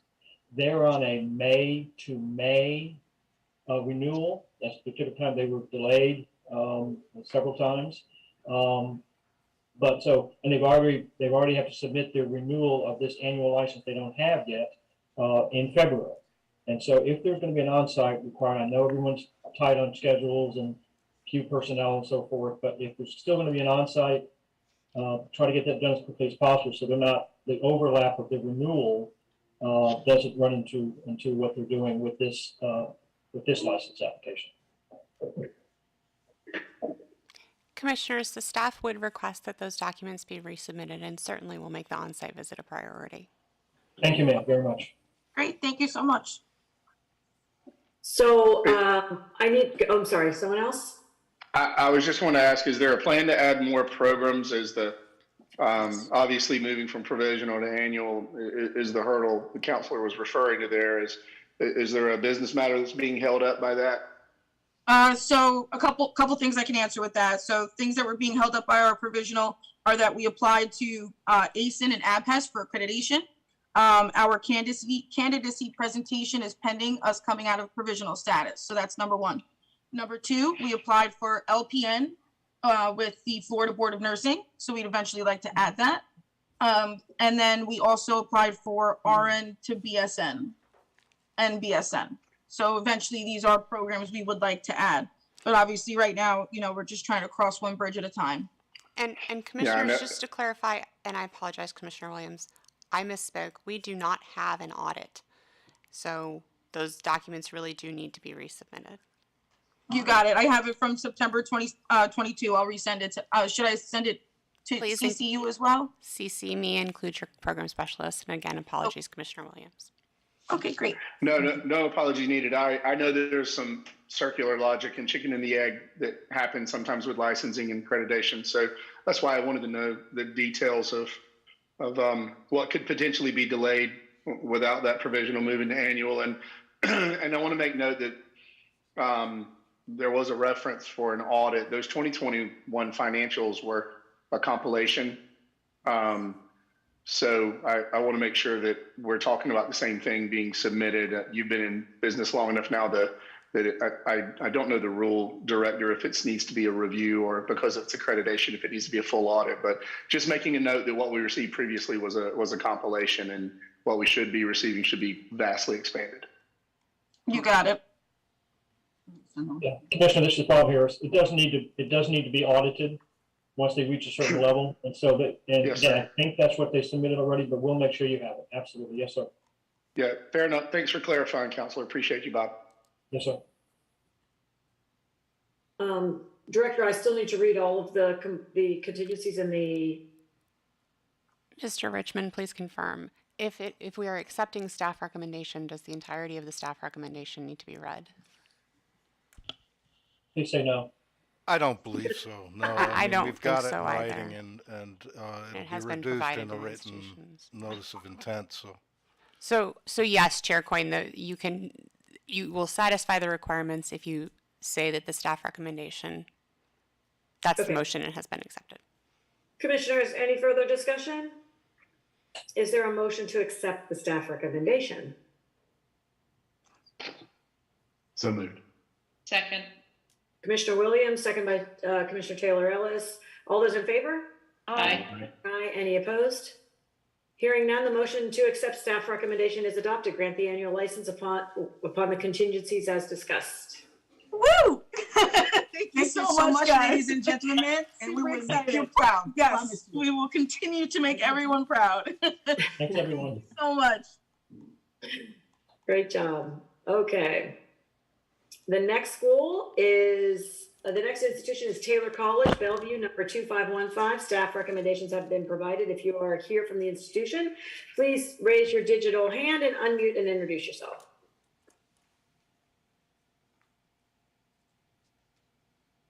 This is Chuck, campus president of Taylor College. This is Carl Spataco with Education Evolve, the National Director of Education. I'm Maxine Stein, Director of Education and Compliance. This is Bob Harris, counsel to Taylor College, Messer Capital Law Firm, Tallahassee. Okay. Commissioners, any discussion?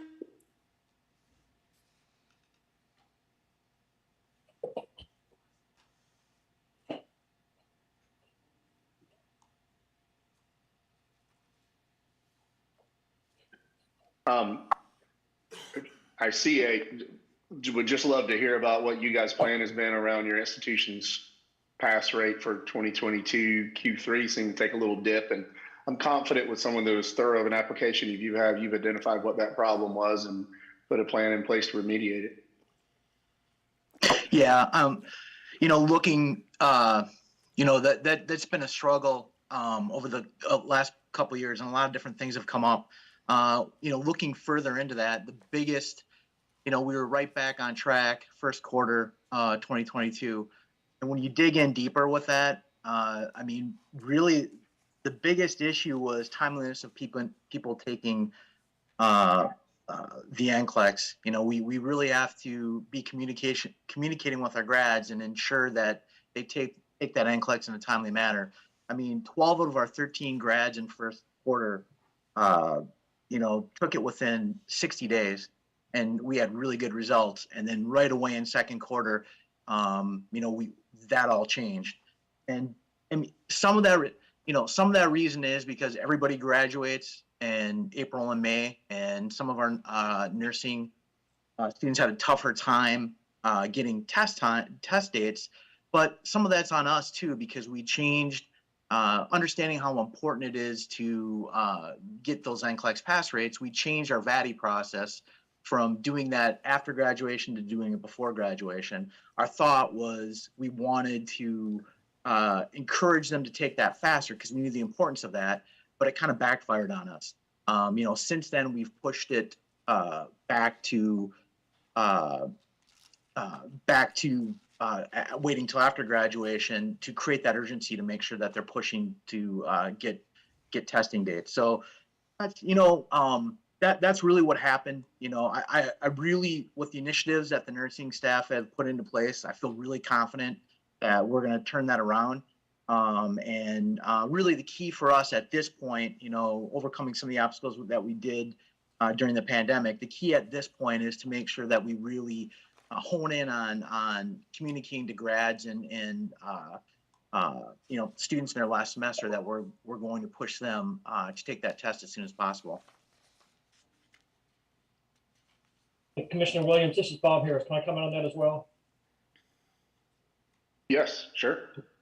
Yeah, what Jeff was talking about is really a problem not only for these institutions, but also public institutions. And that is so many of the public institutions complete their programs April, May, students apply to sit for the exam.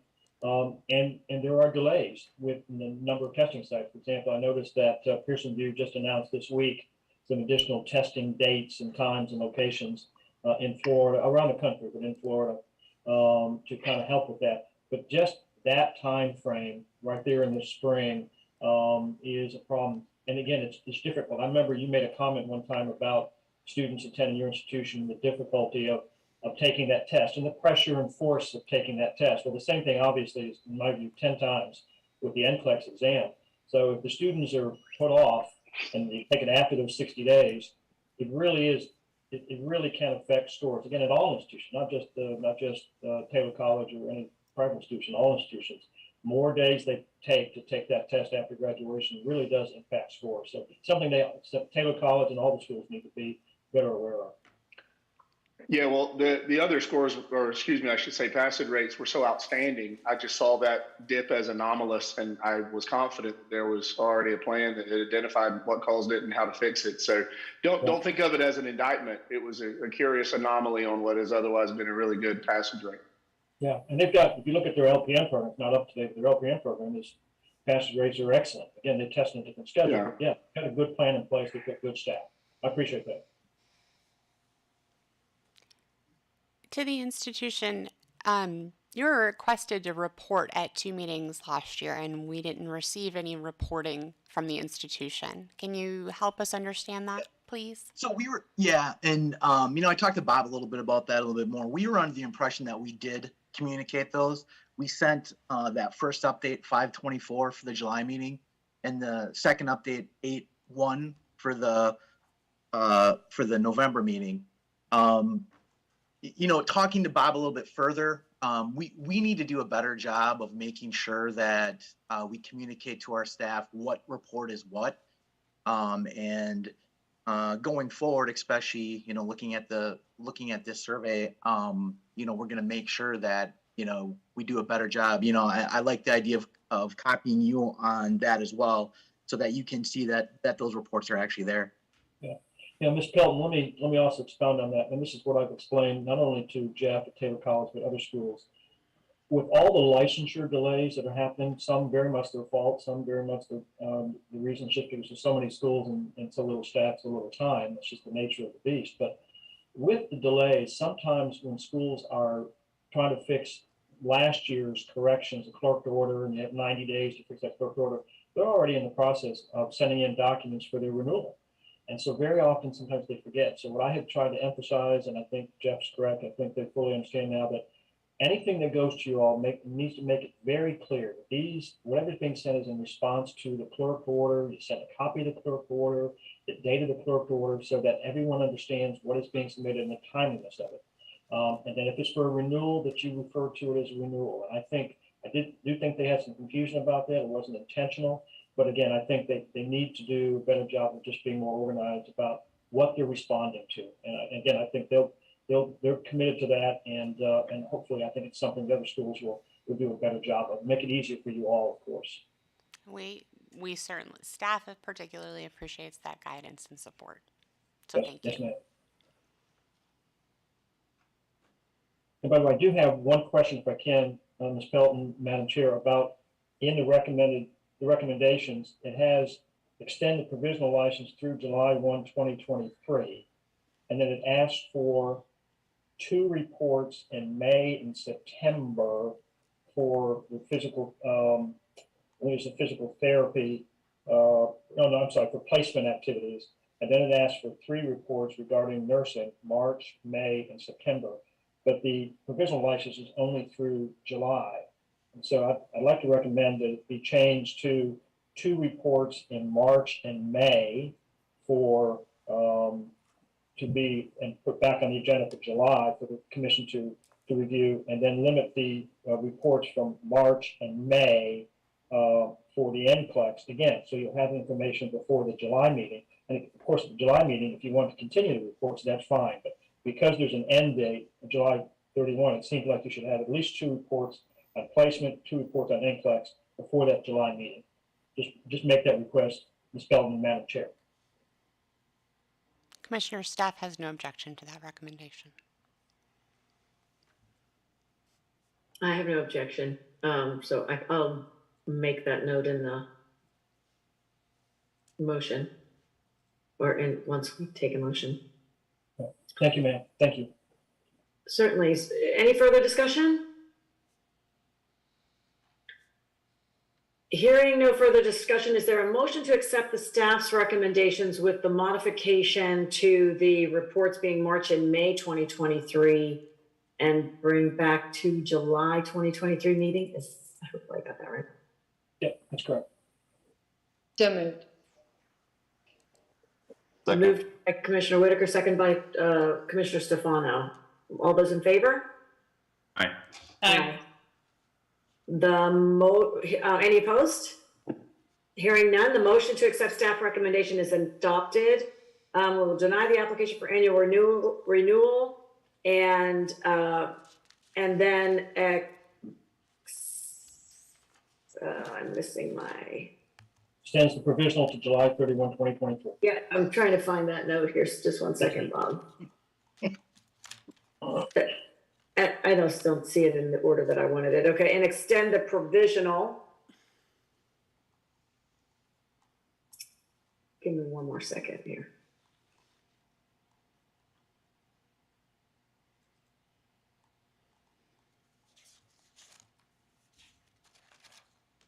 I'm sorry, it's just out of order for me. So I'm just going to read it as it's written.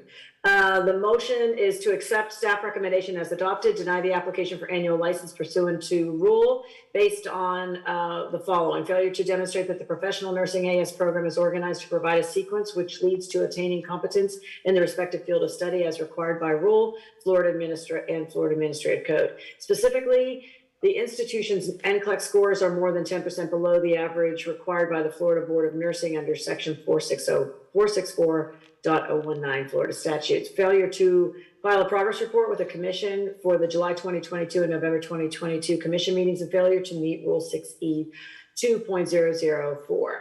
The institution fails to be in compliance to hold an annual license pursuant to chapter and rule, extend the provisional license through July 31, 2023. That's what I was looking for. In order to maintain the provisional license, the institution must submit the placement improvement plan submitted to the Accrediting Bureau of Health Education Schools for the physical therapy assistant AS and the professional nursing AS programs. The contingency must be fulfilled and the annual license required materials received in the commission office within 30 days of the clerked order. And the progress report shall be filed with the commission for May and September commission meetings. The report shall include information on personnel placement activities, job development activities, and number of students placed for each graduating class to show the effectiveness of the plan. Per role, and a progress report shall also be filed with the commission for March 2023 and May 2023 commission meetings. The report shall include an update on the outcome of implementing the strategies to increase NCLEX pass rates contained in the remediation plan. And again, the only correction, Madam Chair, is that it'll just be for both placement and NCLEX March and May 2023 for both, and not September, because you said September. Did I read September? I thought I omitted September. Just one time. I'm sorry? I said one time you said September, so I just want to make sure it's just. Progress report. Okay, to the commission in March and May. Right. For placement and NCLEX. Thank you. Thanks, Bob. Appreciate it. And team. We're moving on to the next then, right? The next institution is Universal Technical Institute, South Florida, LLC, Miramar, number 9036. Staff recommendations have been provided. If you are here from the institution, please raise your digital hand, unmute yourself, and introduce yourself. And I will note before they join that I'm affiliated with Universal Technical Institute. Thank you, Commissioner Taylor Ellis. Good afternoon. This is Bob Burnfield, campus president with Universal Technical Institute in Miramar. On the line, we have Crystal Blue Allen, Bonnie Bilodeau, Rita Espinoza from our regulatory team, and Courtney Woodward, our campus director of education. Welcome. Thank you. Commissioner, is there any discussion?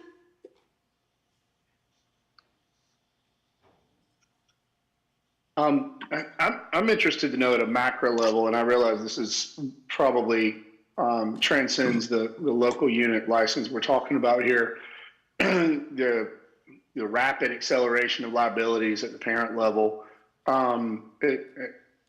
You guys are a sophisticated organization, and I'm confident that Deloitte and Touche has these numbers crunched down in a way that makes everybody comfortable. I'm just wondering how comfortable you are with doubling your liabilities over a 2-year period, and during that 2-year period, not digging out of the negative hole that was dug 3 years ago from a cash flow standpoint, or profitability, I should say.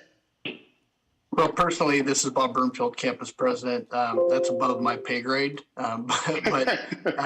We did acquire MIAT and Concord Career Institute over the last couple of years.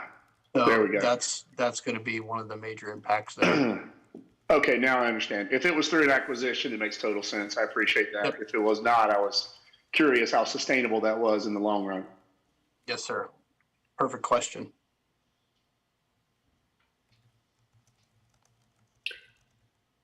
I'm interested in your business connections and advisory committee and how you've connected the employer community to your curriculum and the curriculum development as well as your student outcomes. Sure, absolutely. Well, we have both national and local advisory committees for our program. So fortunately, one of the strengths of UTI is that we do have these large national partnerships like Ford and BMW and GM, Lincoln Electric on the welding side. So we do get quite a bit of input into our curriculum from those national committees, and then of course the local employers. We work with individual dealerships and employers to get insight into what we should be doing on a local basis. And do they provide you with placement and hiring commitments, et cetera, the local ones? Because I'm assuming your students are staying local, even though you have national affiliations. Yeah, that's true. This is a sort of a new model for UTI as a metro campus. So we're bringing the education to the students versus asking the students to move to one of our destination campuses.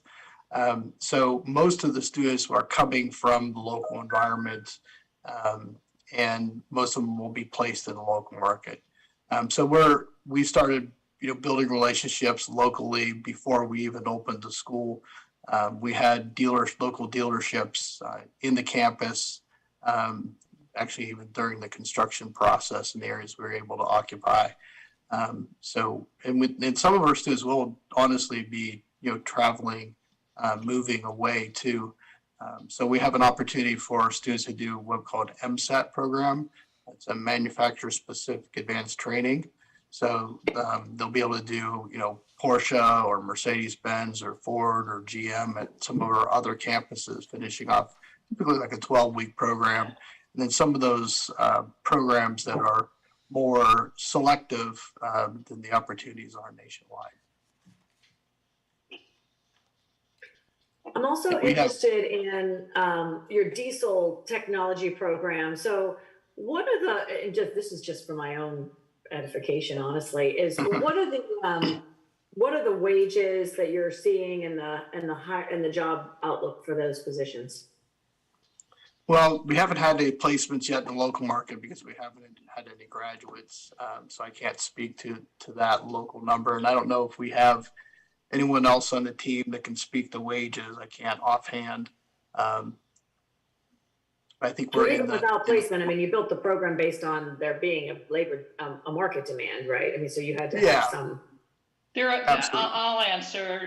Historically, they're 20, and I come from the MSAT, as you all know, I'm the VP of those programs. They can be in the upper teens into the 20s as an entry level, and then go from there. The diesel technology industry needs thousands of technicians. So you're saying, tell me the wage again. I don't think I understand. 20 an hour, easily. Oh, 20 an hour. Okay, I thought you were saying 20 grand a year. No, 20 an hour to start out. And again, depends on their credentials. In the auto and in diesel industry, there are specific credentials or certifications for each brand. And that helps them jump up to be more of a master technician. So each one is unique. Some of these brands as well, they're on flat rate. So an hourly rate doesn't matter after 6 months or a year. When you're in the dealership and you are well trained, you're on flat rate. And the more you know, and the more warranty you know and can do and perform, you can earn more than an hourly rate. That is strictly an entry level situation. Great, thank you. Any other commissioners, questions, discussion? Hearing no further discussion, is there a motion to accept the staff recommendation? I move. Second. Moved by Commissioner Marty, second by Commissioner Stefano. Was that you? Yep. All those in favor? Aye. Aye. Any opposed? Hearing none, the motion to accept staff recommendation is adopted to grant the annual license upon completion of an on-site visit and report by commission staff to determine compliance with the commission standards of Chapter 6E of the Florida Administrative Code with any identified deficiencies corrected. The executive director shall issue the annual license when the contingency is timely fulfilled. The contingency must be fulfilled in all materials received in the commission office within 90 days of the clerk's order. Congratulations. Thank you so much. Any insight into timeline for site visit?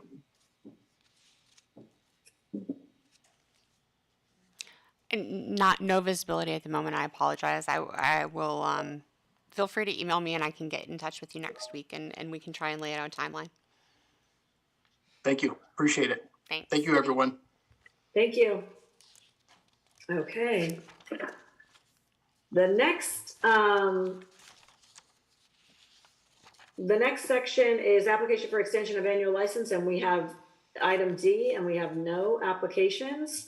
Item E on the agenda is applications for annual renewal. There are 9 institutions in this section, and I would entertain a motion to consider these applications by consent. So moved.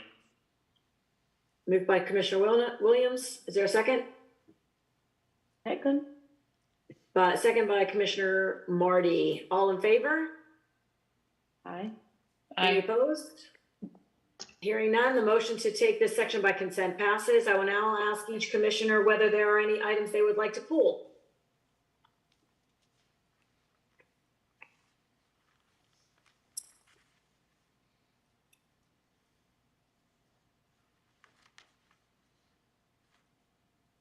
I'm giving everybody a second. Commissioner Cross, I'm starting with you.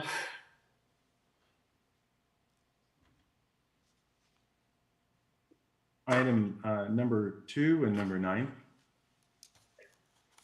Okay. Anyone else? Oh, I'm sorry. Commissioner Marty? I would say item number 9. Okay. Commissioner Stefano? I had the same ones in mind. I would ask if the staff have any other suggestions. Okay. Commissioner Taylor Ellis? I'm covered from what has been submitted so far. Thank you. Okay. Commissioner Whitaker? I'd just like to second asking the staff for any of their Sure. Commissioner Williams? None. Director Pelton, do the staff recommend pulling any other items? In addition to those that have already been called, staff would recommend number 6, please. Excellent. Thank you for that. I am in agreement with all of those. Is there a motion to accept staff recommendations on items 1, 3, 4, 5, 7, and 8? So move. Second. Seconded. Moved by Commissioner Marty, second by Commissioner Taylor Ellis. All those in favor? Aye. Any opposed? Hearing none, the motion passes and staff recommendations are accepted for those institutions. Moving on to those that have been pulled. The first college is, let me see, number 2. FVI School of Nursing and Technology, Miramar, number 6010.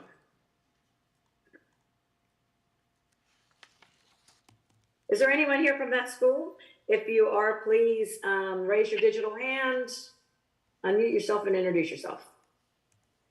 Hi, Richard Zayden. I'm the Compliance Director. Good afternoon, Denise Antunes, School President. Hello. Great. Is there, commissioners, any discussion? I had, Madam Chair, I had one question on the accreditation. You've been accredited, I believe, since 2018, and wanted to know what the plans were, how close you are with programmatic accreditation. We are programmatically accredited. We're ASIN accredited. Okay, so it's ASIN? Yes. So we need to update our documents. Okay, Yes, thank you. we've been ASIN accredited since back to 2021, March of 2021. Thank you. This is Meredith Pelton. If the school could please submit documentation of that, the staff at least does not have that documentation on file. So if you have submitted it, again, apologies, but if you could submit it again, that would be greatly appreciated. Will do. Thank you. I think there was some confusion because we submitted it to the Board of Nursing. We might not have submitted it to CIE, although I believe we did, but we'll resend it. Thank you. Mm-hmm.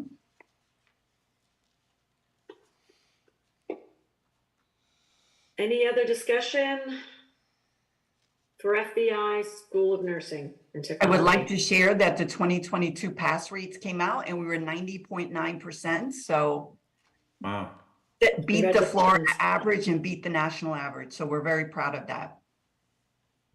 That's great. Congratulations. Thank you. Okay.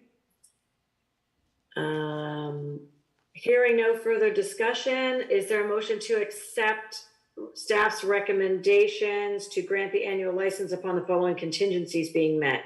Submission of accreditation renewal documentation with the Council on Occupational Education, the executive, am I reading the right one? The executive director shall issue the annual license with the contingency is timely fulfilled, and all required materials received in the commission office within 90 days of the clerk's order. Is there a motion? So move. Second.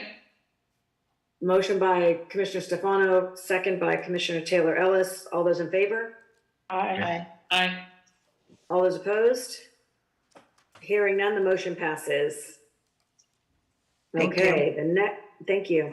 The next school that is to be discussed, the next institution is Mercy Hospital College of Nursing, a program of Plantation General Hospital, Miami, number 3857.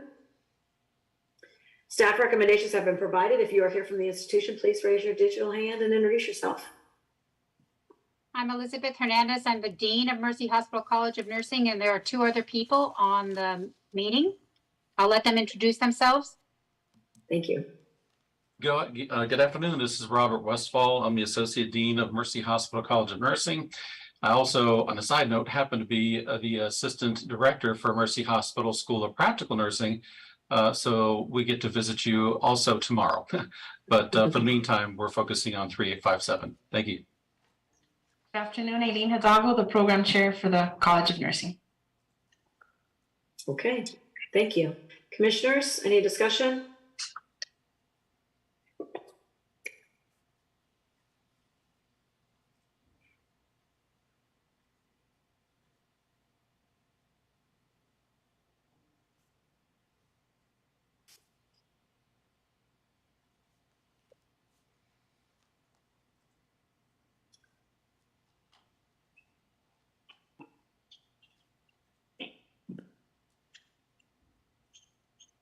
She'll want to talk a little bit about your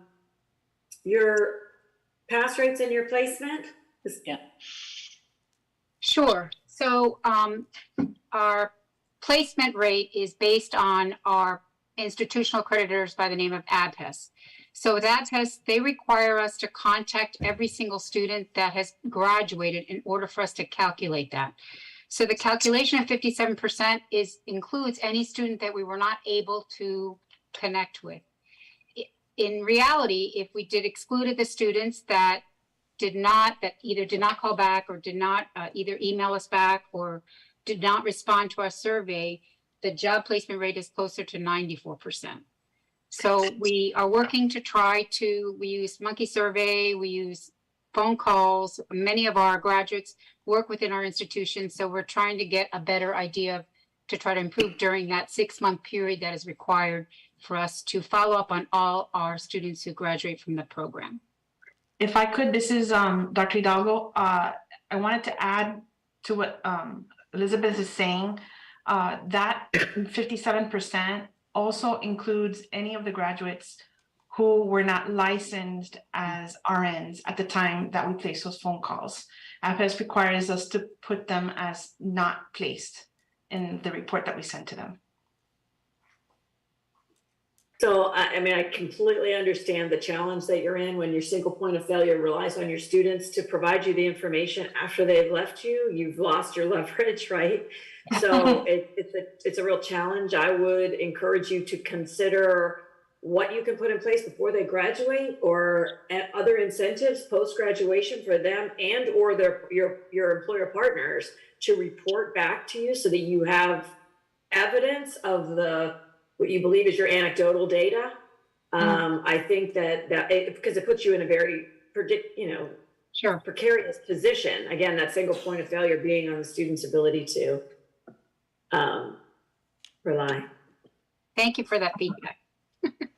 I'll add to that, Chair, that I'm always amazed at the speed with which the Department of Labor can notify me when I hire someone who has a wage garnishment due, but how incapable they are of helping us find people once they have graduated and been gainfully employed post-graduation. So I know this data exists somewhere, but unfortunately the burden does fall upon all of us. I'll tell you that what we've taken to doing is partnering with national businesses who offer promotional items, and we just bribe them to get back in contact with us. There are a lot of companies out there who incentivize Commissioner Williams. Well, it's not real money. I mean, the last time I think it was a buy one get one appetizer from Applebee's. So those little items were provided at pro bono to us because Applebee's wants to drive their business, but it got people to call us back. So just for what that's worth. Thank you. I think you had a follow-up question also about the passage rate. Did you want me to comment on that? Sure. Yeah, so like many nursing schools, we've struggled this year specifically due to our passage rates. I know this was mentioned already for one of the other schools that when we graduate is when the bulk of nursing schools graduate. So sometimes when the students go to try to sign up, for lack of a better word, they find it sometimes of a delay. Also, we've had a large student population, mainly because our program is an LPN RN program. So many of all our students are licensed already. So they're working in a facility as a licensed practical nurse. So they sometimes delay taking the licensing exam more than 6 months, although we don't suggest it. We put a lot of things in place, inclusive of things like we start the application before they graduate. We talk about ways how to get their fingerprinting and so on. And then of course, in terms of improving the passage rates, we've placed many ideas and many strategies in place to improve, including a remediation policy. We've incorporated our ATI products specifically into our program for better outcomes. We have an on-site review specifically targeted to improve the passage rate. And of course, again, the stressing of the importance of taking the exam within the 6 months of graduation. Right, that's key for sure. Thank you for that. Any other discussion, commissioners?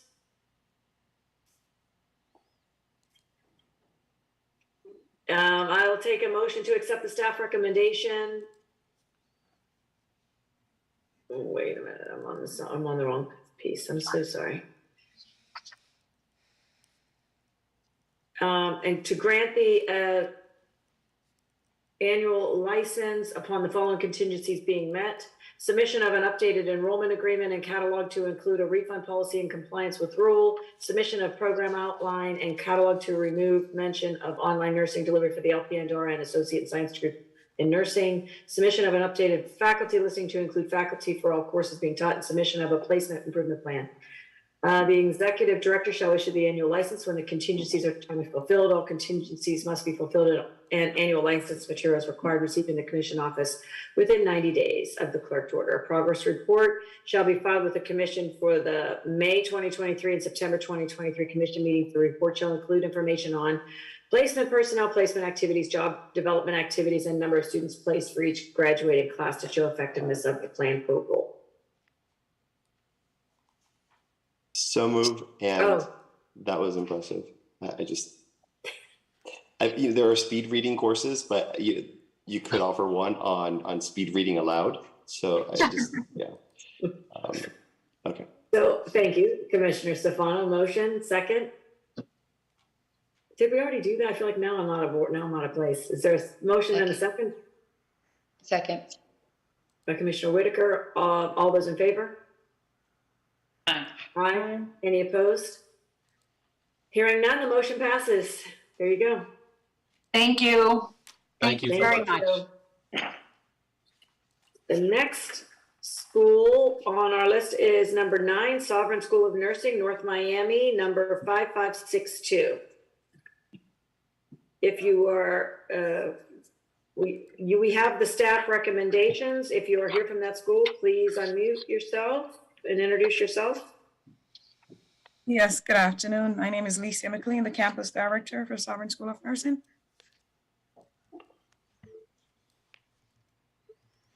Hello. Is there anyone else? I think there's Diana Goldman, but I'm not sure if she's logged on, she's by phone. But I can continue. I can go to avoid any delay. That would be fine. Great. Commissioners, any discussion? I'm going to ask your status with the Board of Nursing. Yes. The status with the Board of Nursing? Yes. Yes, we are approved with the Board of Nursing.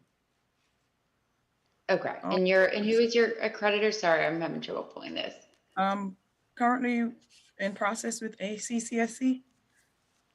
Where are you in the process with ACCSC, please? We're around the second phase. We just submitted items to them with the, not just, but if, submitted items to them with the second phase. So we're waiting their review and their feedback to us.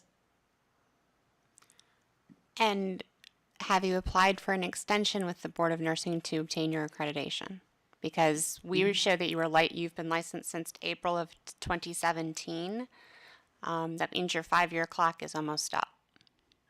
Yes, we have applied, but initially when we were licensed, we had to do a name change because prior to our name was Sinai School of Nursing, and it was similar to Mount Sinai. So they did like a C's and a C's, I believe it was. So we had to do a name change, and doing that, we were re-licensed with the Board of Nursing. So I'd have to verify with them. We did submit the application, but I'm not sure if they're counting us. We really got approval of 2019, just to say that short, because we were not operating with the prior name. So when did you enroll your first student? In under 2019. The current board? Okay, 2019. So you May have of 2019. Okay, so 2 more years to get institutionally and programmatically accredited. Do you think that's something you can accomplish? Yes, definitely, because like mentioned, we have started the process, and the items required, to be honest, it's really that the COVID that really got us delayed and ACCS delayed, as we all know, with being online and not being able to do accreditation is a long process. Yes, absolutely. Yeah, it does take a long ride, but with their back and forth, the review and everyone getting accustomed. When we had just started it, I think in during the COVID period, everyone was getting situated and getting everything online and presenting items. So, but we will meet, the 2-year period that we have remaining. Great to hear. Thank you for that update. I appreciate it. Thank you. Can you give us an update on, so it looks like student enrollment, if I'm reading correctly, is 39 students currently. How are placements? It looked like 19 to 20 placement was 100%, retention at 87. 2021 placement dropped to 67% with a retention of 91. How are you faring right now in regards to graduate placements? Our placement right now is good. The reason for the drop, initially, not a lot of hospitals were taking LPNs at the time, so one or so LPN was not hired then, and it was really because if she was relocating. So to be honest with you, she didn't take employment during that time. But as for now, placement has been great. We have affiliated with a few hospitals or nursing homes, and a few of them are even being, hired as graduate nurses. So right now, the placement has been 100% for those that have graduated and passed on. Thank you. And help me with retention looks healthy, but graduates are very lean over the past 2 years. What's happening with that from a graduate standpoint? That I see 19 to 20, there are 2 graduates. 2021, there are only 3 when the enrollments are 24 and 34 students. Help me understand that math. Okay, so the graduate initially was small because being a private school, of course, they have to pay off their tuition prior to, graduating, and of course also passing or placement towards the end, in order to make sure they can graduate and pass the board. We do offer in-house predictor to the students.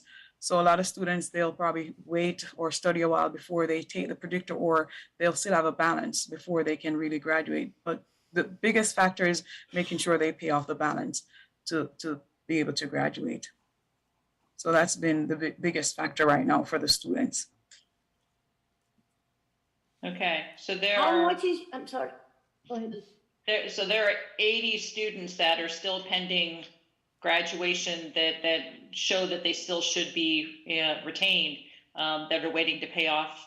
It seems like it's not picking up year over year from a graduate standpoint.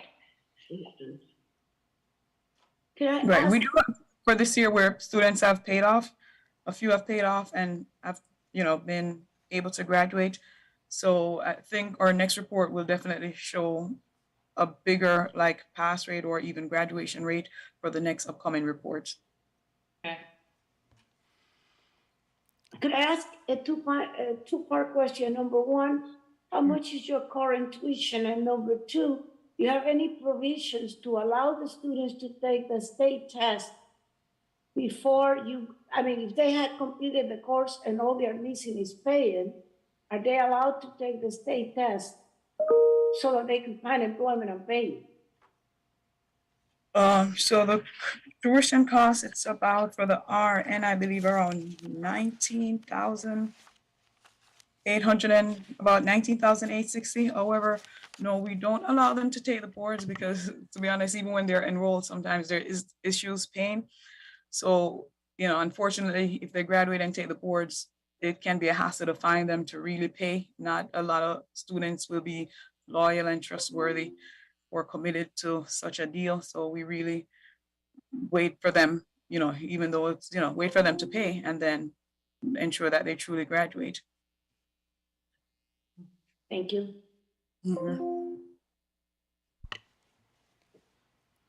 Commissioner Williams, I sense you're trying to unmute. Were you? No? No, ma'am. Oh, sorry. I'm managing a split screen between the PDF that we're all looking at in this. That's okay. Commissioners, at this time, based on the information we've heard from the school, we would like to suggest asking the school to report on its accreditation status and the graduation status at the May and September meetings, as well as submit to us the documentation around the extension of the accreditation to the Board of Nursing.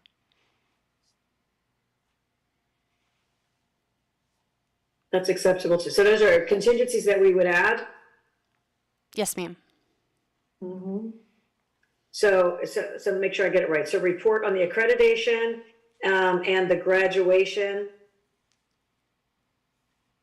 I guess it would be graduation rate status. Yes, ma'am. Okay. Tell me again, the May and September?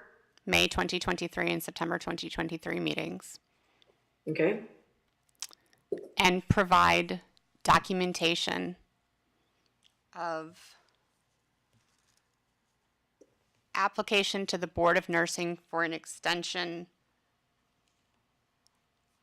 of the accreditation deadline. Okay.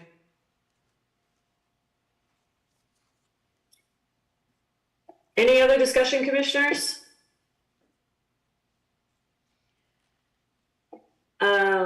Hearing no further discussion, is there a motion to accept the staff recommendations with the added contingencies to report on the accreditation status and the graduation rate status at the May 2023 and the September 2023 meeting, and provide documentation of the application to the Board of Nursing for extension of accreditation?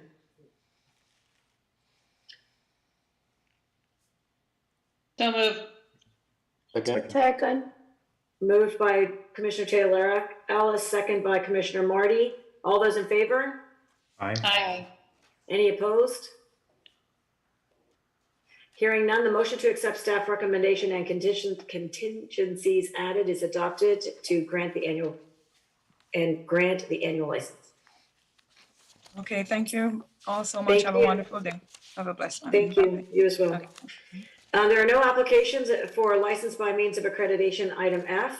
The item G on the agenda is annual review of license by means of accreditation. There are 6 institutions in this section. Is there a motion to consider these applications by consent?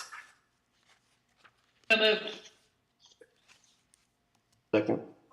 Moved by Commissioner Taylor Ellis, second by Commissioner Stefano. All those in favor? Aye. Aye. Any opposed? Hearing none, the motion to take this section by consent passes. I will now ask each commissioner whether there are any items they would like to pull. Commissioner Cross? No, none. Commissioner Marty? Fine. Commissioner Stefano? I'd like to hear staff's recommendation. Okay. I'll always ask them at the end, just so you know. Yeah. Commissioner Taylor Ellis? No, thank you. Commissioner Whitaker? Number 1. Okay. Commissioner Williams? I don't see him. Did we lose Commissioner Williams? Commissioner Williams had to leave us for an unavoidable conflict. He may be able to return, but we still have quorums. We may proceed. Okay. Director Pelton, does the staff wish to pull any items? Staff has no concerns in this section. And I do not, I have none to pull as well. So we have is there a motion to accept staff's recommendations on items 2 through, I forget how many there are, 6? So moved. Second. Moved by Commissioner Whitaker, seconded by Commissioner Cross. All those in favor? Aye. Aye. Any opposed? Hearing none, the motion passes and staff recommendations are accepted for those institutions. Moving to the one that had been pulled, which is number 1, Cambridge College of Healthcare and Technology, Miami Gardens, number 6244. Do we have we have the staff's recommendation. Is there anyone here from those schools? I am here. If you can hear me, commissioners, my name is Julie Orloff. I'm the Vice President of Regulatory and Compliance for Cambridge College. Welcome. Is there any discussion? I just wanted an update on nursing, on the scores and cuts. This location doesn't have nursing. It has a nursing assistant program, but it does not have nursing. Okay. You have a different location that does? Yes, I have 2 other locations that are on this meeting towards the end. Oh, Yeah. Gotcha. Sorry. Okay. That's okay. Then I'm good. Any other discussion? Hearing none, we will take a motion to accept staff's recommendations to accept the annual review upon the following contingencies being met: the submission of documentation demonstrating that the institution's website, social media, and other digital media are in compliance with rule, An institution may not conduct a program unless a specific authority is granted in its license. And 2, submission of a placement improvement plan for the phlebotomy tech diploma program. The executive director shall accept the annual review when the contingency is timely fulfilled, and the contingency must be fulfilled in all required materials received in the commission office within 90 days of the court order. The license by means of accreditation continues in force through February 28, 2024. The institution shall submit an annual review pursuant to rule. A progress report shall be filed with the commission for the May 2023 and September 2023 commission meetings. The report shall include information on placement, personnel, placement activities, job development activities, and number of students placed for each graduating class to show the effectiveness of the plan for a goal. Okay. Yeah, Thank you very much. I think we're taking a motion on that. So moved. Commissioner Whitaker, is there a second? Second. Commissioner Stefano, all those in favor? Aye. Aye. Aye. Aye. Any opposed? Hearing none, the motion passes. There you go. Thank you. Thank you. Okay, now I gotta see where I am.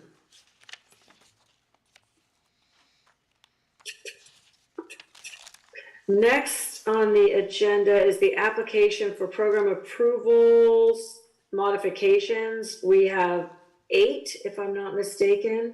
We have added 1 to this section, correct? Yes.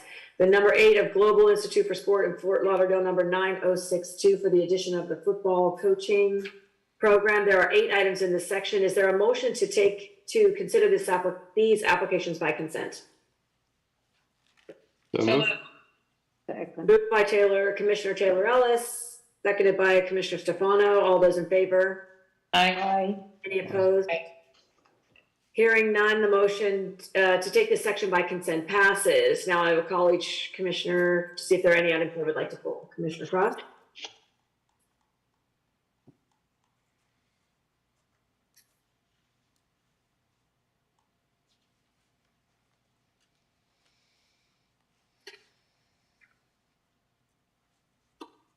I'm sorry, item number 1, and they're associated with 1 through 4. So it's the same school. Okay. Commissioner Marty? Item number 1. Okay. Commissioner Stefano?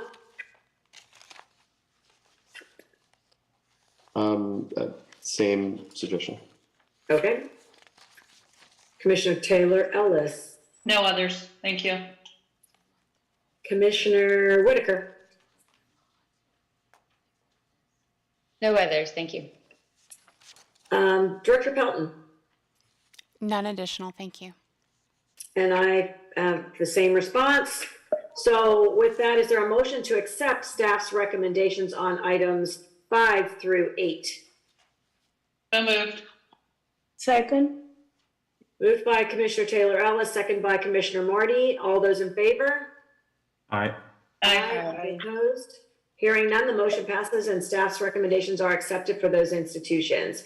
Now we will move to items 1 through 4, which is Anna G. Mendez University, Orlando, number 7756, 7860, 7859, and 7861.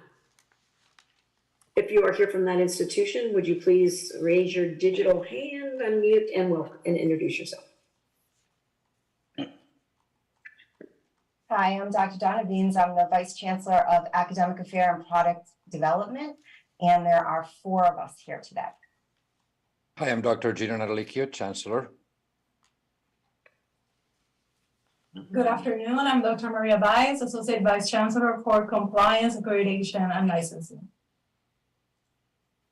And this is, go ahead. Good afternoon. I'm Nicholas Natalicio, Executive Vice President. Yeah, and this is Bob Harris, counsel, Messer Capital Law Firm in Tallahassee. Okay. Commissioners, discussion? I had a, yes, Madam Chair, if I could start, I have a clarifying question before I ask a question. I want to just confirm the student enrollment number that we have here in Florida is 201 students. Is that accurate? Is that correct? No. No, that is not. Dr. Nalikio, no, it's not correct. What is that? What is the correct number? Nicolas, do you want to give them the exact number, please? Yes, for this current semester right now running, we have right here. We have around 700 students in Metro in the Orlando campus, around 700 students in the in the South Florida, in the Miami Lakes campus, and around 400 students in the Tampa Bay campus. And in our main campus, we have over 6,000 students right now. Where is your main campus? It's in Orlando as well. So altogether, Altogether, we're close to 7,500, give or take, 7,500. As of today, we still have an upcoming start, so we don't have the final numbers for the semester, but we're over 7,500 as of this moment. Do you have a breakdown of those students by online versus in person? Yes, right now the percentage is about 70% online, 30% ground, give or take. Okay, thank you. Is that an increasing enrollment? When did you start enrolling in Florida? Forgive me for not knowing. Yes, so the institution was originally was accredited by Middle States in the early 2011, and we got our permit, and Dr. Beans can expand a little bit more. We got our thing. For me not to get dates, I'll let Dr. Beans answer this specific. Yeah, absolutely. So our parent company that is in Puerto Rico, they had originally started, and back in February of 2021, CIA had granted us our provisional license. After such time, in June, we went back and asked to move our main campus to Orlando from Puerto Rico, as well as to change our name so that it was AGM, so Ana G. Mendez University, instead of just online campus of that location. And so we changed our address to Florida back in June of 2021. And then we submitted in March, we submitted our renewal in November of 2021. And then we went for a ownership change, but not a change of control. And that was granted in March of 2022. And then we got our full license in May of 2022. So we've kind of had some changes going on as we've been going to become a Florida institution. If I may add, I'm Gino Natalico, the Chancellor. This request was a kind of like both from Middle States and actually from CIE itself, which in many meetings, we always hear that if you had employees in Florida, some other institutions to just repatriate their earnings.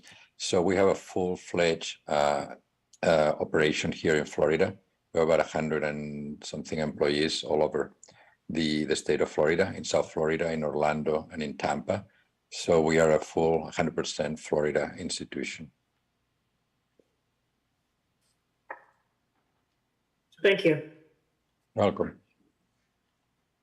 This is just my own curiosity, because you have so many students. Are you experiencing enrollment increases or declines? What is your trend of enrollment looking like?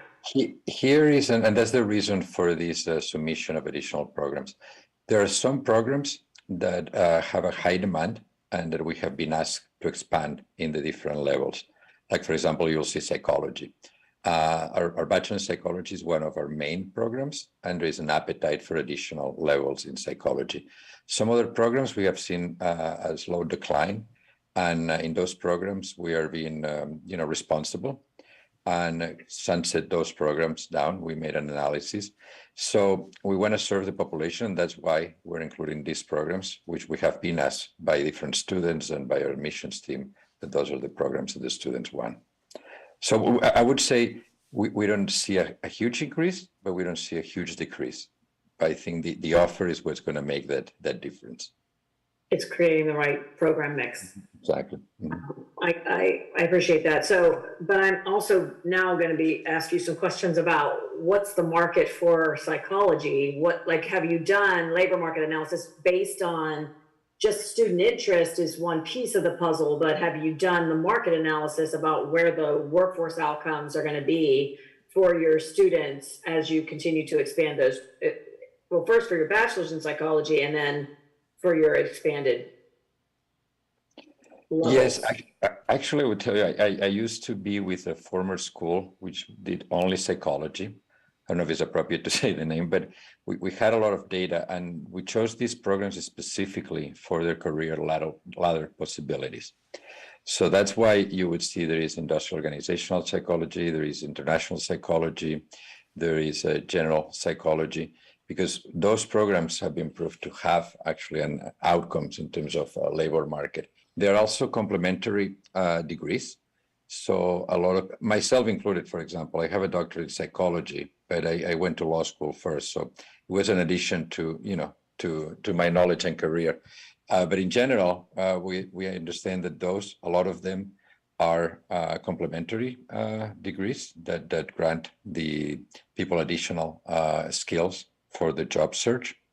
And in other cases, which will come later, there is the APA accredited psychology programs, which is a different whole ball game. And then I guess this leads me to as I'm looking at your program offerings, just on your program sheet. So as you're trying to get to the right program mix, that portfolio distribution that's correct for you, for your enrollment and your placement of your students, are you identifying programs that you'll close, that you'll, just because you really have a lot of programs? Yeah, we have a list. I understand the diversification of programs, but that's a lot of programs. Mm-hmm. Yeah, we do have a list of programs to sunset, and we can provide that to the commission, or Dr. Veens has put together a list. So basically, it's an equivalence of sunsetting and additional programs. Yeah, just to elaborate, we do have 18 programs that were legacy programs that when we had taken over, there was kind of a duplicate. So those are duplicate programs. And then we have about 22 programs that we're looking at the market for our Hispanic population. It's just not there anymore. So we are moving to more upper level degree granting programs. Yes. Thank you for that. Commissioners, other questions?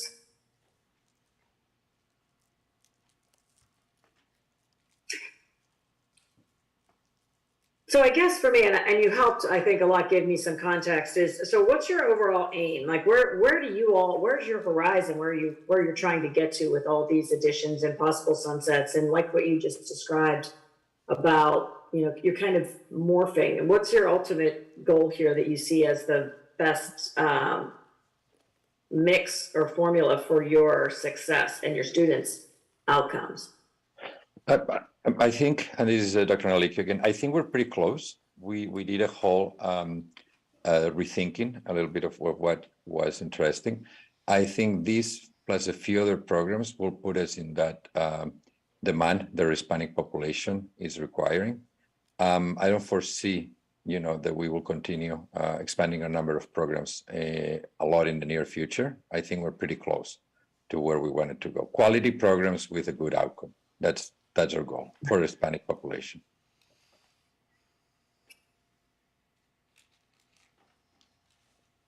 Commissioners, any other thoughts, discussion, questions? No, thank you.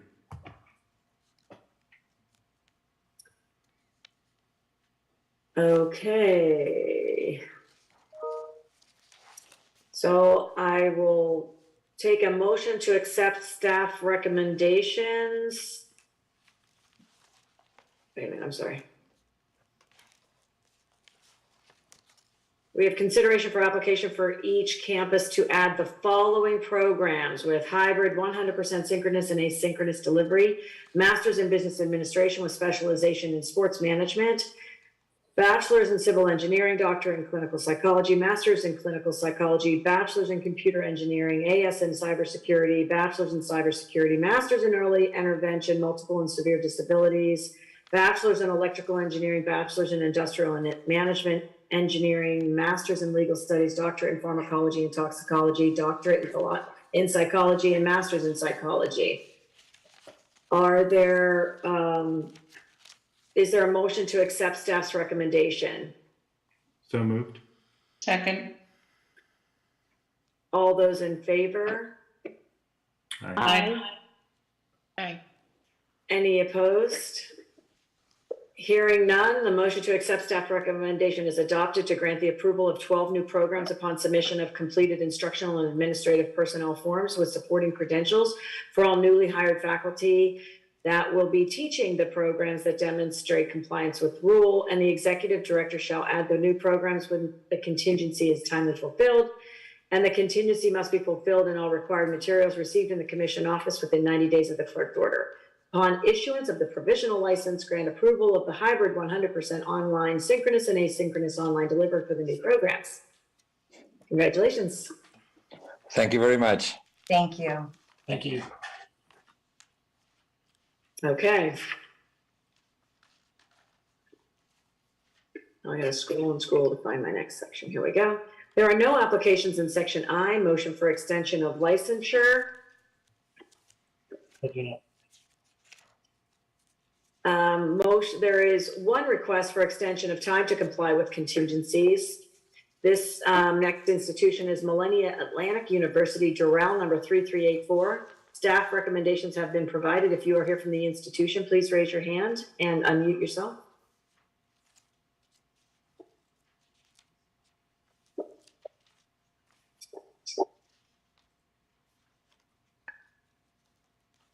I feel like okay.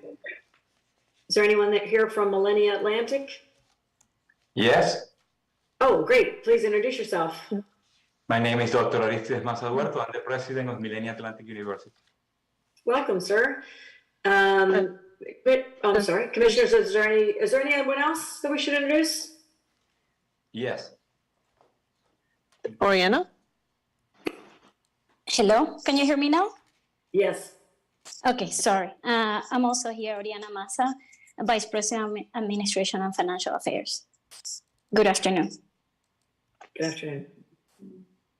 And hello, lastly, there's Sophia Langley. I'm counsel to Millennia Atlantic University and assist with the accreditation. Okay, great. Thank you. Commissioners, is there any discussion?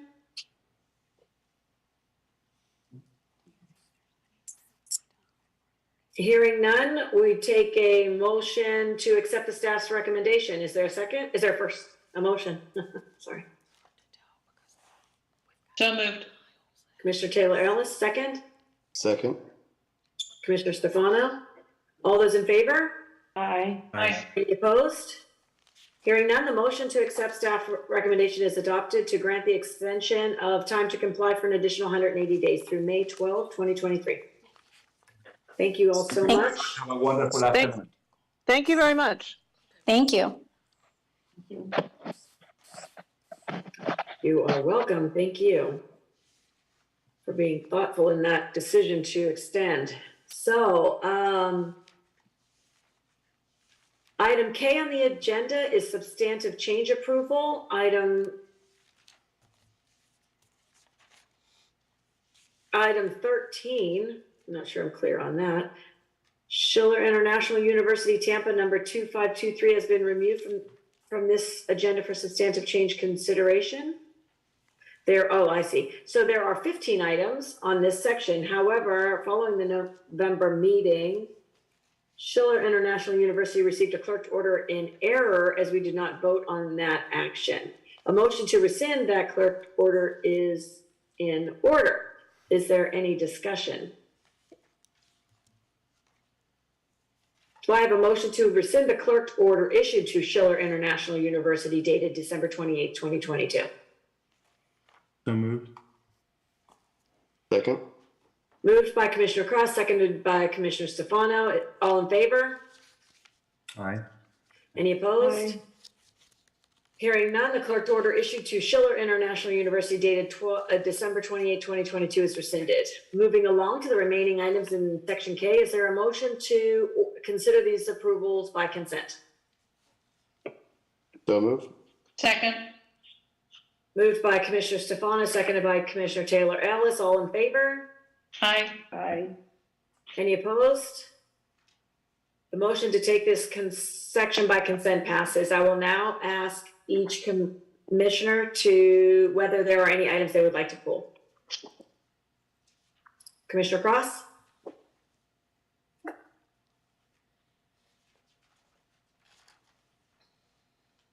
Give me a minute, please. Sure. Commissioner Marty? Item number 2 and item number 3. Very well. Commissioner Stefano? 1 through 3, 10, 11.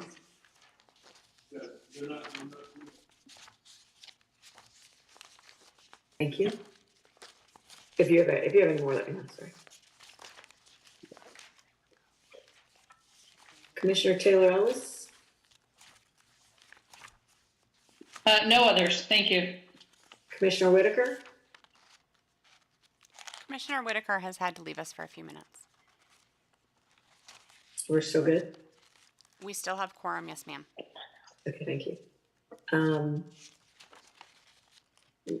Commissioner Cross, you want me to come back to you or just keep going? No others.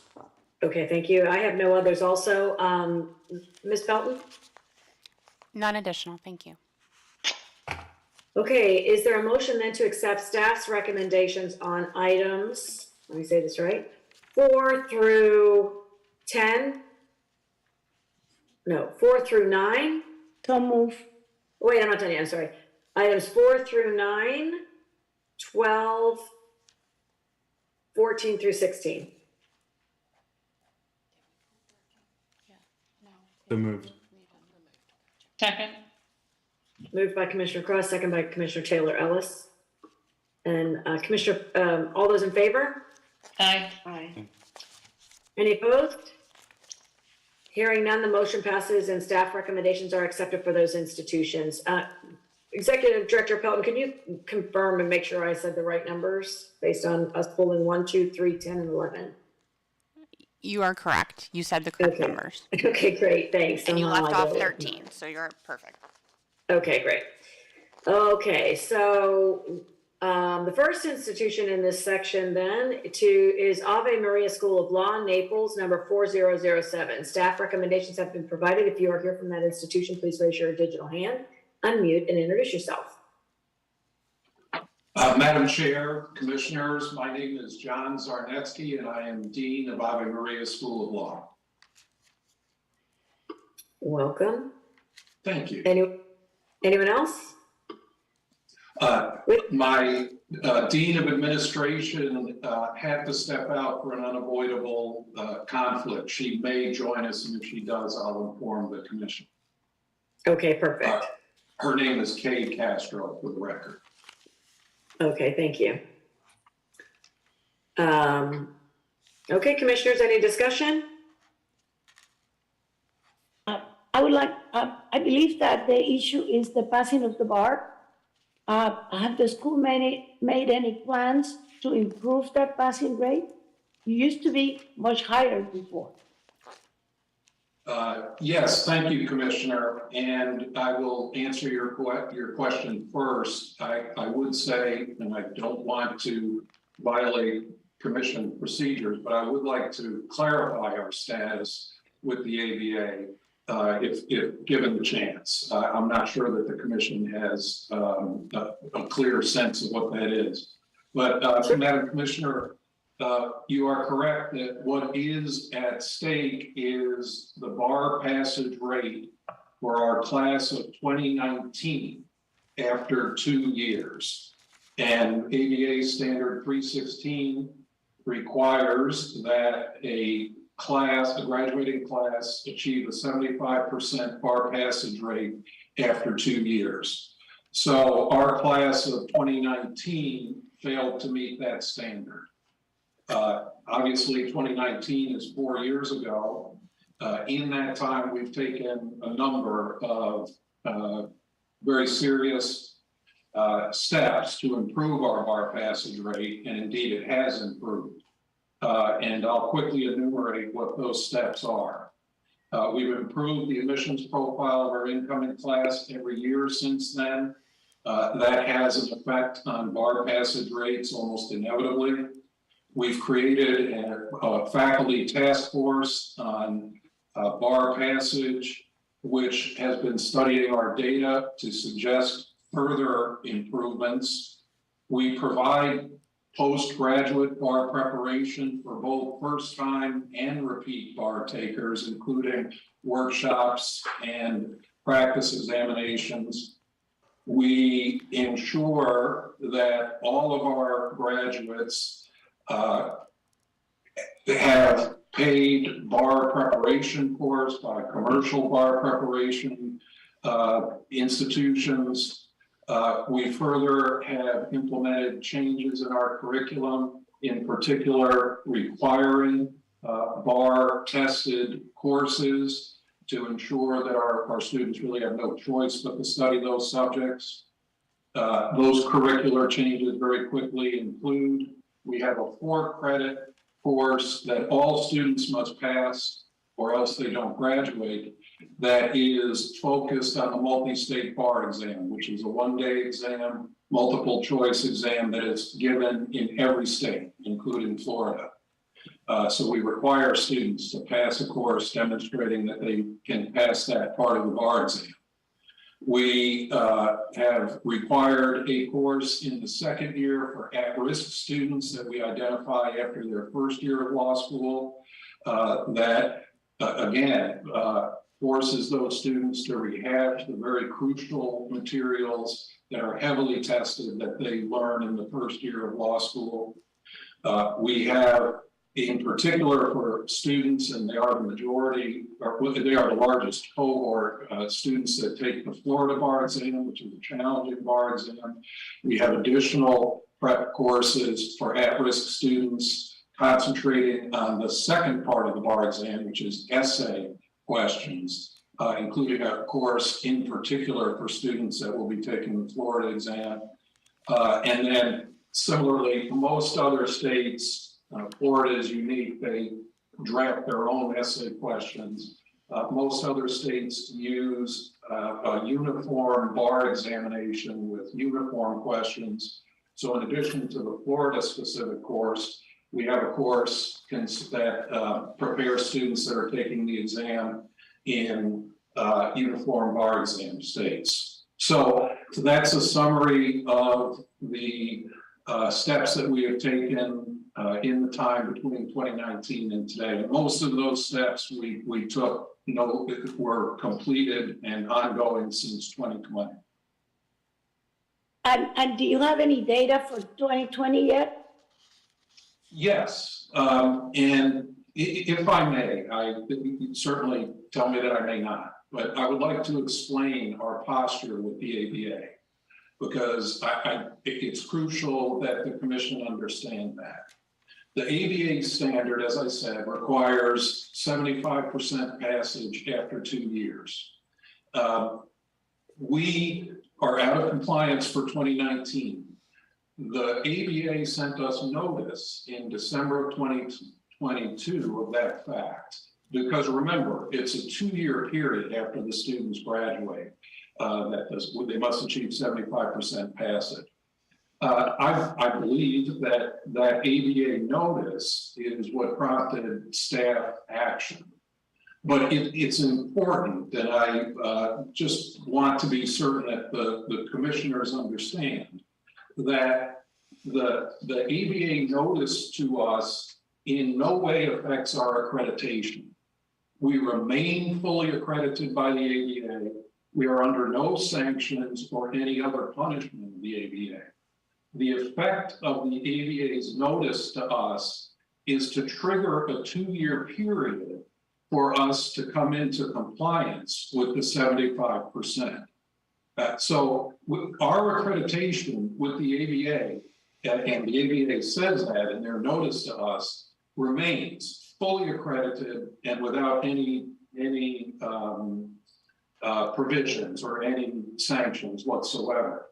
Now, to get, Madam Commissioner, to your question, The second thing I wish to be clear about is we are already back in compliance with Standard 316. What our posture with the ABA is that ABA has a procedure, and it's being lawyers, it's a very formal procedure, and we are in the process of demonstrating to them that we are already back in compliance with Standard 316.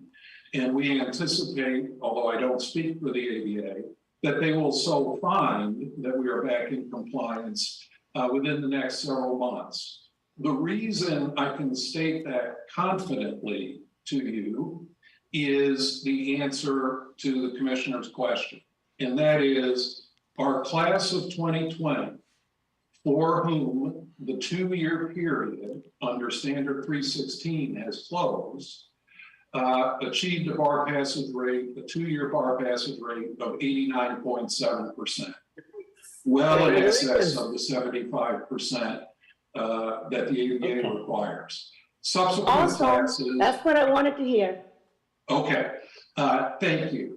Subsequent classes for whom the 2-year period has not closed, that's very important. So these are not official figures. So the class of 2021 and class of 2022, the preliminary results are that we are in excess of 75% for both of those subsequent classes as well. So the upshot is, number one, the ABA's action did not affect our accreditation from the ABA. And number two, we already, in the ABA's language, have cured our lack of compliance, which they noted in December, of Standard 316. So I would very respectfully submit that any action on our licensure by way of accreditation is premature at this point. Executive Director Pelton, I actually will defer to you because that's not what's in the recommendation from staff, correct? Staff recommendation is to find a substantive change. If I may take a moment to give the commissioners some context. The definition of substantive change, and I'm going to skip a little bit, includes a change in accreditation. Well, any change of control, level of credentials offered, location, a change in the purpose of the institution that exceeds minor corrections or alterations, financial soundness, or accreditation. A change of accreditation includes change of accrediting agency, lowering the level, exceeding the scope of the grant of accreditation or recognition of the agency, or any final action. So there is no final action here. However, a substantive change also includes any change which the Commission determines is serious enough to affect the continued operation or stability of the institution or the quality of the educational programs offered. By analogy, this is the rationale when we take action based on poor NCLEX scores. Right. Further, under Rule 6E 2.002, institutions have free leeway to apply for a return to their prior status at any point. So, Dean Sarnetsky, I certainly hope I did not botch that too poorly. I am tremendously impressed by the steps you and the school have taken. So please do not take this as any undermining of the efforts and the success that you have had to date. I just want to give the commissioners some context for the rationale behind the staff recommendation. Okay, I have a question. Does the fact that the 2020 rate exceeds the needed one has any bearing in our decision now? That is at your discretion as commissioners. It is our pattern in practice when an accrediting agency or a licensure agency, and the ABA is a funny one, it's not technically either of those, but similar to both, takes any action, then we take action. We follow that accreditor, particularly for schools that are licensed by means of accreditation. So what is the actual action that's being taken against you right now by ABA? Because you've just said none, right? There is no action against us. What's happening, but let me be very clear, right? So I can tell you our precise posture. the action, what the notification in December did was trigger a 2-year period for us to come into compliance with ABA Standard 316.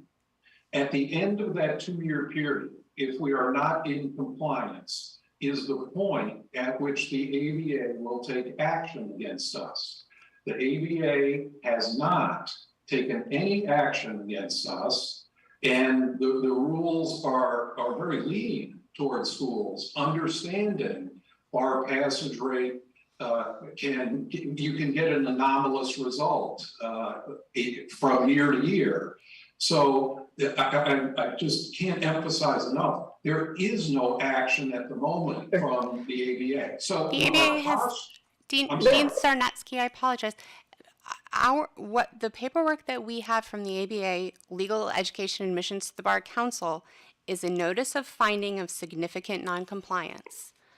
My understanding from the letter that you submitted is that you do not dispute that finding of significant noncompliance.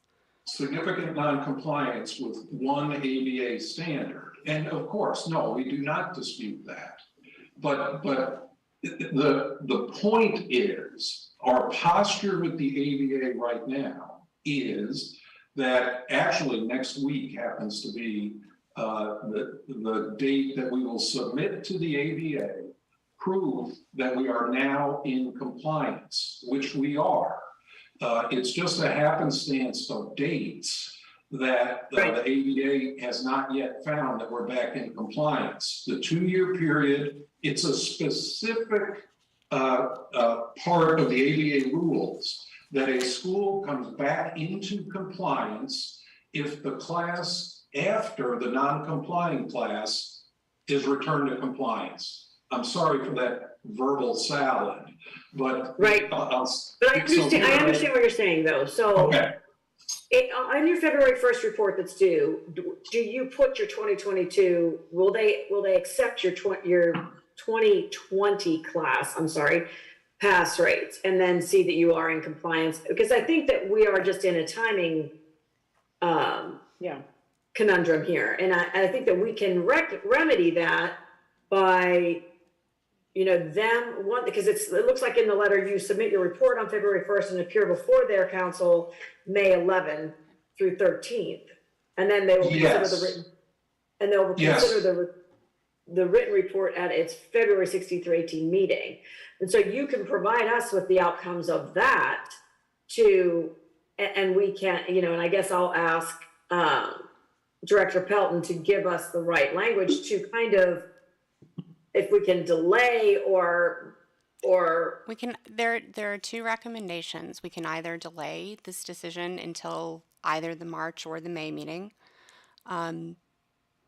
or the commission. I mean, there are infinite options, but the 2 that I would recommend choosing between, or the commission can find substantive change and give delegate authority to return as soon as the ABA finds that Ave Maria School of Law has returned to compliance. Okay, so that you would have the authority, you as executive director would have the authority that as soon as the school shows you their ABA information after they've presented and have been kind of after LSCC has said yes, that you will be able to return them to annuals. Regular, Go back to the approval accreditation instead of provisional. Is that what would happen then? They would be placed. May I address I'm sorry, I apologize for interrupting. May I address? No, that's okay. May we hash out the procedural options and then open the floor back up, if that's okay? And certainly this is your floor. I want to defer to you. Yeah, I want to make sure that the commissioners understand what's the procedural options are the most viable ones are to delay until either the March or the May meeting. So delay meaning that they would stay on annual license. They are on LBMA license, I believe, but yes. What? Pardon me? They would stay on their current licensure, yes. Okay, until we in March or May, based on the timing of that would be better for the school. That would be based on that, what's that is happening the with school's ABA. preference, I think. I'm sorry? My speculation is the school's preference, but I will let Dean Skarneski speak to that. Is that your preference, sir? Yes, thank you, Director Pelton. And by the way, just for the record, you are saying my name correctly, which I really appreciate. Thank you very much. Our preference, very respectfully, is because, as the chair pointed out, we're really just caught in a timing issue here. The important point is we are back in compliance with the ABA standard. It's just a matter of following the ABA rules of the ABA finding that, which they will do. And here is since this is a new procedure, there's one little bit of uncertainty. We will send them next week our statement, our annual report, which shows that we are very easily back in compliance. What I don't know for certain is, will that lead them to write me a letter immediately saying that our compliance has been cured, or whether that will await the ABA Council's meeting in May. But either way, our expectation is it will merely be pro forma. And so I would very respectfully request, since changing our licensure from full licensure to provisional potentially has a grave effect on our institution. And because we are already back in compliance with our accreditor standards, I would ask that you delay a decision on this until we get a finding from the ABA as to whether we have or have not cured our lack of compliance, which again, we expect by May. I'm in agreement with that. So I'm putting it now to the commissioners. Chair, may I just want Yes. to raise one thing that is worth consideration. So Sure. when it comes to nursing scores, we do not allow institutions to demonstrate, give us results to show that they are in compliance and then do not put them on substantive change. When it comes to nursing scores or Board of Nursing probation action, and that is not a final action, we do take action as a commission. This is a unique case, and I leave it to your discretion certainly, but I want to make sure that is something that I you will take into be, consideration. if I may, I am very inclined to delay the change pending response from the ABA to our May meeting. Because that's what I was so concerned about what happened in 2020. And being that it was an increase, my assumption is that they will be in compliance. And if we say March, I'm sure that they're not going to respond by March. Now, if the ABA doesn't respond by March, then we have no choice but to go to provision.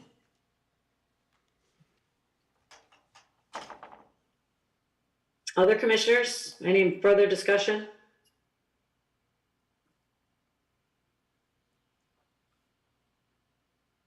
One other option is to have them present, so I'm reading the letter from the ABA.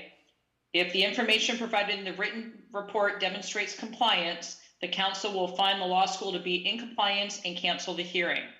Mm-hmm. I expect that they're considering that in February.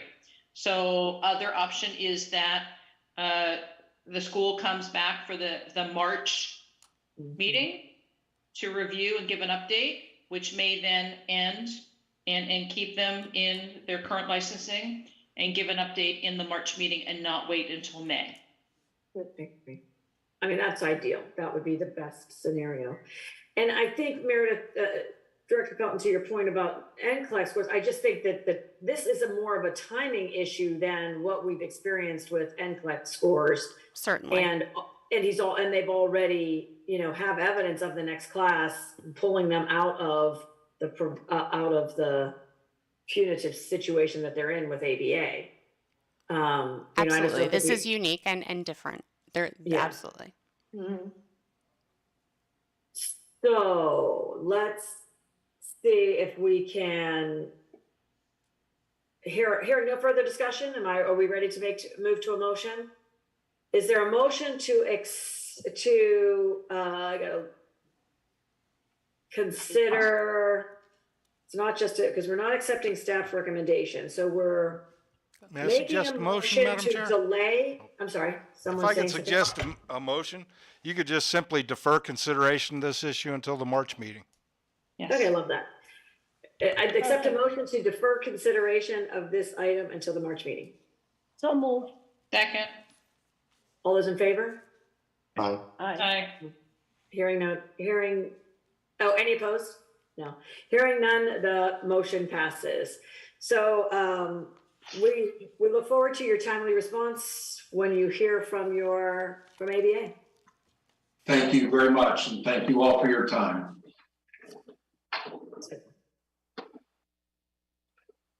Okay, the number 2 and 3 are together. Can we do those together as we have other schools? So it's number 2 and 3 are Cambridge College of Healthcare and Technology, Delray Beach, number 2843, and Altamont Springs, number 2453. Is there anyone here from those schools? Please raise your hand, unmute yourself, and introduce yourself. I know that there's someone here. Hi again, it's Julie Orloff from Cambridge College, Vice President of Regulatory and Compliance. And for the Altamont Springs location, I have the Nursing Program Dean, Pat Edwards. Okay, welcome. Commissioners, is there any discussion?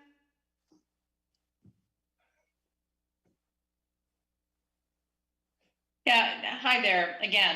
My question is in regards to, I believe somebody mentioned, but the placement rates. When we look at the placement rates for a nursing assistant being at 40% for 21-22, 46% for placement for nursing associates in science, obviously quite a bit lower than the accreditation standard. Can you walk us through what's happening and what your plan is? And there's a few others too, as I read down, excuse me, to improve the placements of these several programs that are struggling. Sure.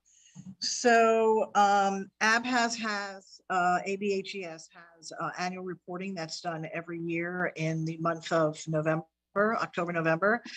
And these specific numbers that you're looking at were submitted at that time. However, ABHES goes to their commission meeting in January, and then in February, they send out to the schools updated information that they're looking at based on the numbers. So for example, for nursing assistant, you're seeing this number for placement 40%. However, what we do is we do an intermediary report with them, which allows us to continue placing these students. And we do submit another report back to ABHES in May of 23. At that point, we will show them if we have increased and if we are still below the benchmark, we will continue to update the action plans that we submit to them at the reporting period, which is again in October, November. Right now, the Career Services Department is working and these numbers have come up. I do not know if they're exactly at the benchmark as of today. I do know that they are climbing. For nursing, for the associate in nursing program, just to kind of give you a little bit more detail on that, there were 13 grads that were in the program, 6 were placed. 3 of those grads failed the NCLEX, 1 retook it and passed it. 1 student is testing next week and has a job already lined up. 1 student went back to school to pursue additional education. 1 student has moved out of state to Philadelphia, and we are continuing to work with that student as well. And the last student is still looking, but has some specific requirements of their hours of when they can work and not. So we continue to work with these students on a day-to-day basis, as well as all of our programs.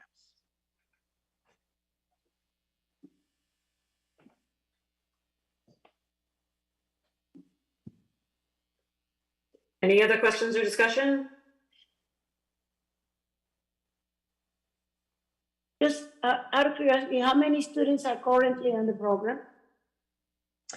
I believe there are approximately 100 students. However, some of those, probably most of them are doing their general education courses right now, so they're not in the core component yet of the program. I would say probably maybe 40 or 50 are actually in the core of the program itself. 40? Yeah, between 40 and 50 that are in the core. Dramatic accreditation, because we did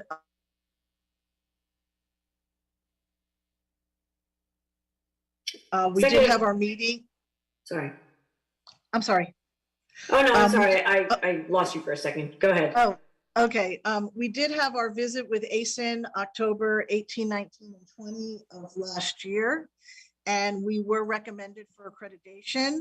And the board for ASIN meets April 3rd through the 6th of this year, and we are fingers crossed that we will have our accreditation.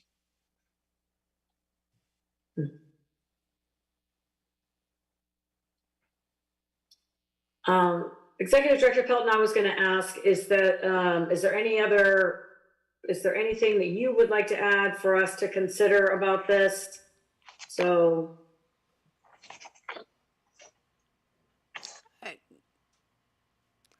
No, I mean, Ms. Orloff, I believe you represent school number 3 as well. That is another, correct, the Altamonte Springs campus.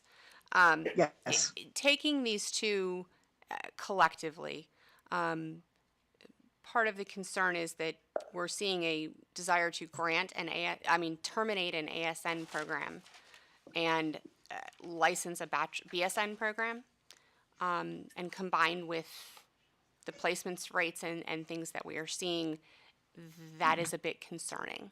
So if we look at them as a pair rather than in isolation, it makes the picture a little more concerning. Although I do understand that your description, Ms. Orloff, of how ABHES does things is very helpful, and it informs the commission, so thank you. Yes, you're welcome with that. I did have a question, or actually a comment regarding that. These are two separate entities. And they're separated by different OPID numbers with the Department of Education. And the program from the Altamont Springs campus was taught out and is completely taught out. And the reasoning behind that teach out at the time was we had a lack of clinical sites, affiliations that was giving us some concern. And with the scores the way that they were, it was of best interest for this particular location to teach that program out. Now, into the future, 2023 and moving forward, we've acquired multiple hospital facilities that really are for our acute care. We have 16 now.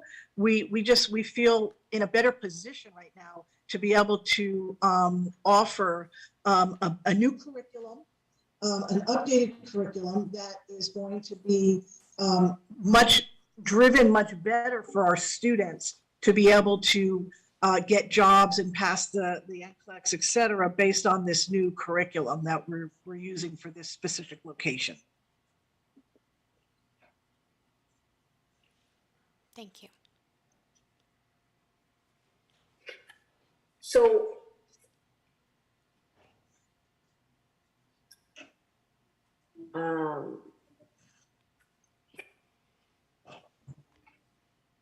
should we have taken these separately? Would that have been a better course of action? Is that what we're thinking? That's what Ms. Orloff is urging us to consider these separately. I think we certainly can, and I'm happy to do that when we make the motion. We can take them separately.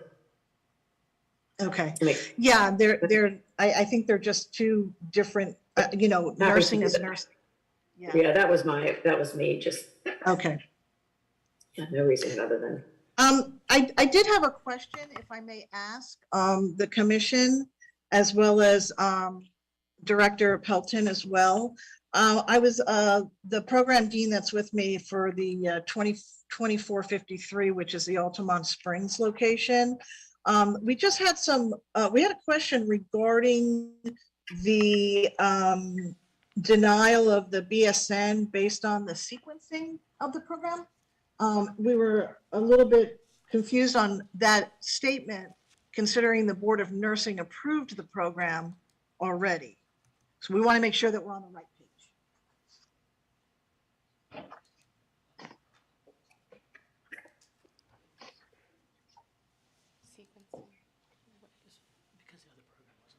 Director Pelton, if you're speaking. It's all, and I apologize. I wanted to confirm that my understanding. Okay. So We just can't see you. Yeah, there you go. our rules do permit to look at the educational history throughout the state of institutions that are under common ownership. So it is really the fact that the practical nursing program is doing so poorly is an indicator, in staff's opinion, of inability to properly teach this program at this time, and that certainly can be reconsidered in the future. Ms. Pelton, hi, this is Dr. Pat Edwards. I have been working for Cambridge since 2021 and working with them in getting new curriculum standards and so forth. I had worked at a prior institution for 14 years in nursing, and we had a very, very good program there. I want to bring that expertise into this program also. Administration is certainly on the same page with me from the point of standards of being of admission standards and so forth. It will no longer look like what was in the past. So everything that I know, I've been in education for 20 years, I am bringing to this college to make this work. So nothing is the same. We are doing simulation labs, better classrooms, and so forth and so on. So it will be primo nursing program going forward. So commissioners, for your, again, context and information, something that Commission has requested of similar situations is a comparison of the programs side by side so that there is clear delineation of what is better and new, better and improved about the new program. So that is something certainly that you could consider. Should you be inclined to more inclined to approve the program, but want to have some reassurance of its quality of educational programming. So would you like me to go into that now, or would you like me to put it in writing to you? That's certainly at the discretion of the committers, but I think in writing. And then we can build into the motion that staff, upon review of that information of then and now kind of analysis of what was and what is now and new and different to demonstrate that there is a program plan to have the quality that you're talking about. Right, and for an example, I think that would just be much more effective if it's in writing and be able to then we can give staff then the authority to move on the provisional status based on their. Well, let's clarify. We have two issues here. We have a substantive change. So find a substantive change denying the annual renewal, or not denying the annual renewal, but changing their status from LBMA accredited licensure to provisional licensure. And then once we move on to number 3 on the agenda, we have the issue of whether to deny, also find substantive change for that institution, but whether or not to deny the BSN program. And the comparison of the curriculum would address the denial of the program. That is the piece that we must either make a decision on today or see if the school is willing to waive their 90-day time frame. The substantive change piece for both institutions number 2 and 3 could be delayed if that is the inclination of the commissioners. But the school would have to acknowledge that they want to. For the programmatic licensure, they would have to waive the 90 days. For the substantive change consideration, the commission could delay that decision. Okay. Is that? Commissioners, thoughts? Where are your inclinations on this? From what we heard, these placements will be reviewed again in May.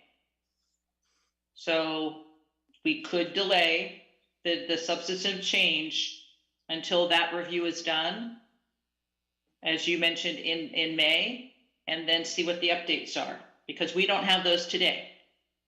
Correct. And right now we're showing high 40s and 50% placement. So in May, we will get a better picture from this cohort of what it looks like.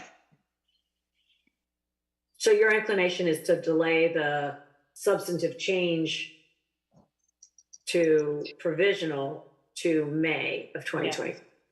Yes, I am inclined. Any other thoughts, commissioners, before we take a motion? I support Commissioner Taylor Ellis's recommendation. I don't know if this is good information or not, or allowed, but I will say that I worked with Dr. Edwards directly and talk about quality nursing programs, so what she's going to bring to Cambridge is what she said she's going to bring. And that's from my experience. So I have confidence that, comparing programs, but that's from personal experience, from my professional experience with working with her. Once again, I don't know if that's allowed or not, but just. But I had a sense of confidence too, that there's a hope for a real change. So let's do this then. Let's take it in separate pieces. Let's separate the two schools. The items, I'm sorry.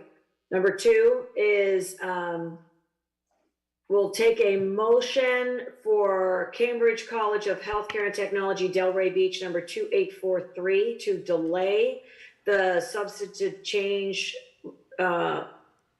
moving to provisional license through. Defer consideration until May. For consideration until May 2023. That's the motion. Is there first and then the second? First.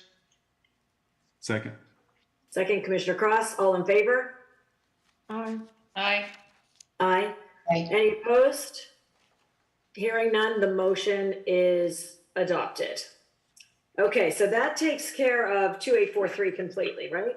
So now we'll move to number 3, Cambridge College of Healthcare and Technology, Altamont Springs, number 2453. So let's discuss that. So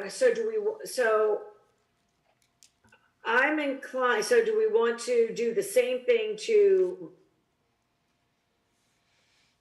delay the provisional,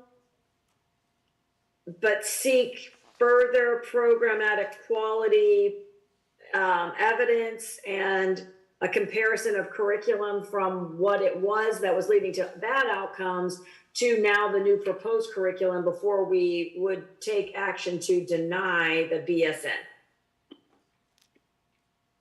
Or is that the right way, Meredith? I'm not sure. So based on my understanding of the commission's intent, we want to make a motion to defer consideration of the substantive change until May of 2023. We want to make a motion to approve, pardon me, now I'm on the wrong page, the nursing 122 credit hour bachelor's program with the contingency of submission of the ASN curriculum, the old curriculum and the new curriculum, but my understanding is that is the ASN curriculum and the proposed BSN curriculum to be sufficient to demonstrate educational quality and appropriate sequencing for a nursing program.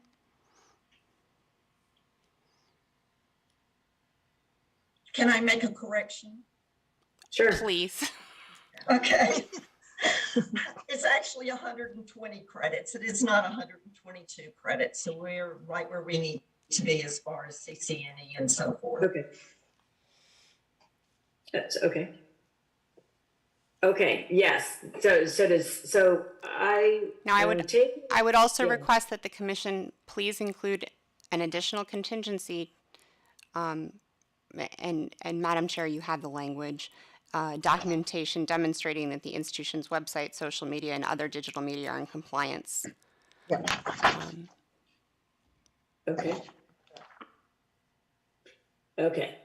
So, and you'll correct me if I'm wrong. So we're looking for a motion for Cambridge College of Healthcare and Technology, Altamont Springs, number 2453, to defer the substantive change to May 2023, approve with contingencies the nursing 120 credit hour bachelor's of nursing program, the contingency to be a review of, or a submission from the school at a review of the old ASN curriculum and the new proposed BSN curriculum, so that staff can make the recommendation or make the determination that it is sufficient to demonstrate quality and that the sequence is appropriate for student success.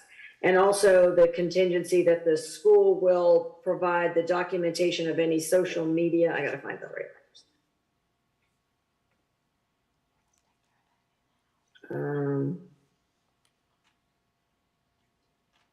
I'm not seeing it. It's number 2 in that paragraph. Oh, thank you. Submission of documentation demonstrating that the institution's website, social media, and other digital media are in compliance with rule and Florida Administrative Code. That an institution may not conduct a program unless specific authority is granted in its license.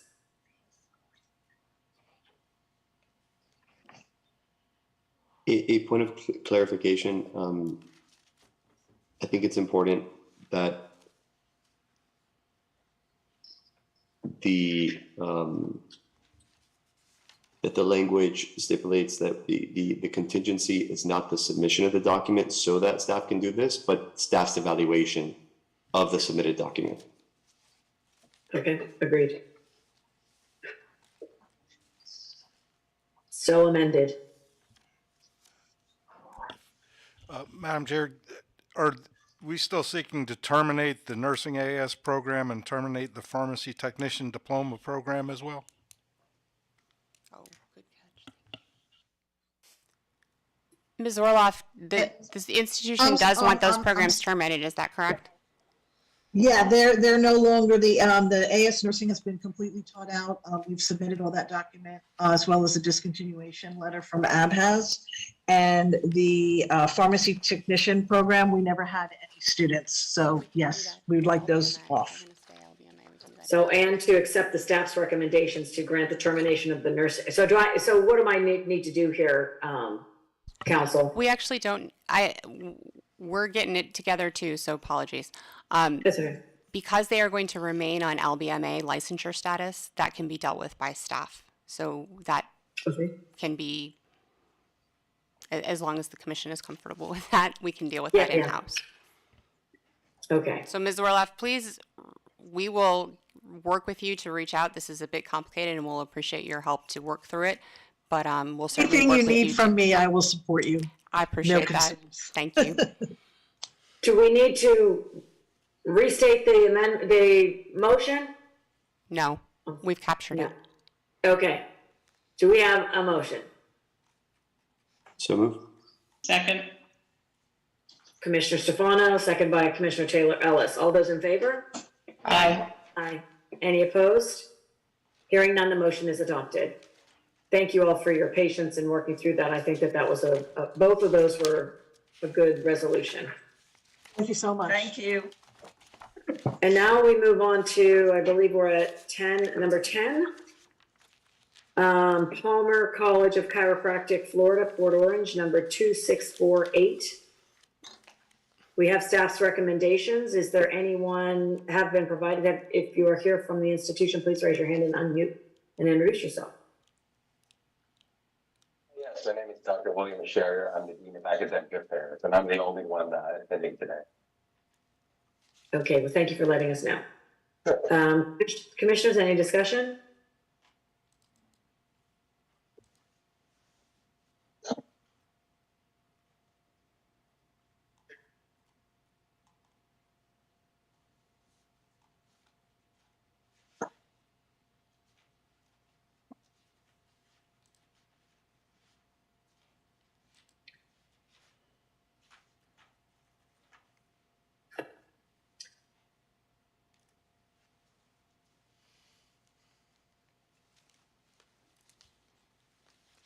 I'm sorry, a point of clarification. Did we jump from number 2 to number 10? We did. 2 and 3 we did. Right. And I'm pausing to. I thought that 5 to 7 were pulled. We approved those by consent. We pulled out 1, 2, 3, 10, and 11. There is a correlation to 5.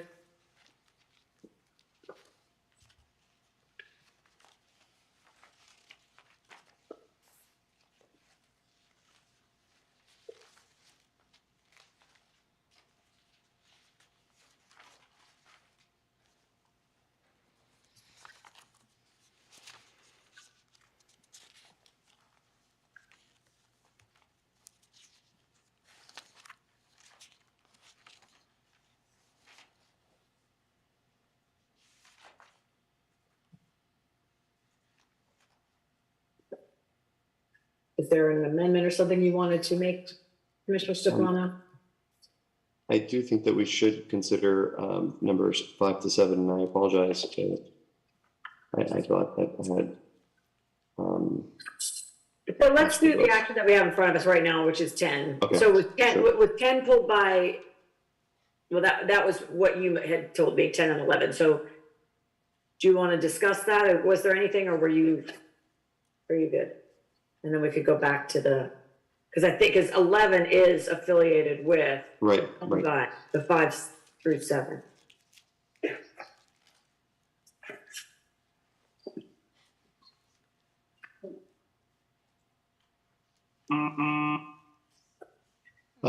Does staff have any comments related to number 10 that could help provide some context?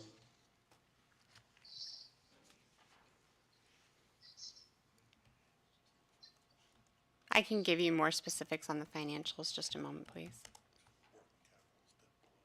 The working capital is negative. And So that is and I understand that may not mean much to some of the commissioners.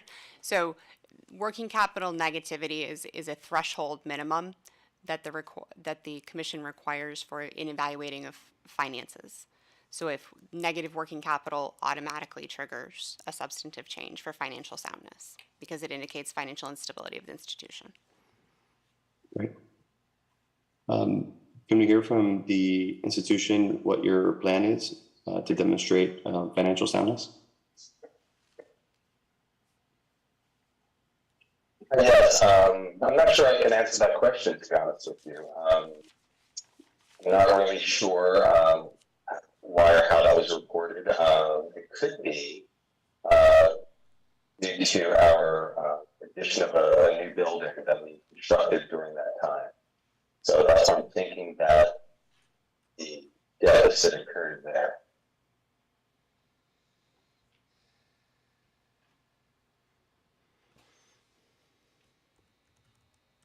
I'm not sure I understood what you said. First, I'm not sure that I'm able to answer your question. I would have to go back to someone from our financial office to see if I can come up with an answer for you on that particularly. I was speculating that that number, that deficit, is probably due to the addition of a new building that we just had built, roughly around that same cost, which could account for the Working capital is current assets and liabilities. Oh, So we have no, and I'm not correcting. I was trying to provide you some help too.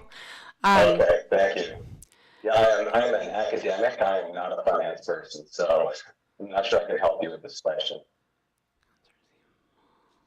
Well, that's okay. I mean, There's we a have sizable, I suspect it is because there is a sizable deferred revenue liability up pretty significantly year over year. Unfortunately, it sounds like the institution doesn't have the people on the phone today to explain that, but that would not be related to a facility expense. But we do have, based on the staff's review, the recommendation that this is a substantive change and to issue the provisional license through September 30, 2023, by when they'll be able to report updated financials. And I think that probably satisfies what we need to do today, unless Commissioner Stefano, you have some other concerns. No. So move. May I inject a question here to Madam Chair or to the director?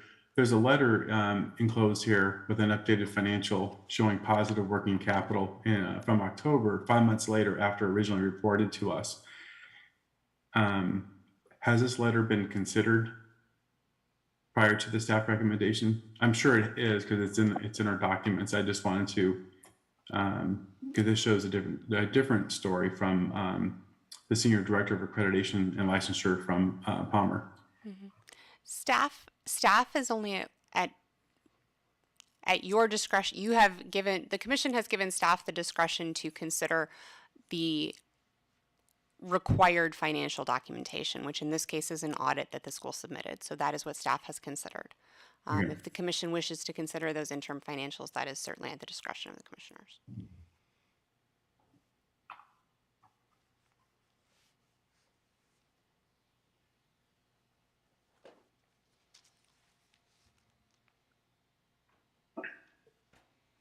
Jeff, you want to make a? Yeah, I would motion to use the interim financial update that we received in October. That shows the positive working capital of $24,424,504.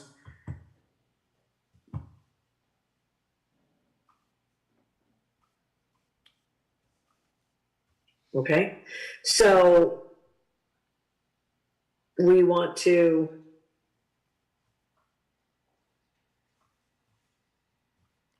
So if the commission wants additional reports, they could request those reports and or defer the decision, or you can simply make a motion to not find substantive change.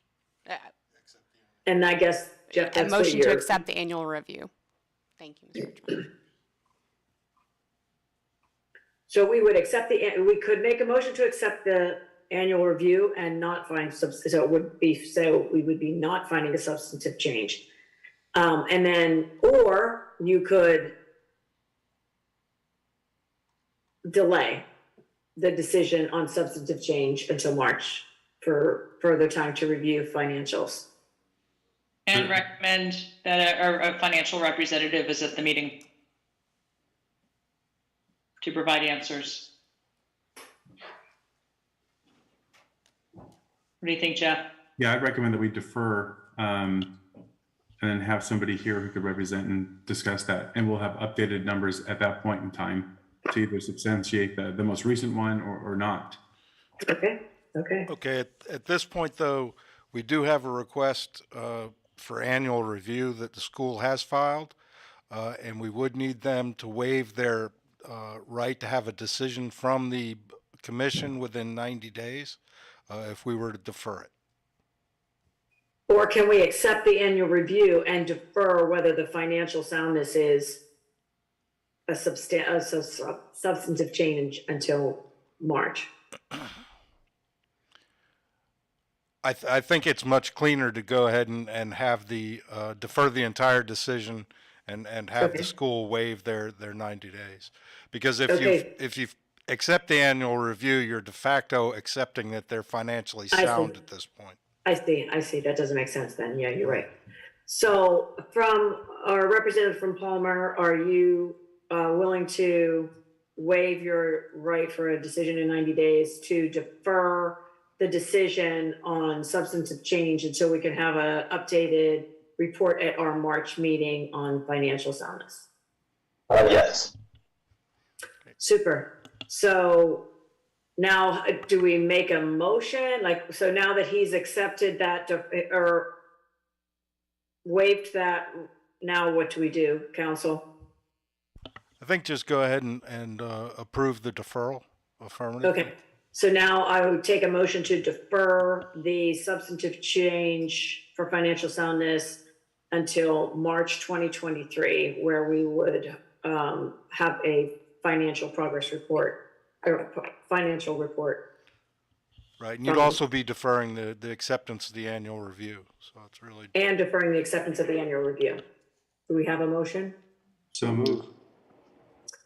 Commissioner Cross and second by Commissioner Stefano, all in favor? Aye. Hearing, any opposed? Hearing none, the motion is approved. Okay, now Commissioner Stefano, help me with what you want to do next, because we've already gone and by consent approved 5 through 7. Can we discuss 11 and get to your questions? Or no?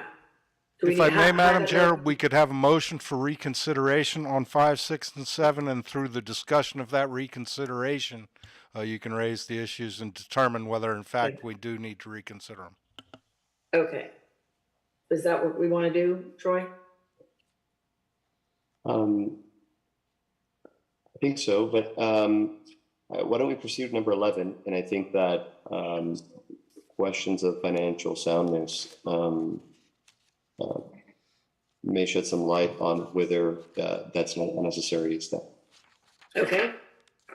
So the next school that we're reviewing is Putting on the Tips Nail School, LLC, Ocala, number 2151. We have staff's recommendation. Is there anyone here from that school that would like to address us? Please raise your hand and unmute and introduce yourself.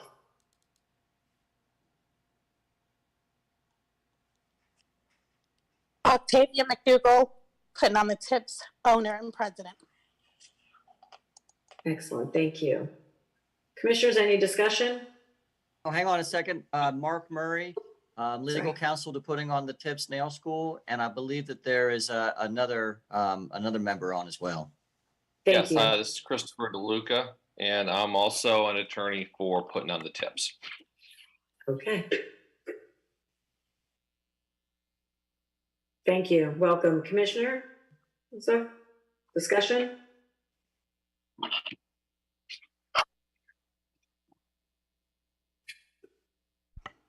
I'm looking at an attached letter here regarding the denial of recertification application to participate in the federal student financial assistance programs.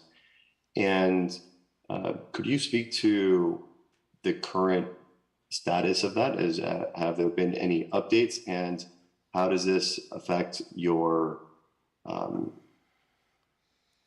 finances and business plan?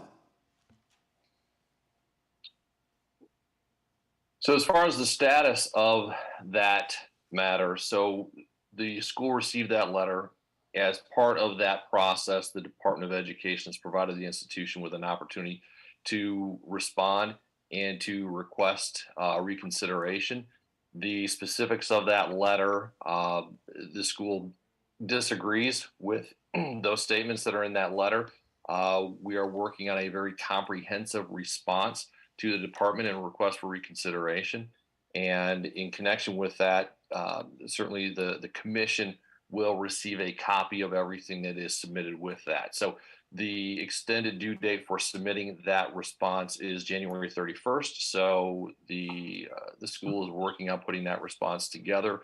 Not as we speak, so we're speaking with you right now, but we're working on that currently. And that once, as I said, once that is finalized, the commission will receive a copy of everything that we submit to the department in response to that.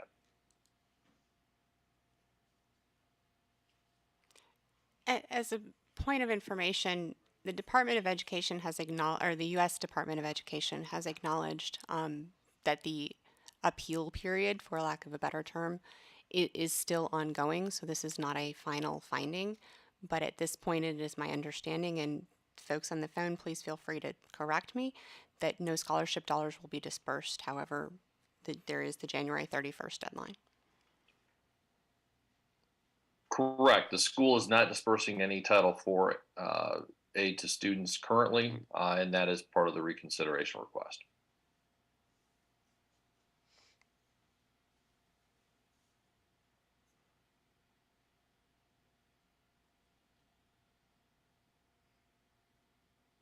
How does it affect your business plan while you're going through this process? In regards to our business plan, are you talking specifically about this campus for putting on the tips? Or perhaps you could shed light on overall business plan and then also specific campus plan. Okay.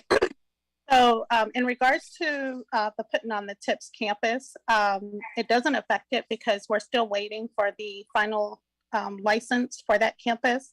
All of our expenses are paid up, and we are still currently enrolling students and operating business as usual.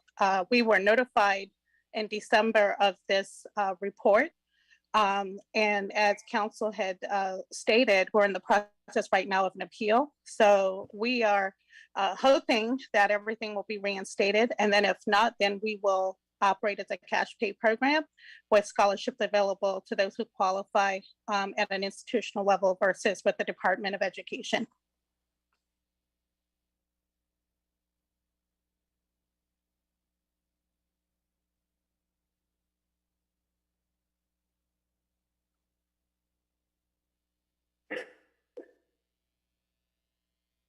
Commissioners, any other, I mean, you see staff's recommendations there. Are you satisfied with recommending, I mean, looking at the finding the substantive change and asking for reports back at March and May meetings?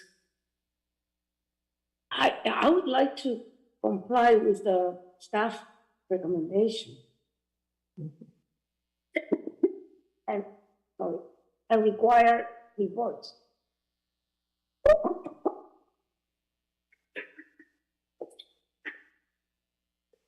Commissioner Stefano, is there anything further you'd like to discuss? Anyone else? I shouldn't just call you. No, I just wanted to get a sense for what the current status of that conversation is and what their business plan is and whether that's something that's sustainable if this does not pan out in their favor. Mm-hmm. And for us to think about how this could affect students in the long run. I anticipate that we will hear back on the outcomes of this. Mm-hmm. And we have them, to report back in March. So if there's no further discussion, I'll take a motion to accept staff's recommendation to find that a substantive change has occurred based on the financial soundness of the institution in order that the institution report to the March 2023 and May 2023 commission meetings. The report shall include updated financial statements to show the effectiveness of the plan.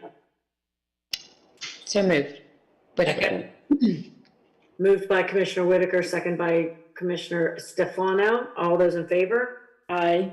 Aye. Aye. All those opposed? Hearing none, the motion is approved.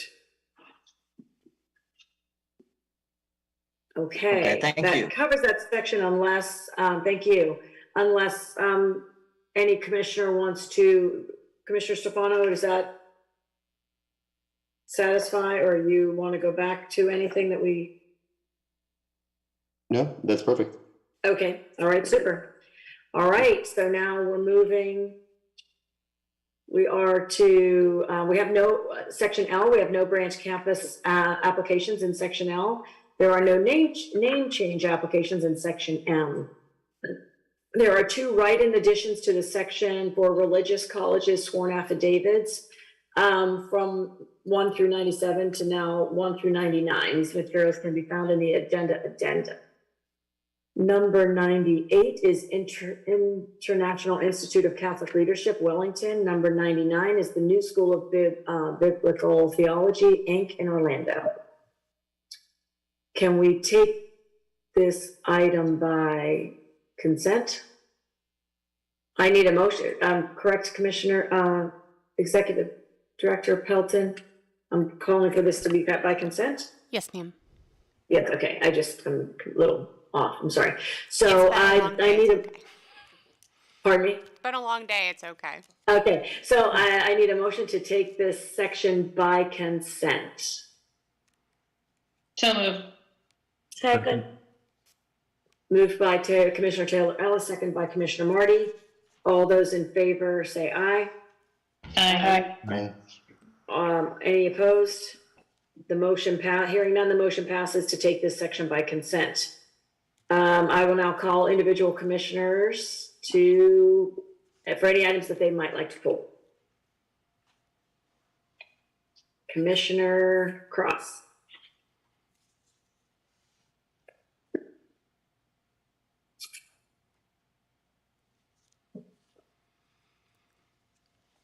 Or if anybody's ready, if you just want to tell me what your numbers are.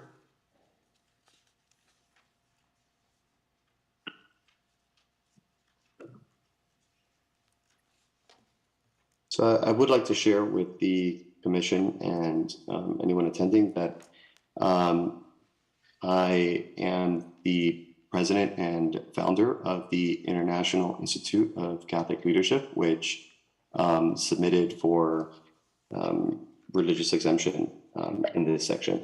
It was included in the addendum. Thank you.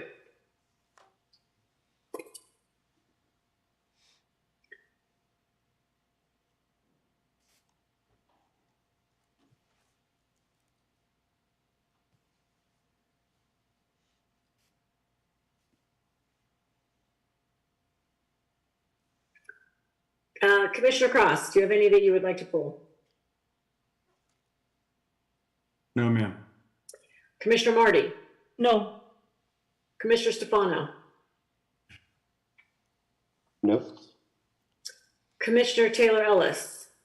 No, thank you. Commissioner Whitaker? No, thank you. Director Pelton? Yes, ma'am. Number 36, number 53, number 83, number 85, number 92, and number 93. Some of these institutions' names are not in compliance with law, and some of these institutions very likely need to be licensed institutions and will be issued nice letters indicating that to them. Okay, so let's go with the process.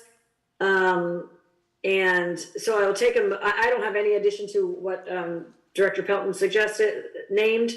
And so we will take a motion to accept staff's recommendations for religious colleges sworn affidavits submitted numbers 1 through 35, 37 through 52, 54 through 82, 84, 86 through 91, 94 through 99.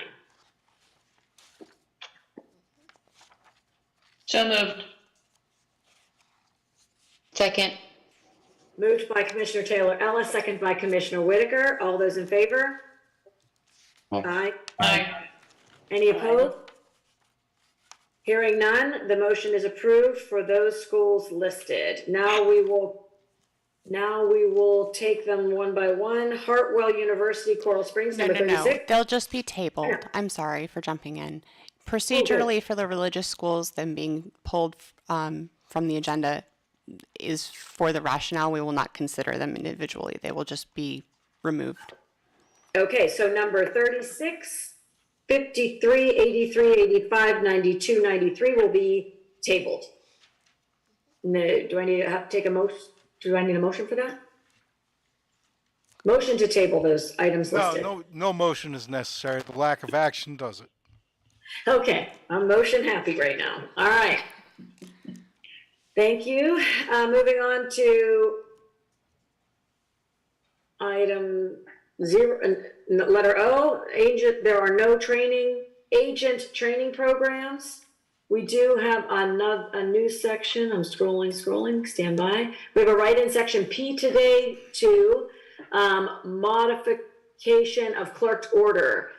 These materials are in the addendum to the agenda. There is one institution in this section, the University of Fairfax. Staff recommendations have been provided. If you are here from this institution, please raise your digital hand, unmute, and introduce yourselves. My name is Frank Longacre. I'm president of the University of Fairfax, and I have 3 senior staff members with me, which I would ask to introduce themselves at this point. Super. Joel? For Joel Musgrove, Senior Executive Vice President of Operations.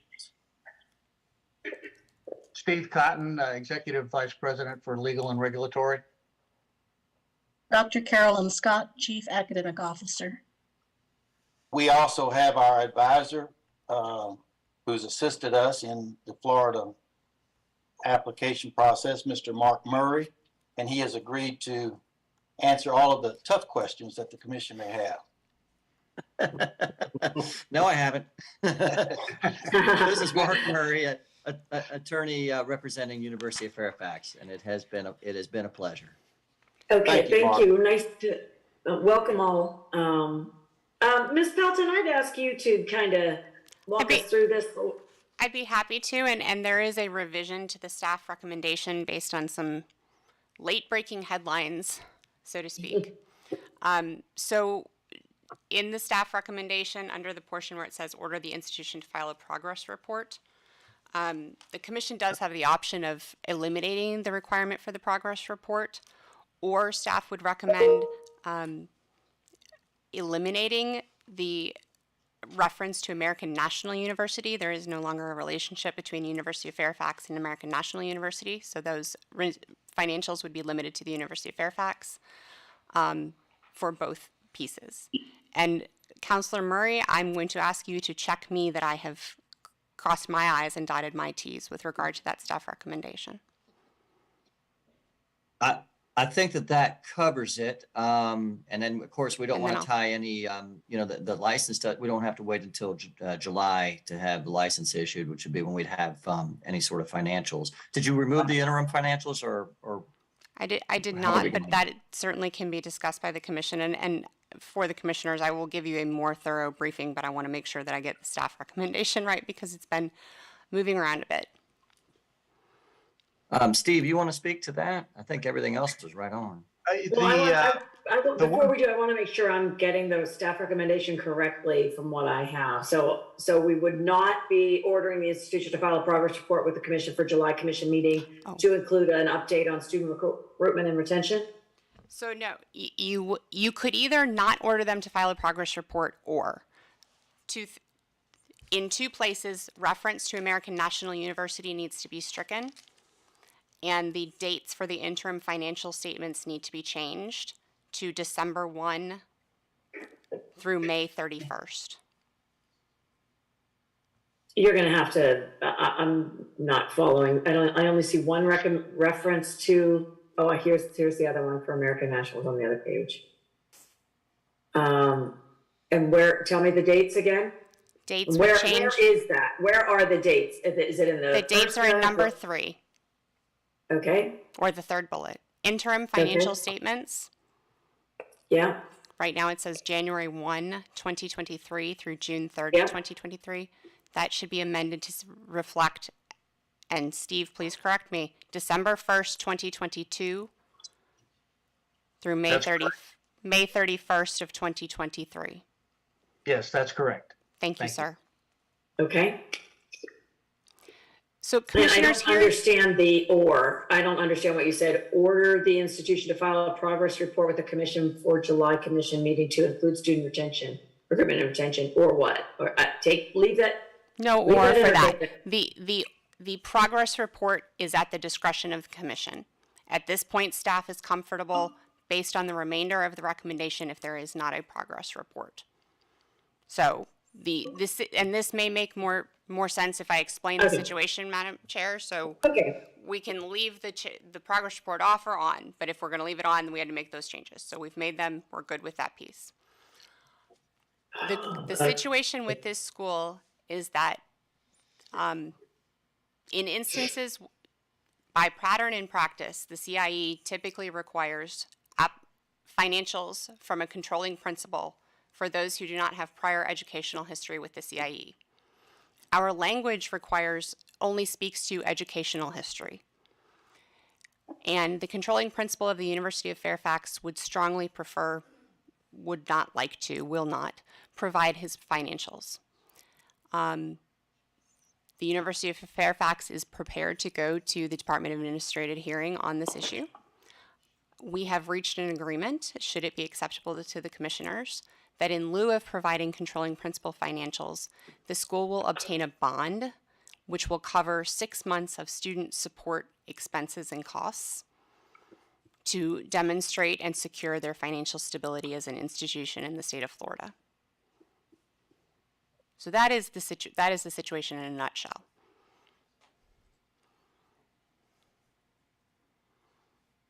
Okay. May I, this is Frank Longacre. May I address the commission?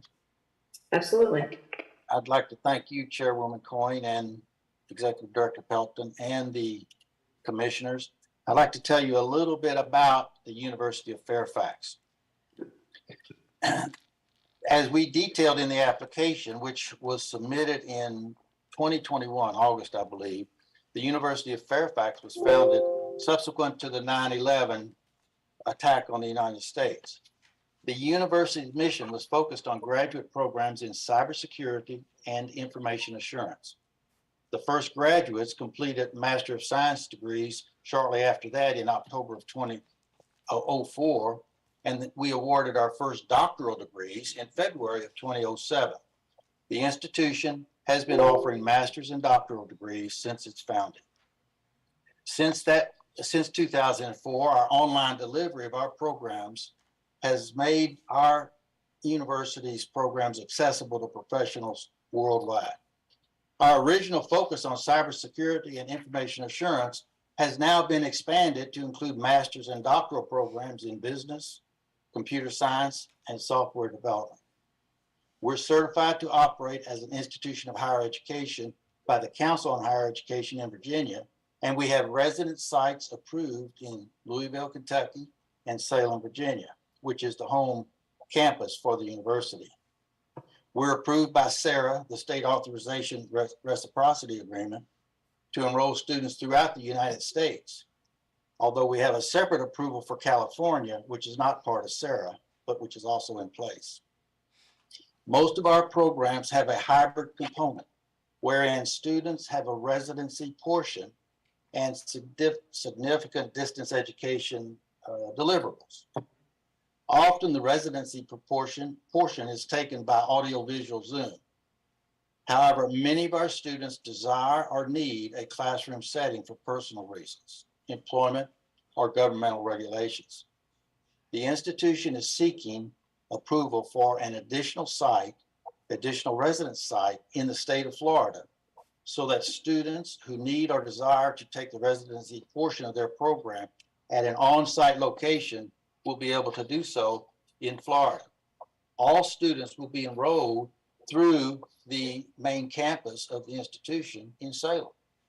The residency site will provide an opportunity for these students to take their residency portion of their hybrid programs in Florida.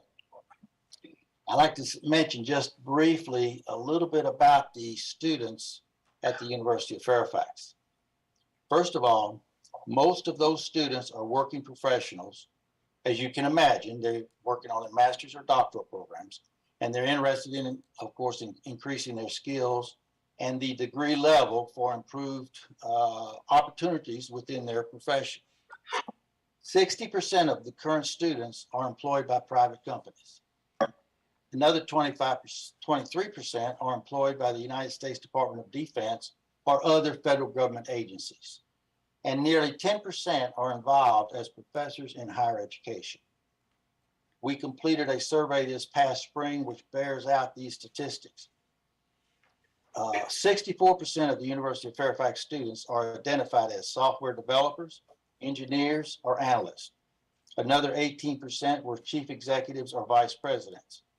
9% were directors or managers, and another 9% were professors in higher education. We currently have students in Florida. Some of them are employed by professional organizations such as the state of Florida, Arca Technologies, Envision Healthcare, Fresh Express, and PayPal. We submitted some 500 pages of documents and information back in 2021. Now, we're available, myself and my staff, as well as Mr. Murray, to answer any additional questions about this residence site of the University of Fairfax that we would have students attend if they so desire. Thank you. Thank you for that. I think that was really helpful for me. So will you have, so what will your, and forgive me, I can't open my, I did something wrong when I downloaded the file, so I can't open it right now, but to the addendum. So what staff footprint will you have in Florida? And where exactly will you be having your residencies?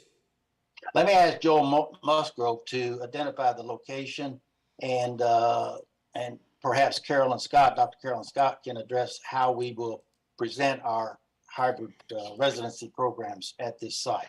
Joel, you want to answer the first part of that question? Yes, I'd be happy to. At the application that we submitted, lists the location that we'd be holding those residence sites at 8203 Valencia College Lane. Okay. Our landlord at that individual site, we have administrative space and classroom space at that facility. We will have administrator there during class operating hours, in addition to instructors during those operating hours. We also have a DSO in Florida. We also have admission staff in Florida and other personnel currently working in Florida. And what's your DSO? Designated school official. Oh, okay. I knew that as a direct support organization. Okay, thanks.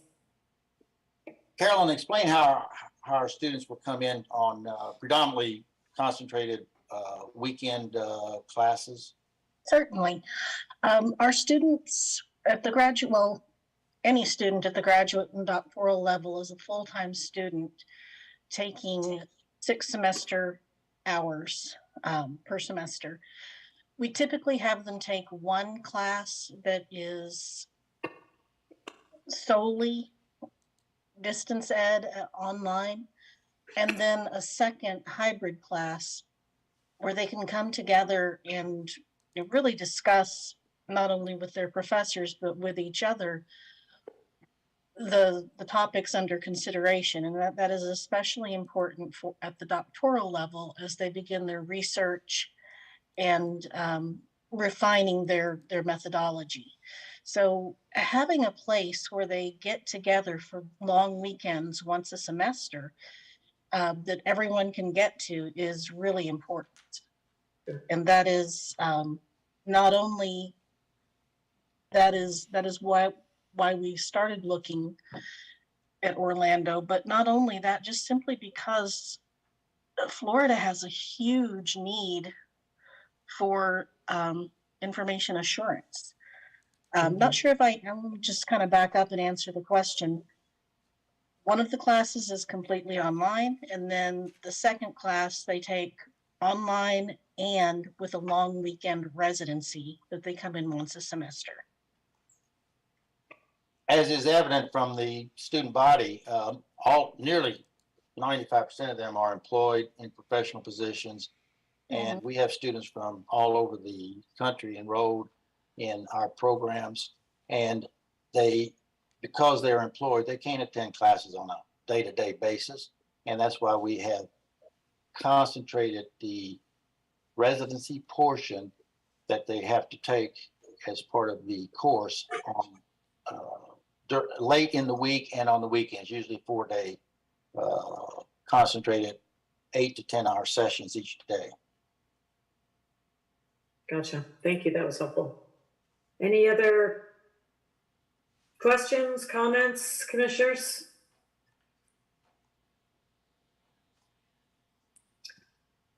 Okay, hearing none, I'm going to see if I can get this right. We will take a motion to accept staff's recommendation as modified to, and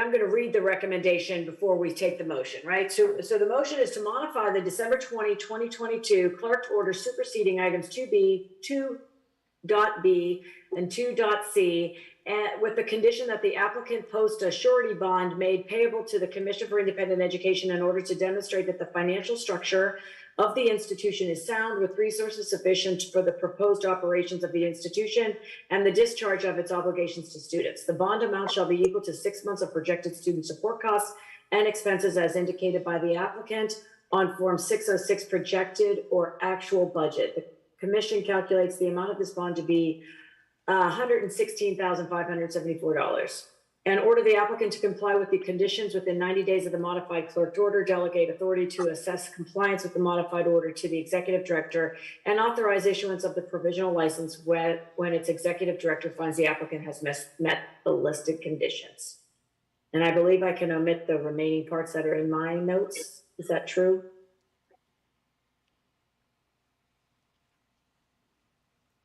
If it is the commission's wish to not require progress monitoring, yes.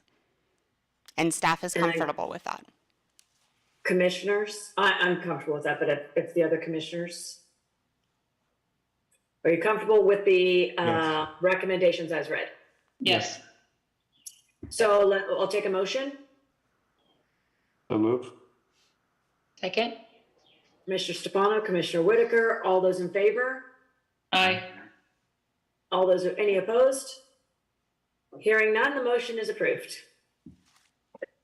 Excellent. Thank you very much. Yeah, Thank you, thank you. commissioners. Thank you. Okay. I believe we are at the end.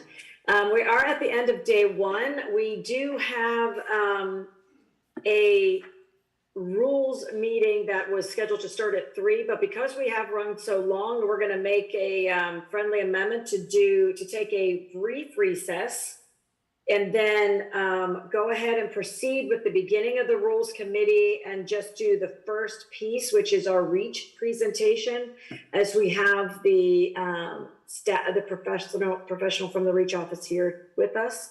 And we can do that portion and then delay the remaining parts of the rules agenda to the subsequent meeting.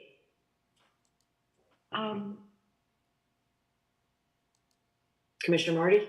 Oh, anyone? Does that sound agreeable to y'all?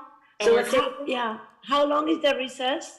as short as we need it to be so that we can keep moving forward. Because the person from the REACH office is here to present to us. So can we just do a 5-minute recess and come back? Yes. Yes. Okay, super. See you in 5. Thank you all.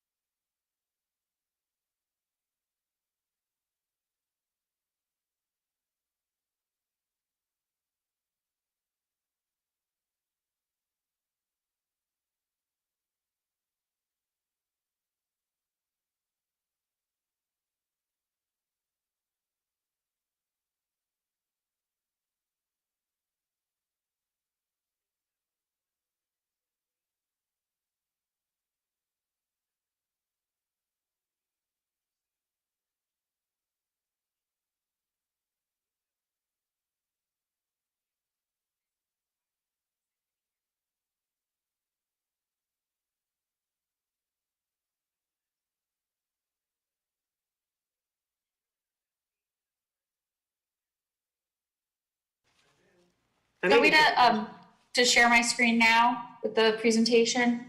Sure. Okay. That would be I'm gonna great. try. Let's see. We are live. I was just going to share that. So Great. Can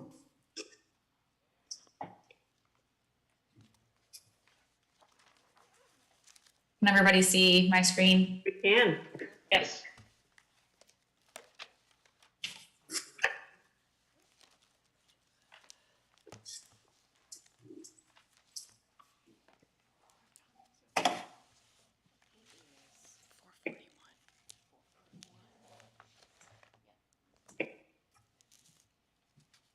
Ms. Crowfoot, we can see your screen and we are ready to go when you are. Great. Okay. Okay, great. I'm sorry, just one point of order. Merritt, do we need to call the Rules Committee to order?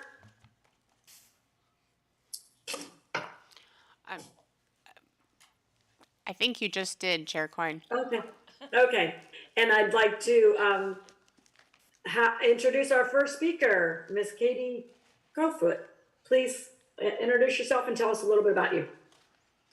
Hello. So my name is Katie Crowfoot again, and I'm the director of the REACH office and the executive office of the governor. So thank you again for having me here today to discuss the REACH Act and its implementation. To start off, I want to admit my background is primarily with the Department of Economic Opportunity and the Department of Children and Families. So I have a lot to learn about the world of CIE, and I'm really excited to engage in a discussion with you today about the possibilities for future collaboration and alignment. So if it's okay with you, I'd like to, can we dive in? Absolutely, please do. Sounds good. Okay, let me get my slides all up. Okay. So in 2021, the groundbreaking bipartisan legislation, the Reimagining Education and Career Help Act, was signed into law. It's a bit of a mouthful, so I have to make sure it's written down so I don't mess it up every time. But the act is a comprehensive blueprint for enhancing access, alignment, and accountability, the 3 A's, across the state's workforce system. So the goals are pretty clear. Improve equity and access for all Floridians to have opportunities to achieve self-sufficiency. Create a system-wide approach to service delivery across multiple state agencies and partners. Increase the level of collaboration and cooperation among the state's business and education communities, and provide greater accountability and transparency. So the legislation also created the REACH office within the executive office of the governor. And within this office, we synchronize all resources to ensure a seamless, integrated experience for all Floridians. We focus on highlighting programs, opportunities, and training that leads to economic prosperity and self-sufficiency. Excuse me, may I stop for a second? Is everyone seeing something on the screen? Is it just me or? Yeah, Okay. I can see. I'm sorry, what are you all seeing? We're not seeing it. It sounds like. Oh, you're not seeing her presentation? Not seeing the PowerPoint? No. Oh, I am. I Yeah. can see it. I am. I see it. So it's just me. Okay. It's just you, Jeff. I don't even know how to tell you to fix that. Commissioner Cross, you do have an electronic copy if we cannot get the technical issue resolved, if that helps. If you click view on the top right, which is selected for you?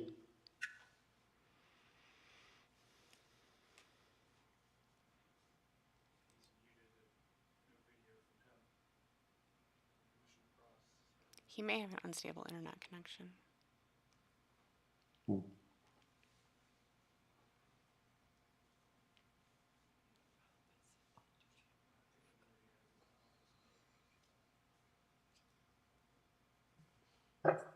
Yeah, go ahead and proceed. I'm going to pull it up on my email.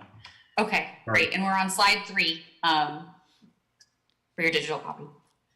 So REACH Act specifies our workforce partners, and those partners include the Department of Education, the State University System, DEO, the Department of Economic Opportunity, CareerSource Florida, and the Department of Children and Families.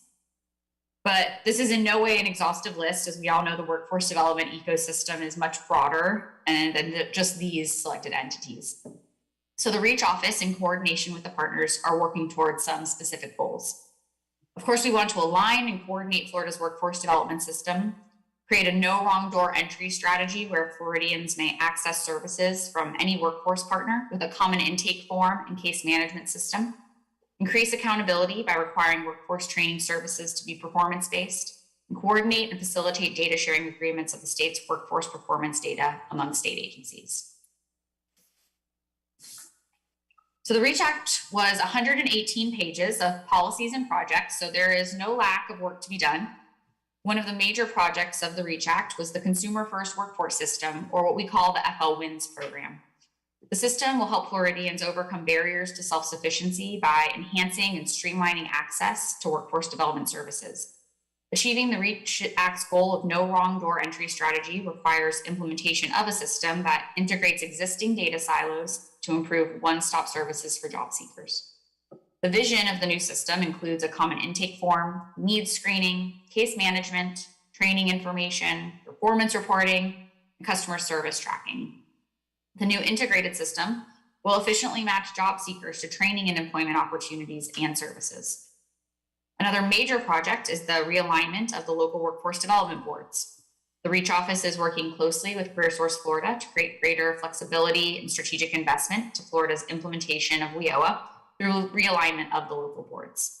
CareerSource Florida has contracted with a vendor to conduct stakeholder engagement, research, and analysis, and a recommendation will go in front of CareerSource Florida's board next month.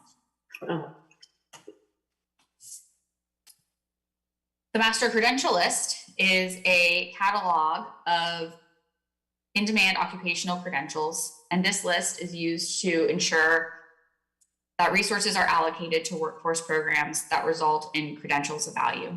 The Master Credentials List is a product of the Credentials Review Committee, or the CRC, and the CRC comprises major workforce partners, local workforce development boards, and private industry. We are charged with creating a definition of credential of value and a framework of quality, which we adopted in December of 2022. The framework of quality will be used for evaluation of credentials for inclusion on the Master Credential List on a quarterly basis. The first iteration of the Master Credential List will be completed next month. The Labor Market Estimating Conference provides the data to the Credentials Review Committee for the framework of quality. So it comprises the Labor Market Estimating Conference comprises principals from the Florida Office of Economic and Demographic Research, the Florida House of Representatives, the Florida Senate, and the Governor's Office.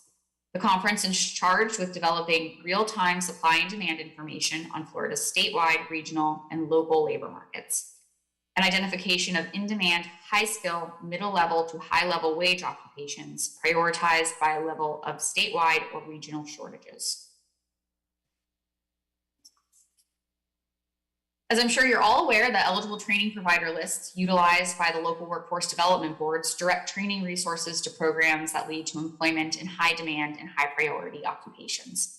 The REACH Act has changed how the ETPLs are created and maintained, from a new level of dependence on a master credential list to new performance and outcome measures. The ETPL process is still undergoing changes.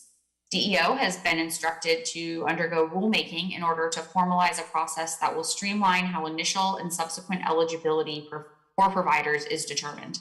Additionally, the ETPL will be moving to a statewide list, allowing local workforce development boards to focus on service delivery and providers to have a less cumbersome process by not having to engage with multiple boards.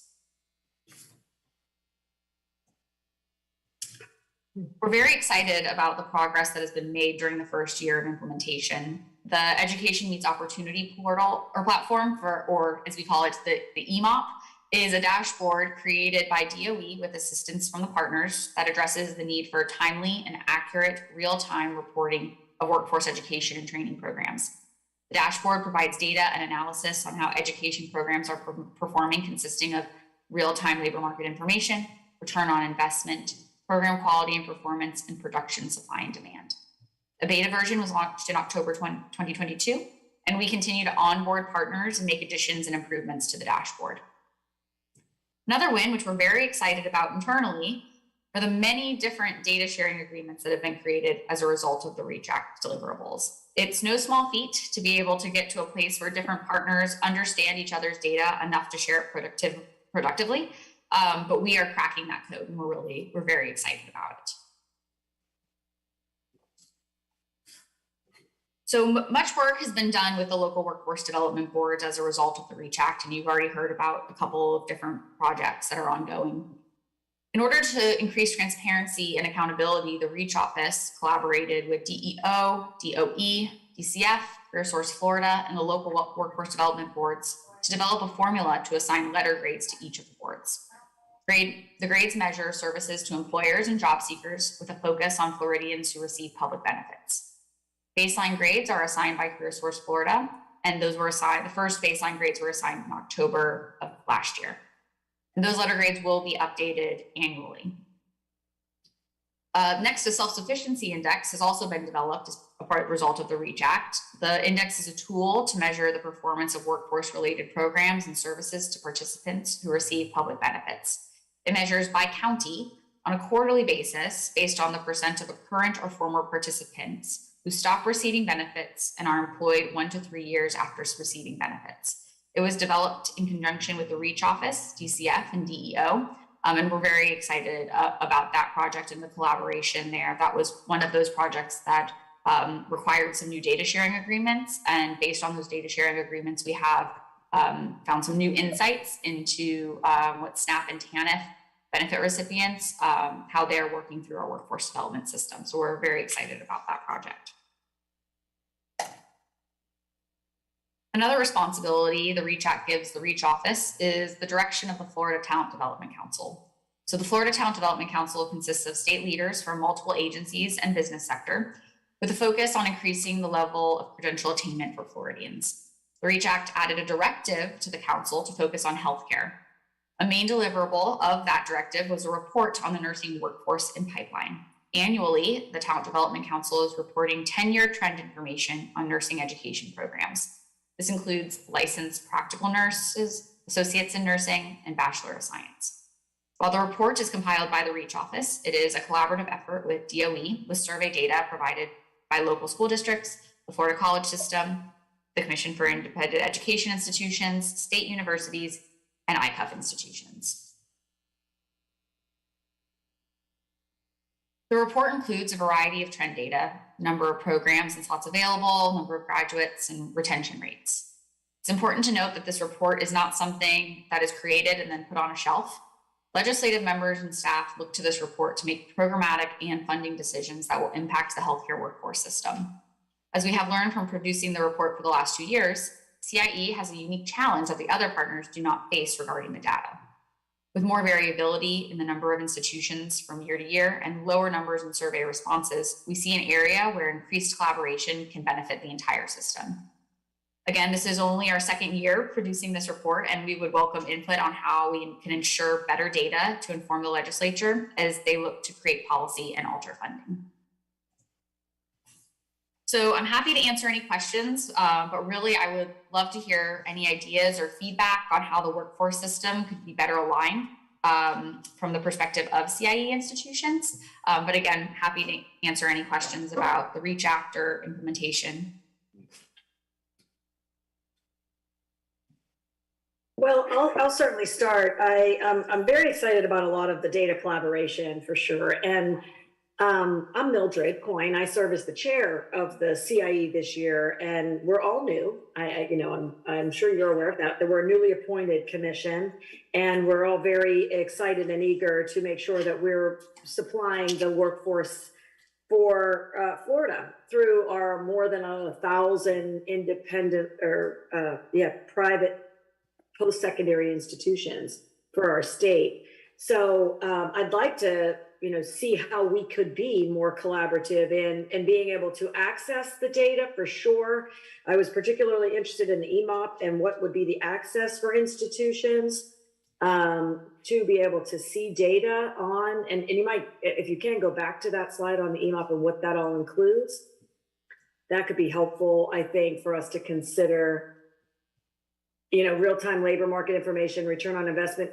And are you expecting to be able to track graduates' outcomes for the workforce system, say from the Florida College system, the State University system, the CIE system, to be able to see the return on investment for students ultimately, and employers, or I guess, and the state?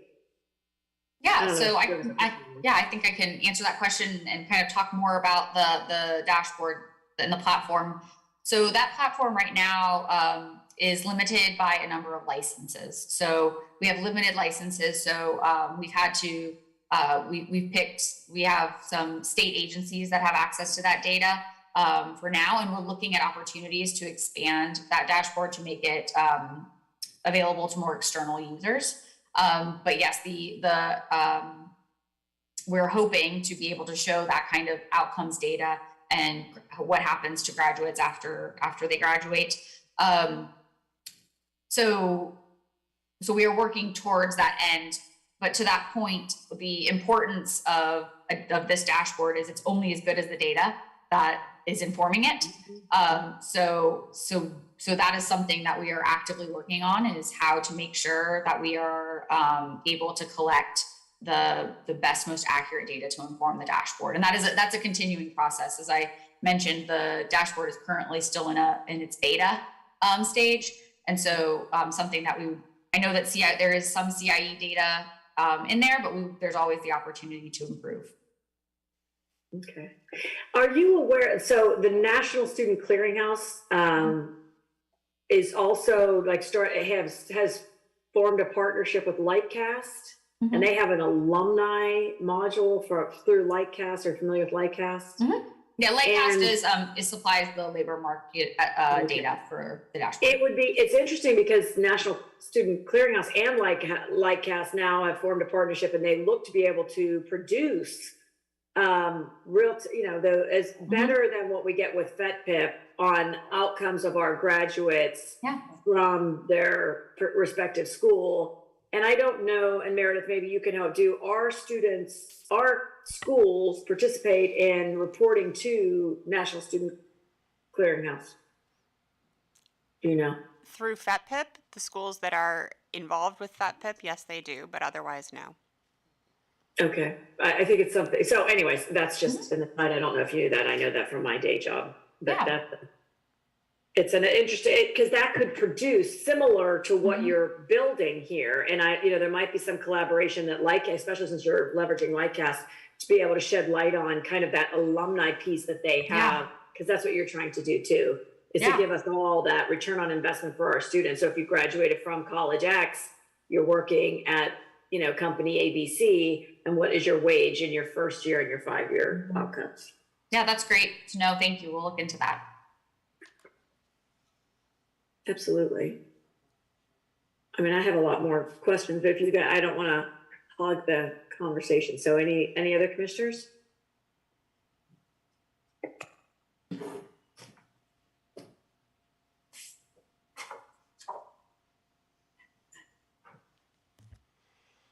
Thank you so much for this. I anticipate that there will be more conversations as we think about our rulemaking group and the consideration of what data elements we're currently collecting and the ones that we would like to collect. I hope that there's two parts to that. One would be alignment for interoperability. But second would be, I hope that can fuel innovation around the resources available and employed by the schools that fall under the purview of this commission in order to help them streamline that kind of data collection and submission so that it's more convenient for the schools that fall under this commission, and it's more reliably obtained. That's great. Yeah. And we want to be a partner in that work as well. So anything we can do to help, just let us know. Great.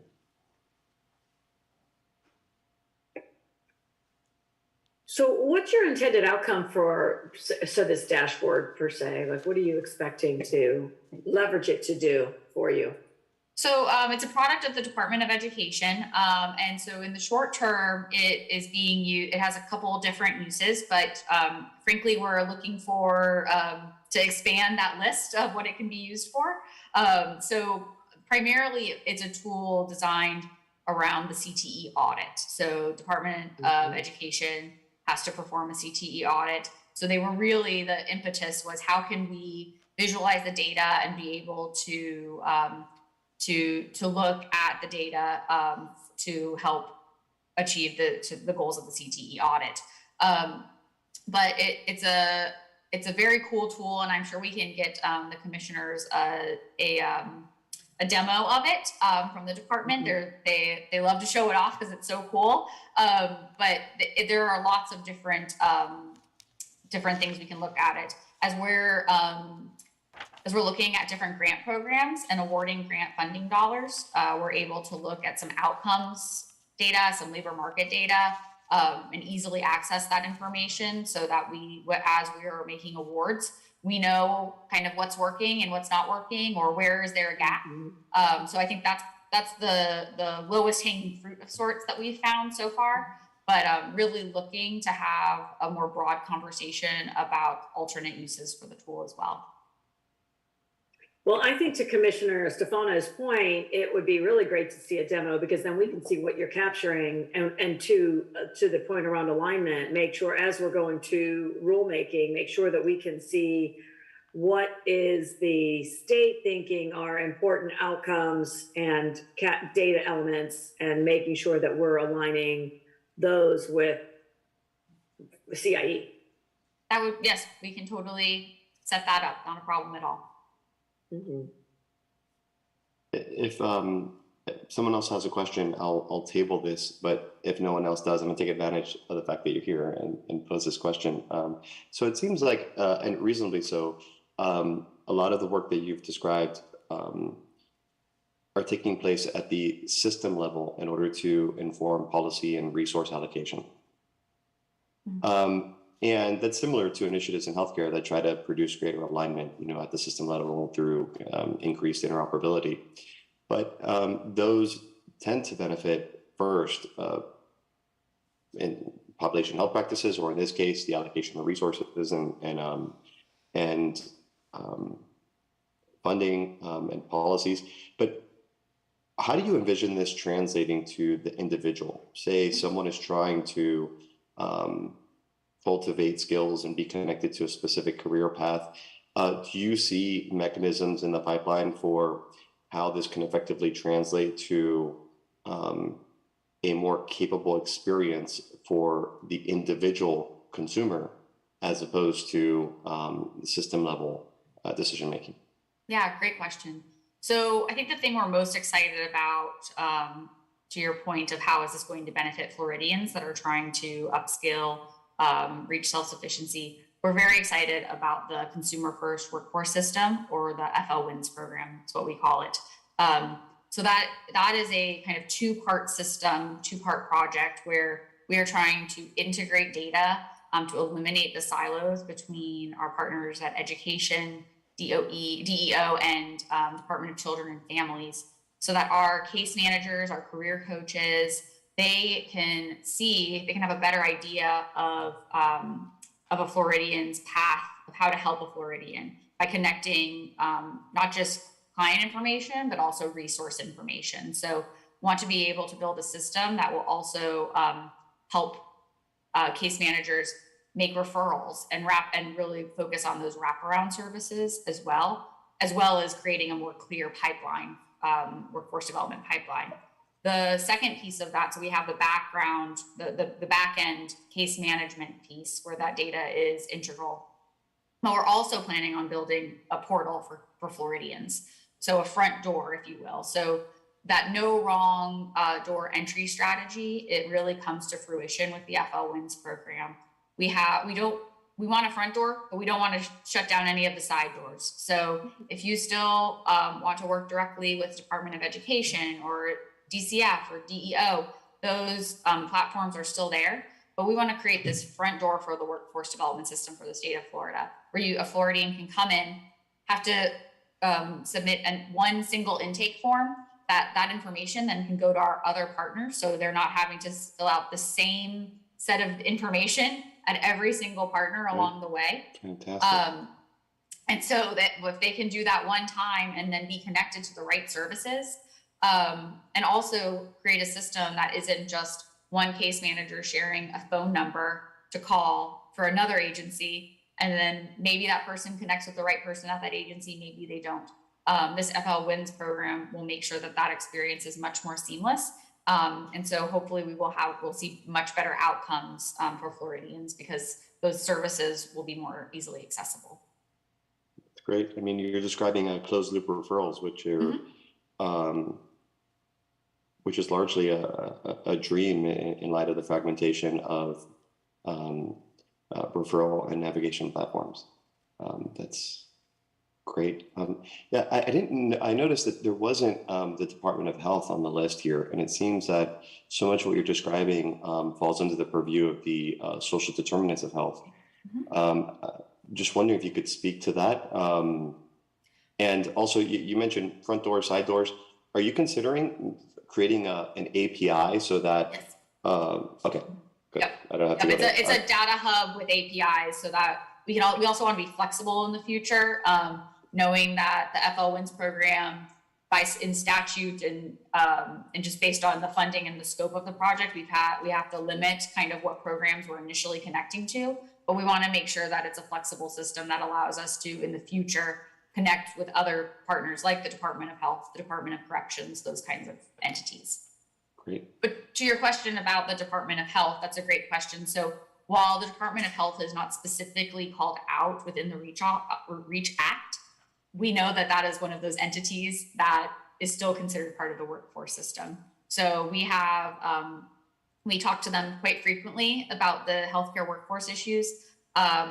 Every Friday, one of the things that my office does is we pull together leadership from across the state physically in one room to have conversations about alignment. And we're hoping to have Department of Health at our next meeting to address all the kind of traditional workforce partners to make sure that we are having that alignment that the REACH Act calls for. So yes, we have that relationship with the Department of Health, and we're looking to formalize it even more. So, and that's fantastic. I was actually referring to a different connecting point where, healthcare is a sector and it has its own kind of career needs, but looked at from another perspective, the kind of career navigation and referral services that you're providing fall under the purview of the Department of Health's scope insofar as it's considered a social determinant of health. And so a lot of their public health initiatives would seem to overlap, and it seems like that's a fruitful area for amplifying each other's work. For sure. And so one of our traditional partners, core partners for the FL Wins program is the Department of Children and Families that has a much more direct linkage to that. And they have a program that currently exists called the Hope Florida program that was initially intended to serve SNAP and TANF recipients and help them have that closed loop referral, provide wraparound services to help people no longer need SNAP and TANF benefits and find self-sufficiency. And they have a tool, their assessment tool is based on those social determinants of health. So we hope, we're happy that they're at the table. So as we try to develop these tools in the portal, they can bring that expertise with them. Thank you. Yeah.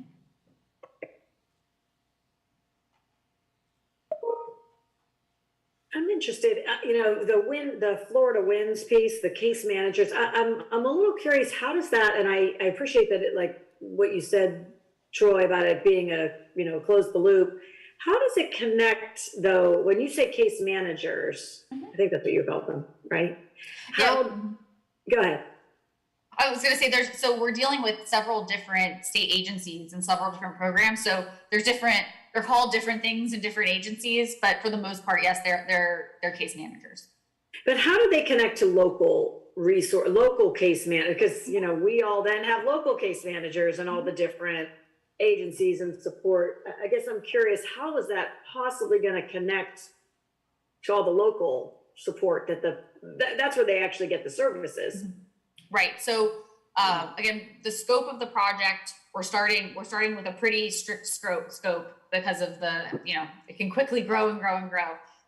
So if you look at from the DEO perspective, the case managers that we're talking about are the career coaches in our local workforce development boards. Okay. So there's currently 24 local workforce development boards, over 100 career centers across the state. Those would be considered the case managers. So their system of record is Employ Florida. That's where they use to put all their notes, to keep track of everything. So it's a huge lift, because we're going to have to go into that system and make sure that all this new information that's available through these data sharing agreements will be available within that system. And that system will have that API to the data hub. Mm-hmm. So that's how we're hoping to reach those locals. And we've got currently DCF has their access system, which we'll be linking into with their regional staff uses that system. And then Divisional Vocational Rehabilitation and Blind Services, they're also, they have their AWARE system that's being built. We'll plug into that system. And then, as I mentioned, DEO has Employ Florida, which we'll plug in. So that's kind of the initial bite at the apple to make this happen.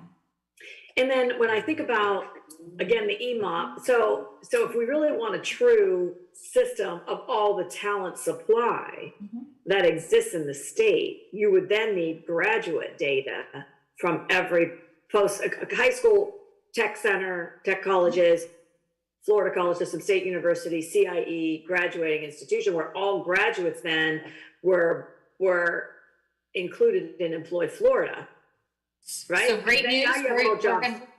No, sorry to interrupt. No, so then you have the entire talent supply for the state of Florida, workforce supply in one system. Mm-hmm. Yep. So we're happy to report that EMOP will be included within the FL Wins program. So we will also have that tool at our fingertips as well, and be able to leverage those data. Is there a discussion about having all graduates? Say it again. Is there discussion about all graduates in the state system enrolling in Employ Florida Employ Florida is not the tool. It's not a good tool. It's a clunky, horrible old tool, and I'm saying that on record, right? But hopefully it would be a more modern tool that wouldn't torture students to have to, when they graduate, to enroll, but they would then be in the talent pool, and employers would have access to an entire pool of graduates every term, or however often that people had to upload their graduates. So figure out a way to do that. Mm-hmm. That's not been brought up yet, but I hear you. Mm-hmm.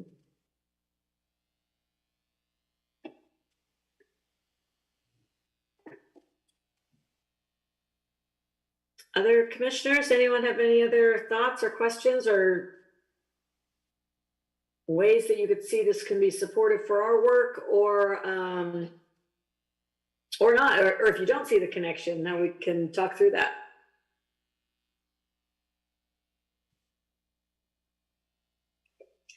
No, I think there is a connection, particularly for our clock hour institutions, because we may be able to get better answers from the reach office than we now have to depend on many different sources. So if you guys start collecting that data, it will be something that we could have when making decisions on renewing or accepting new institutions.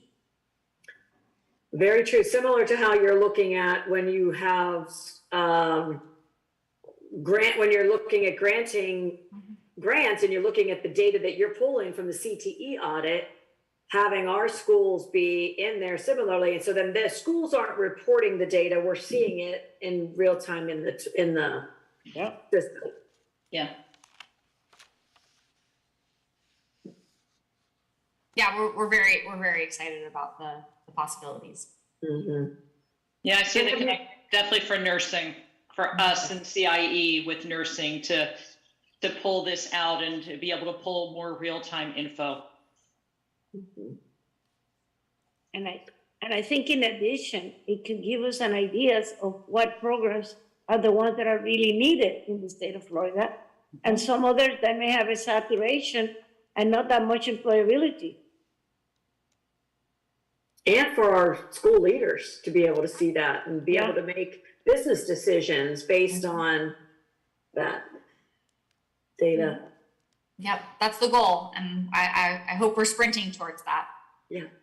So has there been discussion for CIE to be a component, like our student data? I don't know if have you been talking to Executive Director Pelton or has Senior Chancellor Mack talked about that at all? For EMOP or FL Wins? For EMOP. For EMOP, are we? What's CIE? I think, isn't it just the FETPIP data, Katie? I think it's just the FETPIP data at this point in time, yes. So if an institution is required to report that FETPIP data, and for the commissioners that don't know, I can give my very shallow understanding of that, but Chair Coyne may be able to give us more visibility. That data is rolled up into EMOP, but that is a limited number of our institutions. So as we look towards changing rules and potentially legislation, starting to account for that student level data collection in the CIE sector is something that would certainly help us be in alignment with the REACH office. And both from a push and pull perspective. Yeah. Okay. And so I just think there's a lot more discovery to have on that, because FETPIP data is better than what most states have, right, on our graduates, but it's 2 years in arrears, right? It's not able to give us, and it's also validated back by the schools that have to do the validation of the students of record that are found in employment. There's some gaps in it, and certainly it's not perfect, but it's not as timely as I think anyone would want it to be. But I think that there's an opportunity, even with what, like I said, National Student Clearinghouse is doing with Lightcast. And if we can get more graduate data and having Lightcast find our graduates wherever they are, that could be really interesting. It could be much faster, and not have as long of a lag as FETPIP. FETPIP stands for Florida Education Training Information Placement Program. And it's been our placement data tool in the state of Florida for our public institutions for decades. And it's, like I said, it's better than most states don't even have that. A lot of states don't even have that. Right.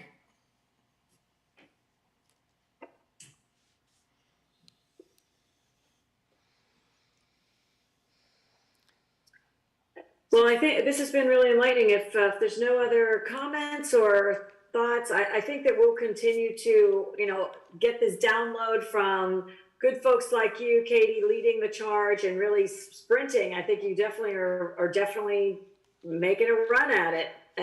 Very good. So I'm excited because from my perspective in CIE, but also from my perspective in the Florida college system, this is really phenomenal. It's great direction and great work. So I'm excited, but and we look forward to a lot of other conversations and alignment. We would love a demo of the EMOP, if the dashboard, if that's possible, because I think that'll help us inform our own data elements and look to continually align and support the charge of Florida for workforce development. Yeah, not a problem at all. We've already made a note. We'll get with the department tomorrow and get it all lined up. And thank you guys so much for having me, and would love to come back when there are additional updates, or even just to continue the conversation about further alignment with CIE. And thank you for waiting. I know you were slotted for a much different time frame, so we appreciate your flexibility. We didn't have any crystal ball that would tell us how long our meeting would go, but we appreciate you. It worked out better, so we're all good. Thank you. That's great. Thank you, guys. Thank you very much, Executive Director Kofod. Thank you. Thank you all. And this then, I think we're going to close. Unless we have any other business to discuss, we can adjourn this Rules Committee. We'll postpone the other items until March. Any thoughts on that? Any other comments? This is our public time if you have anything to say. Tomorrow should be a shorter day, folks. All folks out there. Hard stop that we'll have to have a contingency if I have to jump, if we'll go farther than We'll throw the gavel at Vice Chair Williams. So. Okay. Okay, have a great evening, everyone. Thanks for Thank you, today's everyone. work. See you at 8:45 in the morning. Bye. Bye, thank you all. Thank you. Bye.